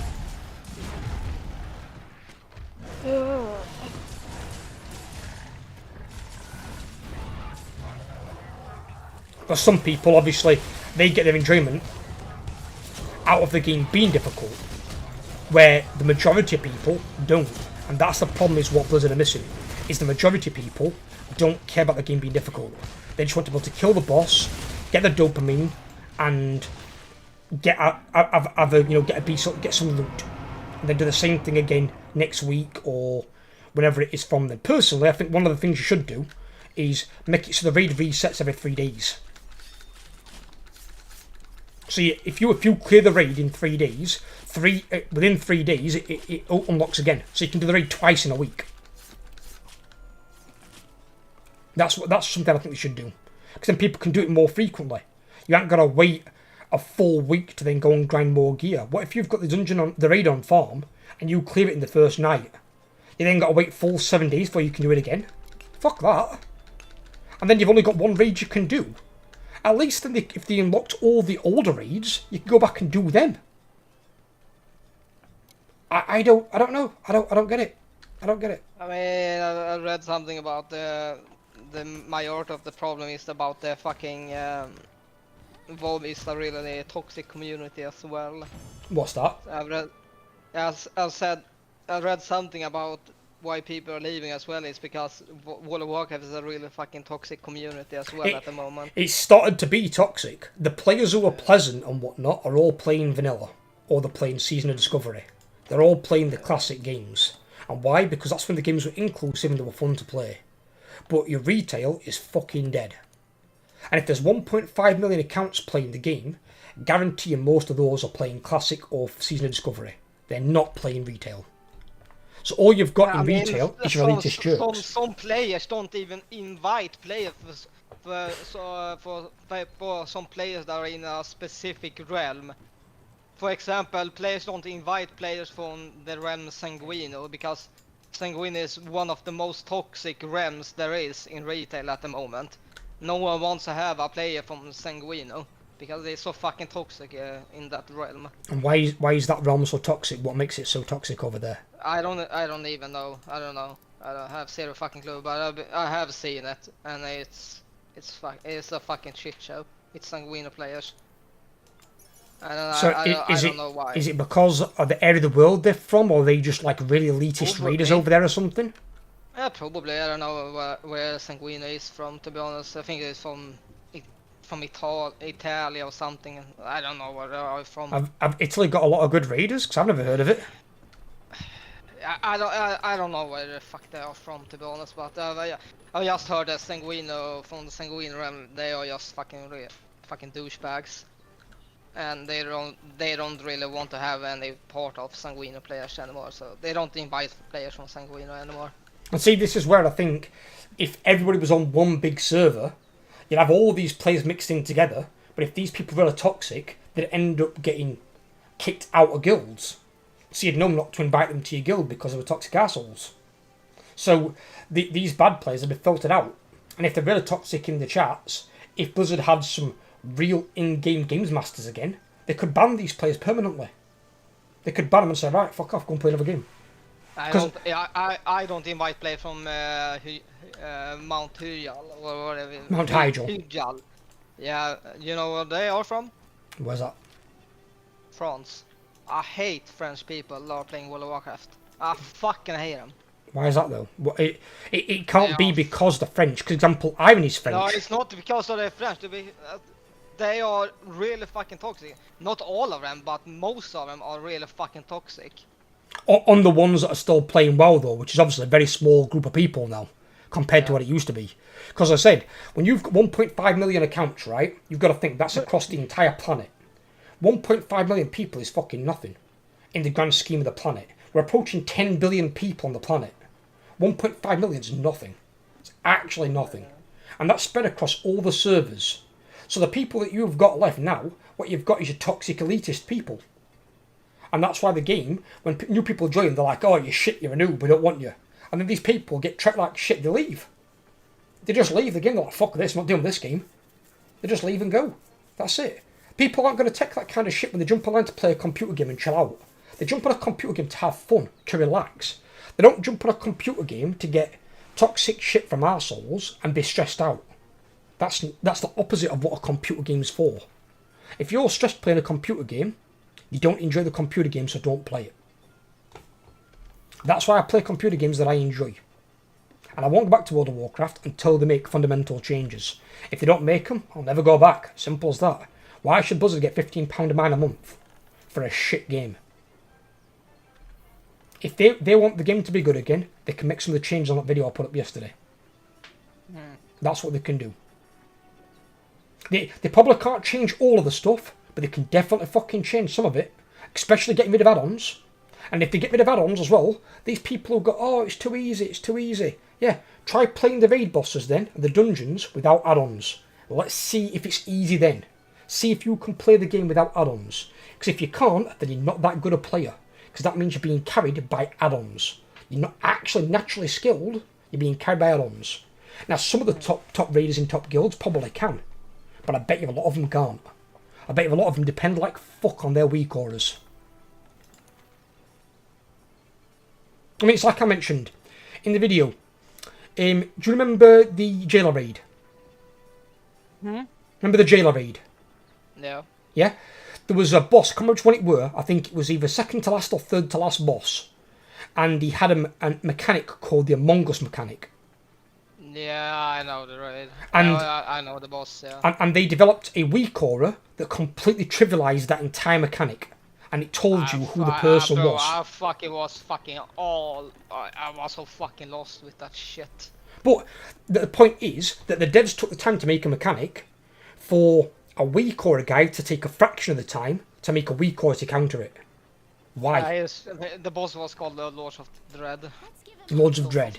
And it's like that weak aura shouldn't have been a thing. It completely undid the work of a developer who took the time to make that mechanic for the game. He wasted his time, and you got a weak aura that basically said, yeah, it's that guy. It's like, well, I've not got to have any fun and play with the mechanic and see who makes mistakes. That's the whole point. That's why I liked it, Matrix, when you used to play in the Brawlers Guild. Yeah. There were no add-ons in there to help you. That was just you by yourself against a elite level boss mob, seeing if you had the skill to beat it. And when you, sometimes you could. Brawlers Guild were amazing, and it was solo content. Why did they get rid of it? Every time I used to go down there, it were packed. I liked watching Brawlers Guild more than I liked raiding in sometimes. That's how much I enjoyed Brawlers Guild. If there were a channel devoted to just watching Brawlers Guild matches, I could probably watch that fucking thing all day long. Because you get to see a variety of different people jump in against a variety of different bosses. They've all got different mechanics. It's so cool. And you can bet on the fights. Who will win? The monster or the player? I got them all. And yes. I made a lot of money off you dying, I'll be honest. It was really good. Fuck off. You were quite consistent. Oh lord. Yeah, well, I was so fucking played with my fucking hunter. Oh lord. You were still in the raid group for the kill on Denafria, so your damage were good enough.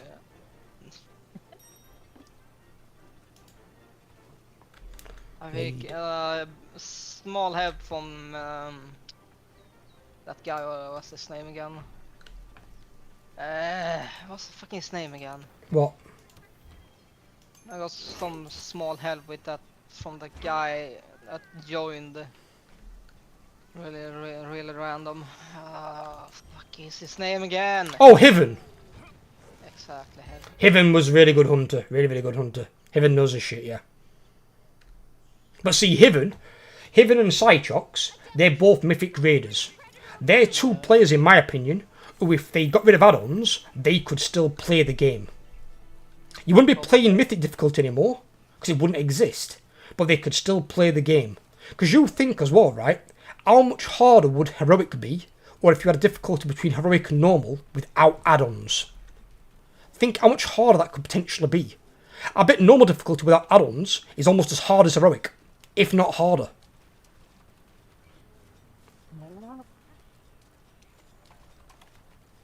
And you've got to think as well, this is the other thing. When you've got, say, is there an LFR gear set? I think so, yeah. Right, so you've got 4 sets of gear then from one raid. You've got LFR, Normal, Heroic and Mythic. Why do you need 4 lots of gear for one fucking raid? Just have one difficulty, one set of gear. That's it. But then make all the other raids you've already made previously all still viable gear. So you can go back and play any of them. You could literally raid all day long. You have Mythic, Heroic, Normal and LFR. Yeah, there you go. But they've made it where LFR's the worst of the raiding tiers, then Normal, then Heroic, and then Mythic's the best. And it's like, instead of doing that, get rid of all the difficulties, have one difficulty. Just one raid difficulty. But then make all the other raids in the past all relevant. And you can go back and play any of them. I mean, if you're a guy who prefers raids like I do, I don't give a fuck about dungeons, I can't care less. Dungeons for me are used to level to max level. Every now and then you jump in and get a bit of loot, and that's it. I don't give a fuck about Mythic Plus. Mythic Plus to me is fucking boring. I don't care about 5-man content. I'm on a massive multiplayer online. I want to play with 40 people, or myself and 39 others. That's what I want to do. You're basically taking a small army into an instance to go and fight the bosses and mobs in there. That's fucking cool. That's what I want to see. No add-ons on the screen. The screen's so much clearer so you can enjoy the impressive size of the bosses and the things that you're fighting. And if you've got one set of loot, one set of gear in there, but all the other raids that have been created all drop similar gear, you can go and raid all day long. You could. You could go from doing a Dragonflight raid to a Shadowlands raid to fucking Mop to Wrath of Lich King. You could go all over the place. You could raid all day with your guild. And you could switch people out as some go offline for like lunch or go to work or whatever. And you could keep 40 people in there just going raiding. There'll be that many raids, you can't do them all in one day. Where am I going here? Where's this guy at? Okay, let's talk to that camp.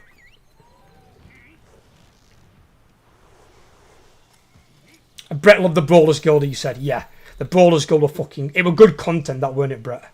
What was the fucking crocodile name again? Bruce, right? Bruce, Big Bruce, yeah. With the fucking rockets on his back. Fucking Bruce. When I saw that thing come out, I'm like, what the fuck is that? And see, that's something they could do as well, right? You've got Brawlers Guild, solo content versus these boss type things. And you could add in, say, 10 new bosses every raid tier into the Brawlers Guild. and keep it fresh so people keep adding in new bosses. Run! No, I think, Run, I think Toby! I think Brawler Skill was a one-time thing, to be honest with you. Yeah, but it wasn't a one-time thing though. It came out in Yeah, MOP, but Yeah, I know, but they're not gonna do any more changes to it as it was. well, they did add more bosses. Yeah, I know that. I mean, they're not gonna like change anything more to it as it was when they close it down. Yeah, if they're gonna open, it's probably gonna be probably gonna be the same as it was before. That's fine. That's fine. I don't mind that. What I'm saying is, if they wanted to advance on it, they could add more bosses every raid tier if they wanted to. That's something that I would do if I had like a Brawler's Guild type thing and I developed an MMO. I'd add new content to it all the time. I'd add new bosses in. So if you had like 10 new bosses per raid tier, let's say you start out and you've got 30. Then your first raid tier ends, your second one starts, you've got 40 bosses. Your third raid tier starts, you've got 50 bosses. You just get more and more bosses added. So you just keep adding more content for the players. That's what the players need, more content. You've got these massive content droughts of people, as you said, they're in World of Warcraft waiting room. They're just waiting for something to do. But you're paying £15 a month for it. There was some times where you had nothing to do for 6 weeks. So you paid £15 basically to them for a full month and had nothing to do for a full month. And then you still wait another half month before something comes out. How the hell is that right on the players? How is that bang for their buck? And they're charging 15 quid a month. Well, that's fucking despicable.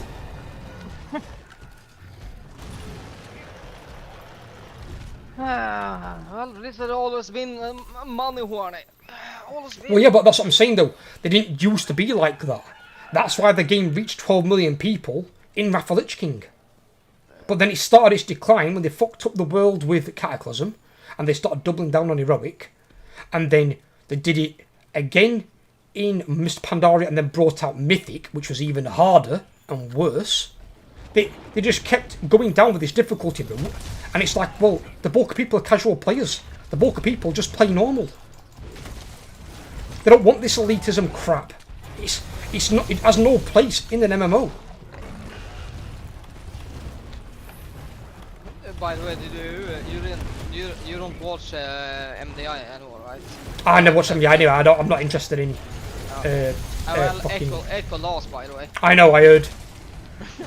I caught that on a video on YouTube, but it wasn't about MDI. It was about something about what I'm talking about now, about elitism, and somebody else won. Hi, Overlord. Mandatory one, yeah. But I mean, obviously, should happen, that should happen before or something like that. They should have lost before, but whatever. well, yeah, it shouldn't be the same team winning all the time. And it's like now, example, because they've got like weak aura fucking engineers on their teams for Echo and Liquid, other teams can't compete. That's why BDG have just disbanded. They're not doing race to... Yeah, they have, yeah. I've not seen video about it. I've not heard about the BDG, to be honest with you. Type on YouTube now, BGG's disbanding. You'll find about 3 or 4 videos about it. Because they're stopping in the race to the world first. And bear in mind, they used to operate the 3rd spot, I think, after Peace has disbanded. Aren't they US? Yeah, second best US guild in the world. And they're disbanding. What does that tell you? They can't compete because there's no money in it. You've got to get a sponsor who's going to sponsor for about 2, maybe 3 weeks of content. And he's got to sponsor 25 to 30 people for your raiding team. Some of who aren't even playing. And then he's also got to pay you the wages of like your weak aura engineer. So they can develop weak auras on the fly for the guild as they need them. To do the bosses. It's ridiculous. It's too difficult, it's too complex. I'm gonna go beat the AFK to buy me my burger. I'll be back in a jiff. Okay, buddy. Well, I'll probably be here for 40 minutes. And then I'll probably call it at 5 rather than 6.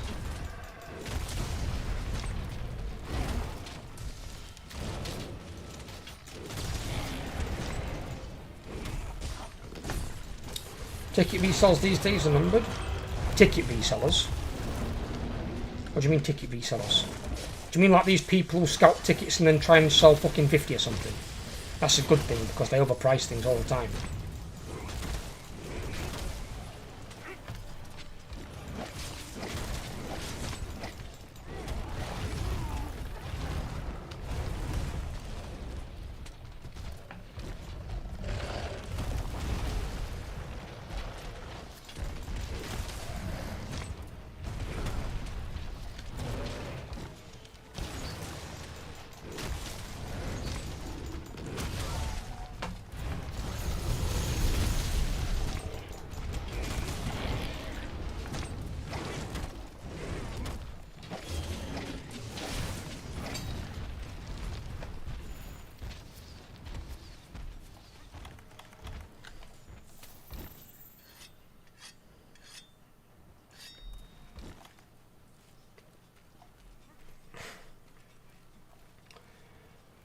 You mean those guys? Ain't that a good thing though? That's a good thing though, right? I don't think ticket resellers should be able to make money like that. It's like when you go to a concert and there's some guy outside trying to sell you tickets and he's bought, say he's bought 11 tickets, he's bought one for himself and he's got 10 that he's trying to resell.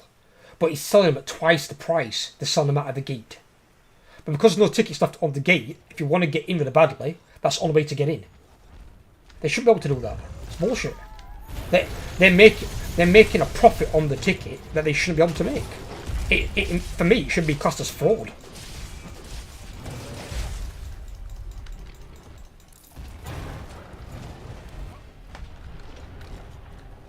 A company in England that uses fake accounts to mass resell tickets has been officially convicted. There you go. That's what should do. That's a good thing. That's a good thing. They need to start doing that on more of those types of companies.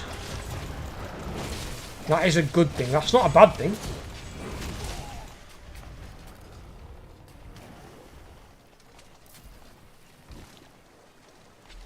US House passes bill that could ban TikTok nationwide. Why are they banning TikTok?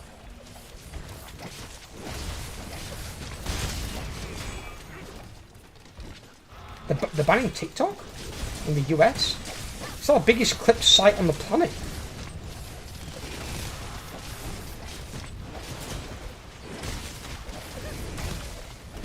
That's one of the few things I would say that another platform has got over YouTube. TikTok's better for clips than the fucking YouTubers.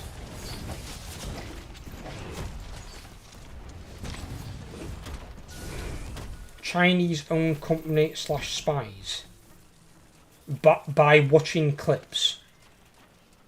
Clips. I'm not being funny. Clips. Really?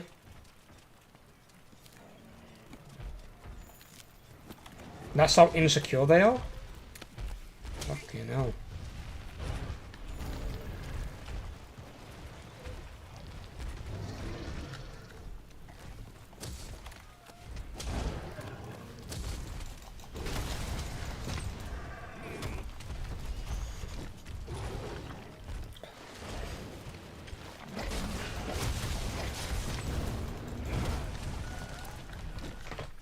So baby, what are you doing?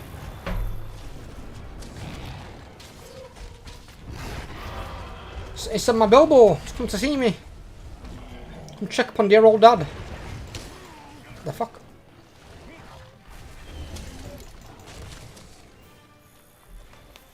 They captured it instead. Oh god. That's my partner.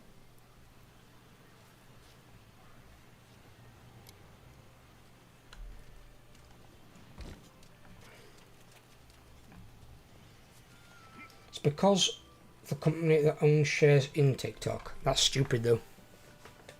It's actually stupid.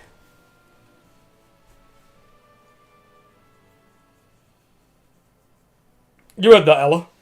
What? US Houses of Parliament are banning TikTok nationwide in America. Yeah. Because apparently it's got a majority shareholder that's Chinese and they're worried about spying.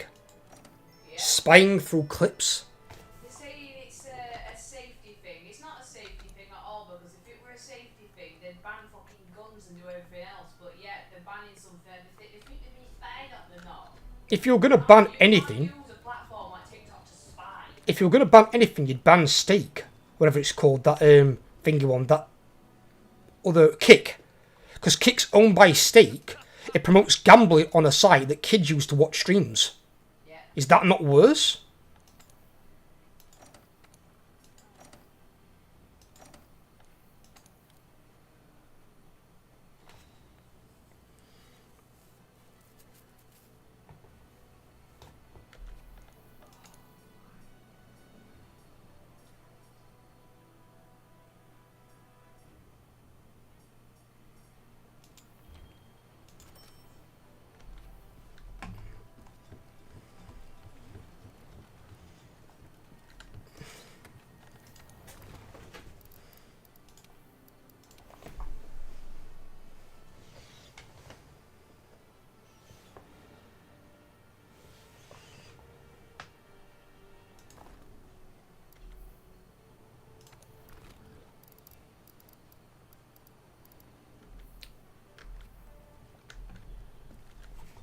Oh, Babs.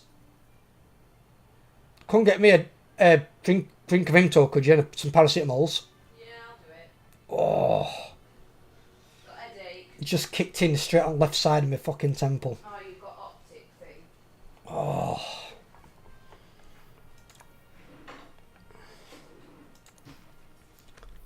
That was fucking sharp. Oh.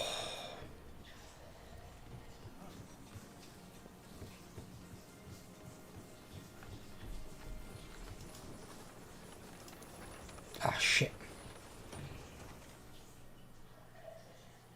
Kind of suffering from sinus infection.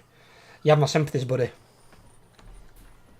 I have allergies almost all fucking year round, so I struggle to breathe anyway. On top of that, I'm asthmatic, so my lung capacity's not good. So I always struggle to breathe.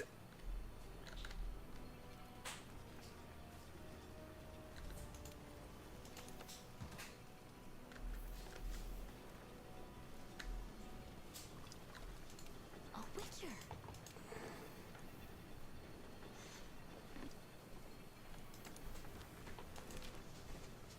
Darling. Mm-hmm.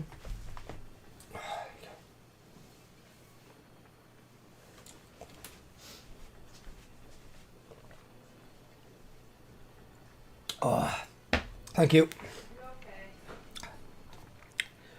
Oh, that's better.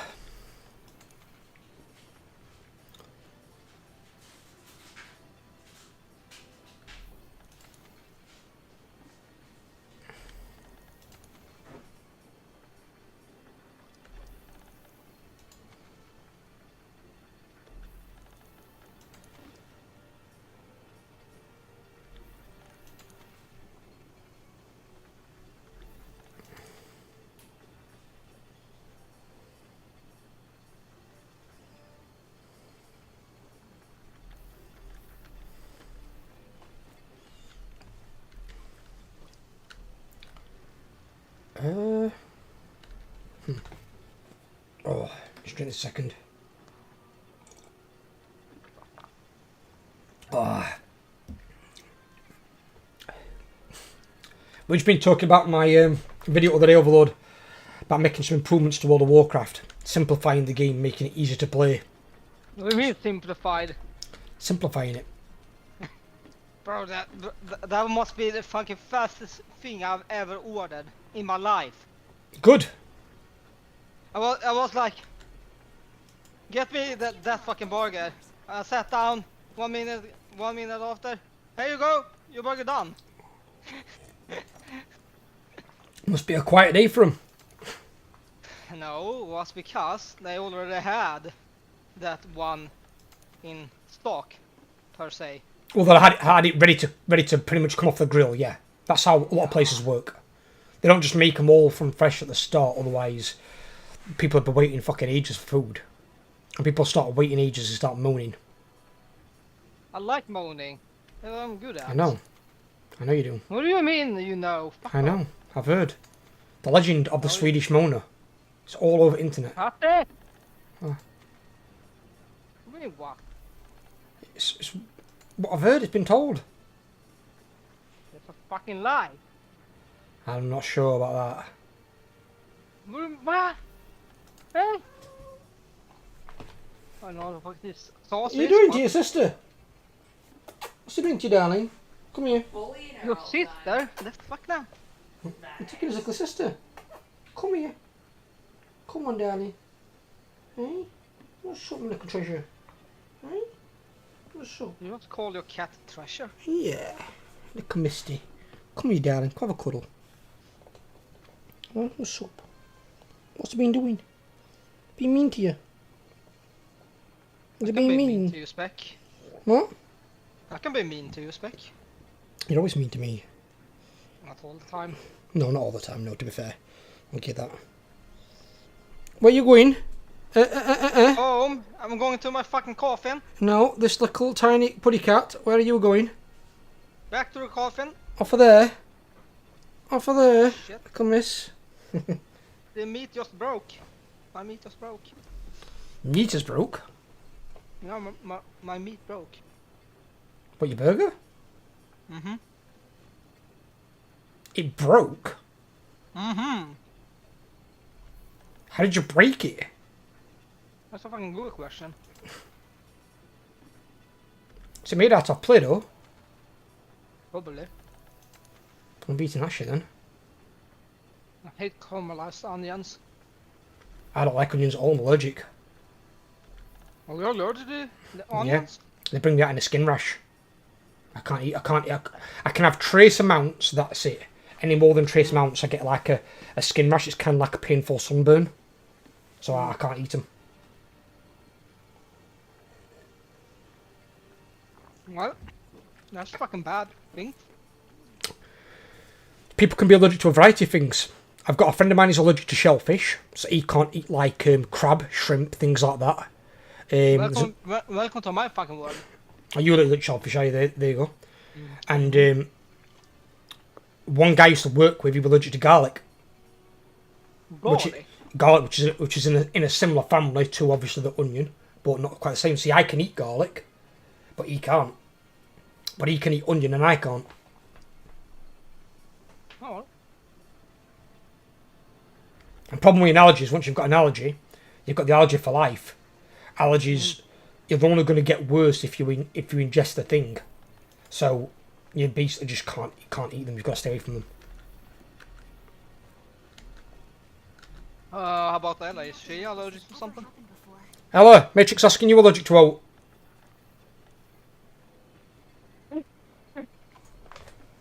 Hello? What's up? Oh, Matrix asking, are you allergic to anything? Am I allergic to anything? Just people's bullshit. It means like food-wise. No? Nothing you're allergic to that you know of? No? I'm pretty okay with everything. No, I think she's okay. She's lucky. Oh, oh. She's the lucky one.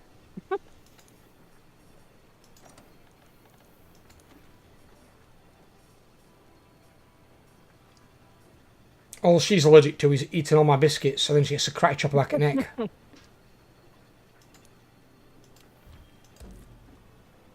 About your donuts? I ain't got any today.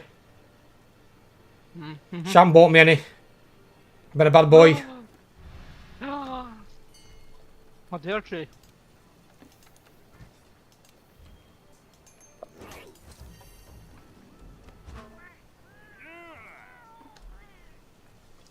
Do you guys have Dunkin' Donuts in the UK? We don't have Dunkin' Donuts, but we have our own donuts, but our donuts are better than Dunkin's to be fair. Your Dunkin's are shit. Probably.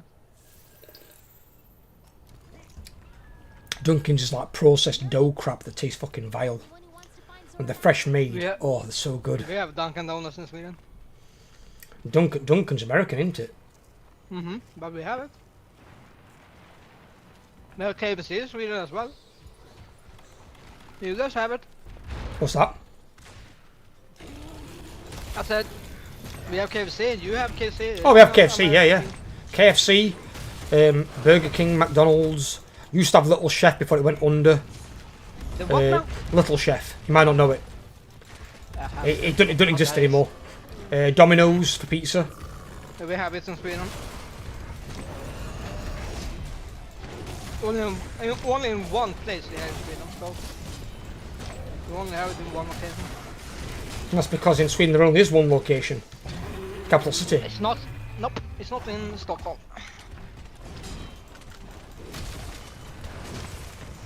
It's located in Sweden's third largest city. They don't have two cities. Sweden. Huh? They don't have two cities. It's Sweden. They've only got one city. So they've got. Country's not big enough. They've got one city and a lot of towns. Yeah. What? No. That's right. They don't have fucking towns. What the fuck? The one thing I want from US to come to Sweden is Chick-fil-A. I've heard Chick-fil-A is pretty good. So is White Castle supposedly as well. I heard a really bad thing about what's the fucking Racing Cane or something like that. What? The Racing Cane or something like that. Don't know what that is. What is it? What are they sell? I think it's a burger joint in the US. Oh, I don't know. See, White Castle's burgers, but White Castle's apparently really good. Yeah, not really bad things about it.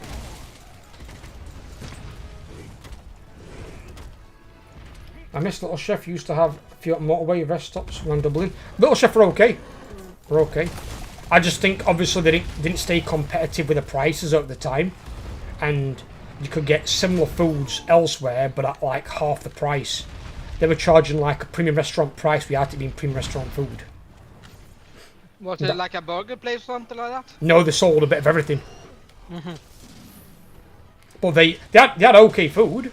It's just the prices were a bit too steep, and because they weren't competitive, people stopped going there. They just went to the cheaper alternative. And while you could argue some of the food was a little bit better, not all of it was. Like I'd still probably say that Burger King and McDonald's did better burgers than Little Chef.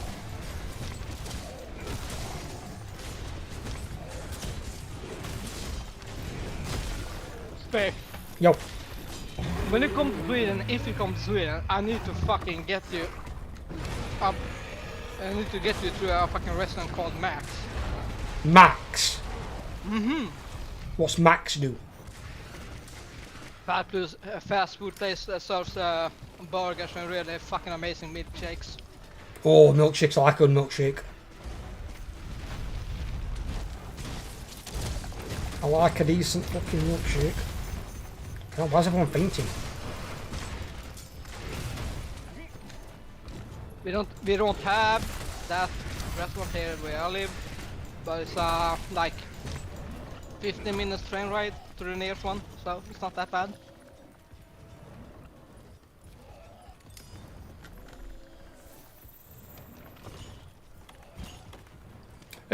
Do you oh god. I'm trying to think of an name right then.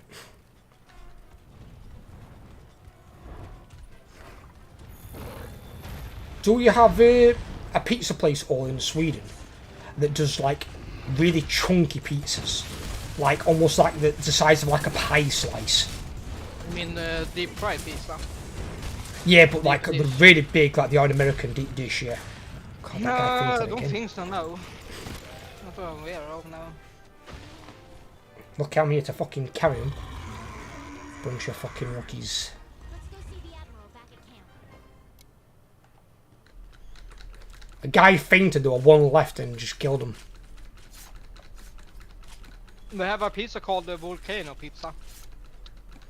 But that's really, really hot, isn't it? No, it's not hot, but they just add a lot, like 15 different toppings on it.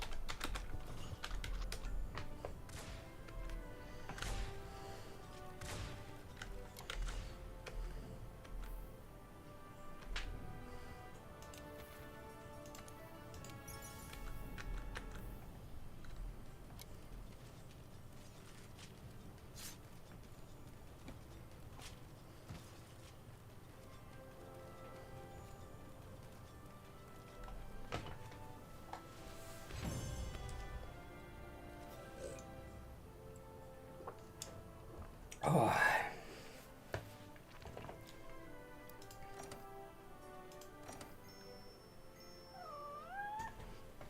What's up? Yeah. What's up with you? Hey? What are you talking to me for? What's the matter? What? Is you hungry? I don't know, I don't think you should be. Hello, what's up, mate? Put it at. Is he hungry? Go and check hard. What are you doing? What? What's up? What? What's up, big boy? Hey? What's up? Hey? What's the matter? Oh, you coming in now as well? You come small one. Small talkative loud one. You, is he licking your bum again? Is he cleaning your bum? Is that Bilbo or Misty? Both of them, the both of you. Mm-hmm. Is Mister eating bad or something? Eating bad? No. If anything, he's been eating bad today and yesterday. He's been eating jelly and not eating his meat. And then he's left it, and then she's come out and she's eaten it. She didn't leave note her. She's right good eater.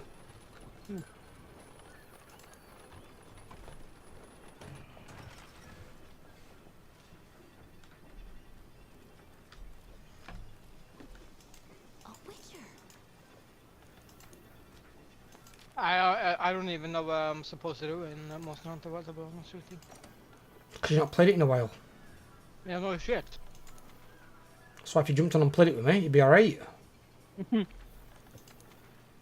You've done campaign now though. Huh? You've done the campaign, so now you can basically just do whatever you want. So what you do is,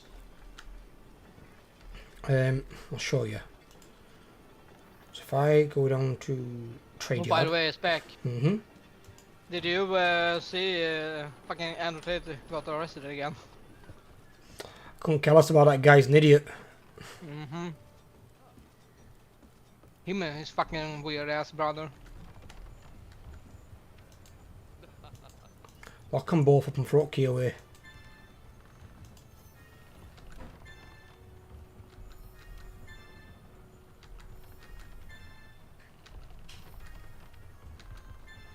What the fuck? Okay. Yeah, I even upgraded my sword last time. I don't remember. I think I did, right? You got switch axe on you?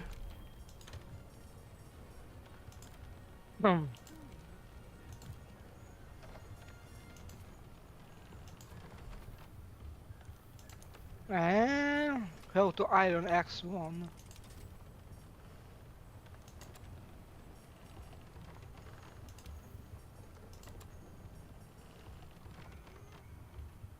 I have the Defender Switch Axe 4, Well, I believe. What you'd normally do is, Oh, 5. these three people here, if you're on stream,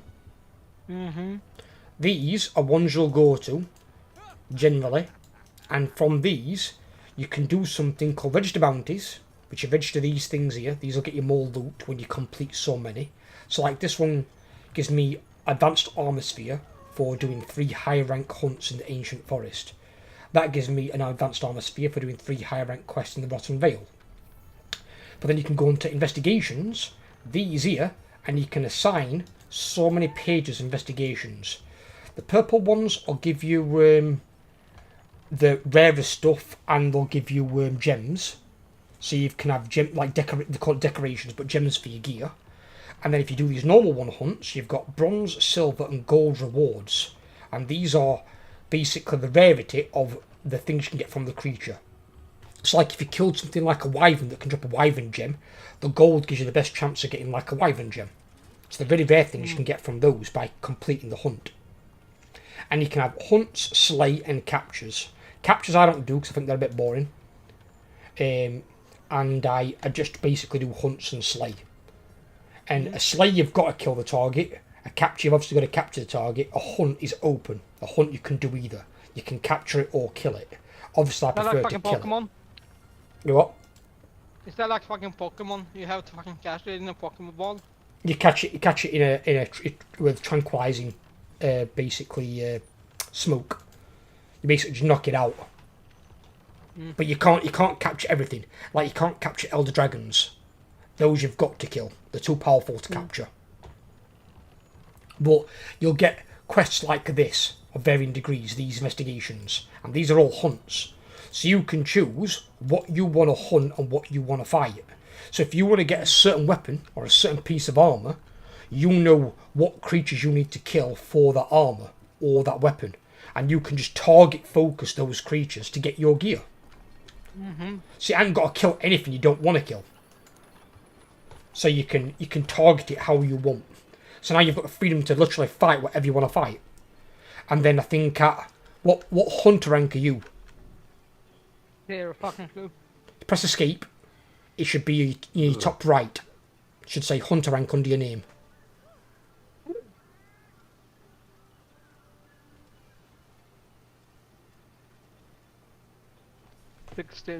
16, right. So when that gets to 50, you can then do something called tempered hunts.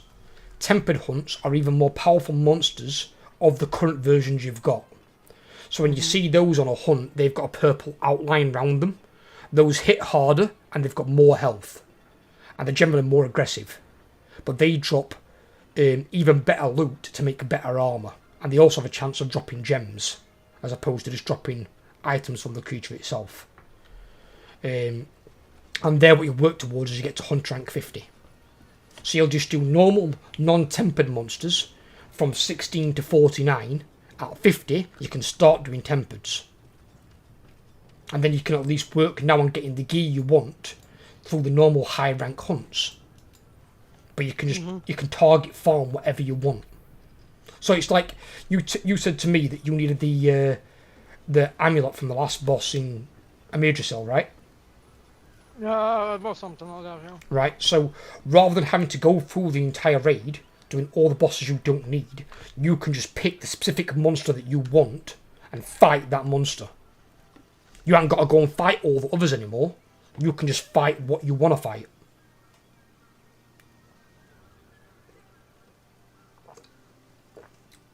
So if there's something that you enjoy fighting and that you need to kill for its stuff, fight that.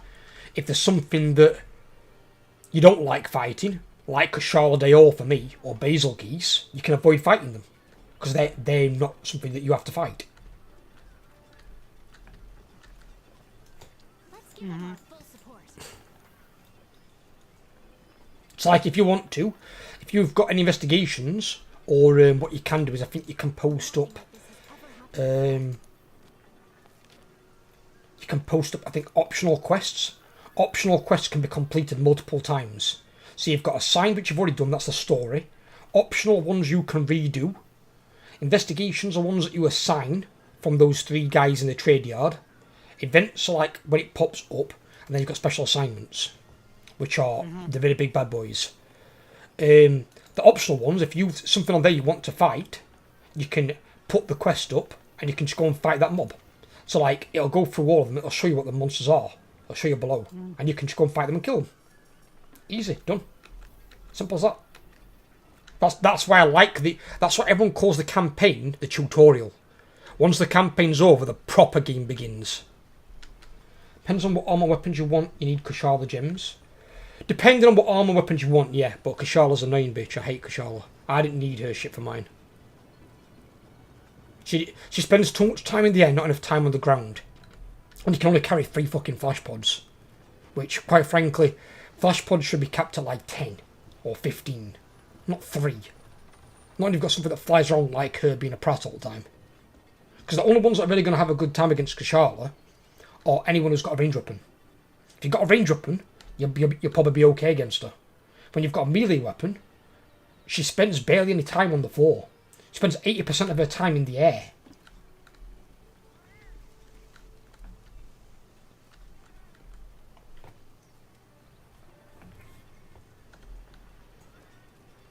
So if you want to, Matrix, Put up a optional quest, something that you want to kill for some of your gear, or an upgrade for your sword, and I'll come and help you kill it. And we'll do one last stunt before I end stream.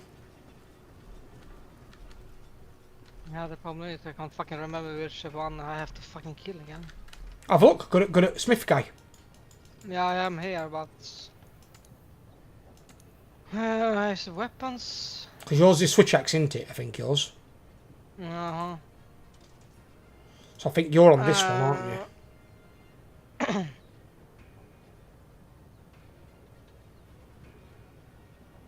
Yeah, but the problem I have Defender 3 all maxed already.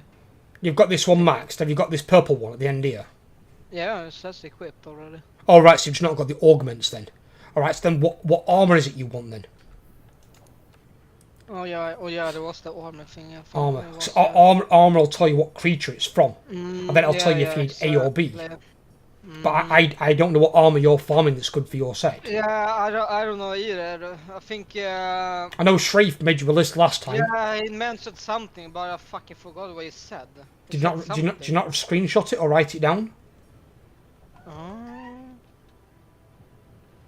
Did you save the armor set I made for you? I don't think it is Shrafe. Let me have a look. If he hasn't Shrafe, could you DM him hit on Discord? Do you send it him and say which one he needs of A or B for what, so he knows what to target farm? If it's on Discord, it can pin it on Discord and refer back to it. What's up, darling? What? What are you doing? I think I.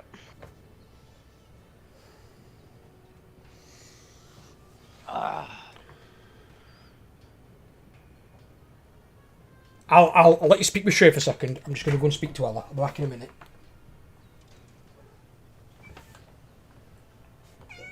What's with you? Tiny bottom.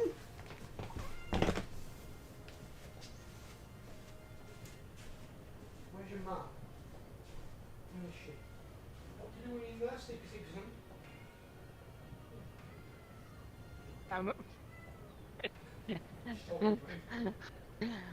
Yes.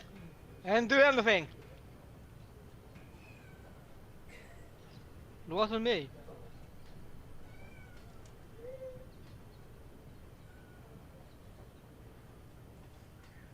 And do anything.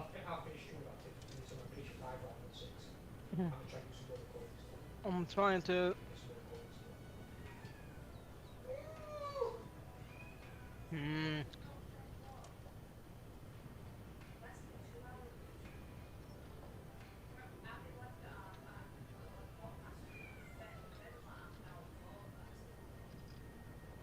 Can I eat my burgers in peace? Hello? A burger?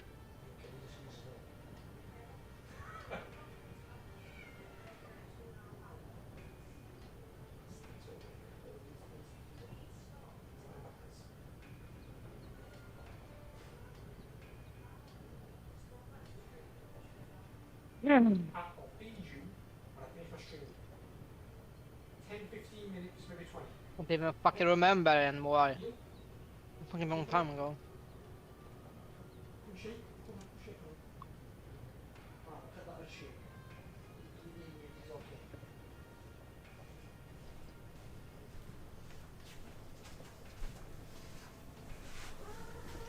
Oh, what you doing? You didn't shake on it, you're not allowed. Looks like I have to check everything up for that again. Oh no! I created work for Shrafe. Fucking hell. That wasn't what my intention were. It didn't work for me as well. Well no, because all you've got to do is save it on your fucking Discord, write it down in a message or something. Screenshot it. I thought I did!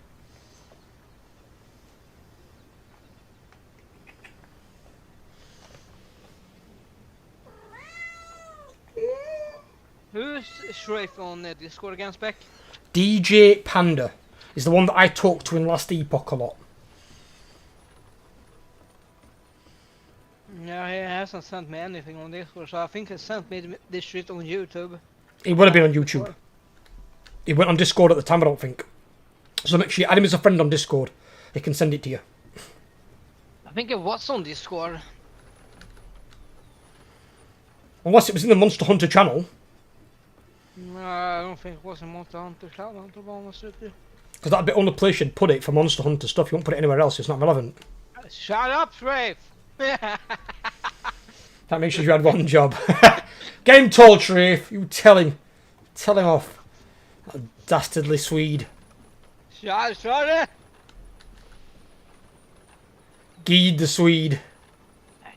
You fucking pie out, Spec. You lazy bastard. Pie. I've not had pie. Do you like pie? I like pie, yeah. I've not had pie in ages. What pie do you like? Blueberry pie, peach pie, pecan No, I pie. mean, I don't mean not dessert pie, like food pie, like meat and potato pie. Yeah. Do you have steak and ale? Fuck that shit. No. Fuck. I don't eat fucking fish. I hate fish. Fish? I said steak and ale. Isn't ale a fucking fish thing? No, steak and ale pie. Ale is in beer. Ah, I thought you meant that fucking thing in the ocean. That ale. Is that? Oh, you mean eel? Oh no, not eel. No, God no. Oh fuck no. Ain't going anywhere near fucking eel. Fuck that shit. A steak and eel pie, that'd be disgusting. Oh, a bit vile. I bet some bastards out there some fucking ways eating that as well. Yeah, probably. Probably like fucking Japanese or Chinese or something. They eat fucking everything. It would love a meatloaf pie, to be honest. But no, some good pies like what's the other one that they can have? Is it steak and mushy peas or steak and mushroom? I hate mushy peas. Nasty. Mushy peas are okay with fish and chips, but other than that, no, probably not. But I like meat and potato pie. Meat and potato is my favourite, or chicken pie, chicken and potato. They're really nice. With a decent gravy. I fucking hate fish and chips as well. I'm starting to get that you're not a seafood fan. No, I told you I was allergic to seafood. I thought you were allergic to shellfish. That too. Yeah, but not all seafood is shellfish. No, I know, but most of it, this one. Like if you eat cod, for example, cod's just fish. Yeah, well, fuck fish. I hate fish. Nasty. So no problem. See, it makes sense if you're a bit on edge about that stuff. That's all right. Oh.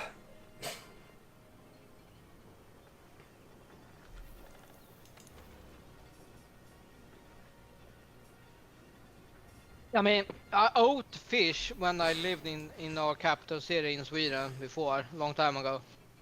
That's the only fucking time I could eat fish and stuff like that, but when we moved from there, nope. Hey, but at the end of the day, if you eat something that doesn't sit well with you, you're not going to go back and ask for seconds, are you? That's how it is. If the food makes you badly... I mean, the funny part is my fucking parents fucking forced me to eat fish all the time. They even fucking slapped me one fucking time for it. You know.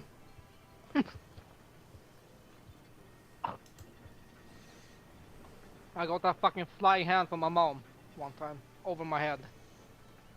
It was a brutal one. I don't think my mum's ever really hit me. She was play punching me once in the arm, but that was just to see if the dog reacts. The dog sat in between us both and won't let us touch each other. Well, you should fucking see my fucking dad how many times he hit me. Probably not a good thing, buddy. It was not, no. Still have nightmares from it. If in doubt with that one, I'd make sure you see someone professional.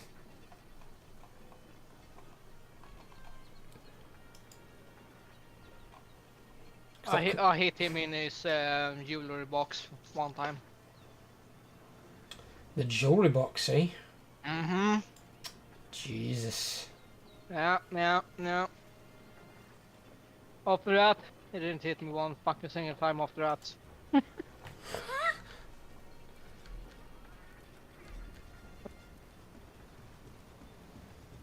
Right, so hopefully if Shreve finds information again, he's going to DM it you. And then hopefully we can farm it next time.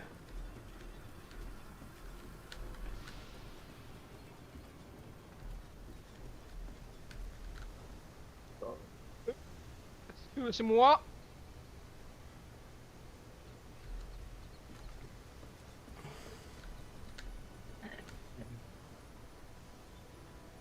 Wasn't the It is Wasn't saved the, in one of your videos. So it'll be saved on one of the streams then. wasn't the armor Dante? I think it was Dante. Oh yeah, it might have been Dante actually. Yeah, you can farm that with the code red thing. I need Octagon Sin W plus of those motherfuckers. Oh, Dogeron. I Well, need NNF plate. If you do code red, that's got them all in there. Code red. Yeah, I know. Is that? I can't remember where it is. I need Is it the special assignment? Carapiece and Teosta Gem.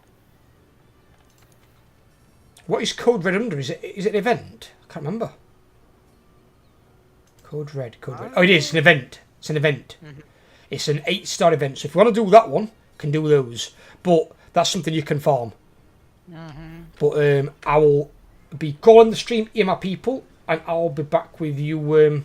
Code Red's the event, yeah. I'll be back with you guys on Friday for some Lethal Company.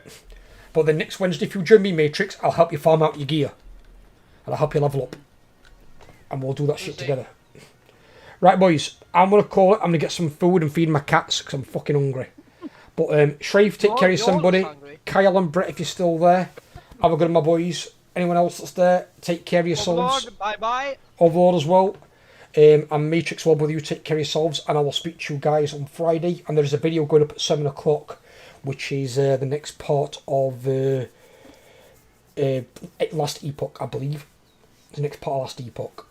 And I think so the first time I died in Last Epoch, actually, as well. I got like one shot by this fucking thing. Yeah, he fucking deleted me. Right, take care everyone, and I'll speak to you all soon.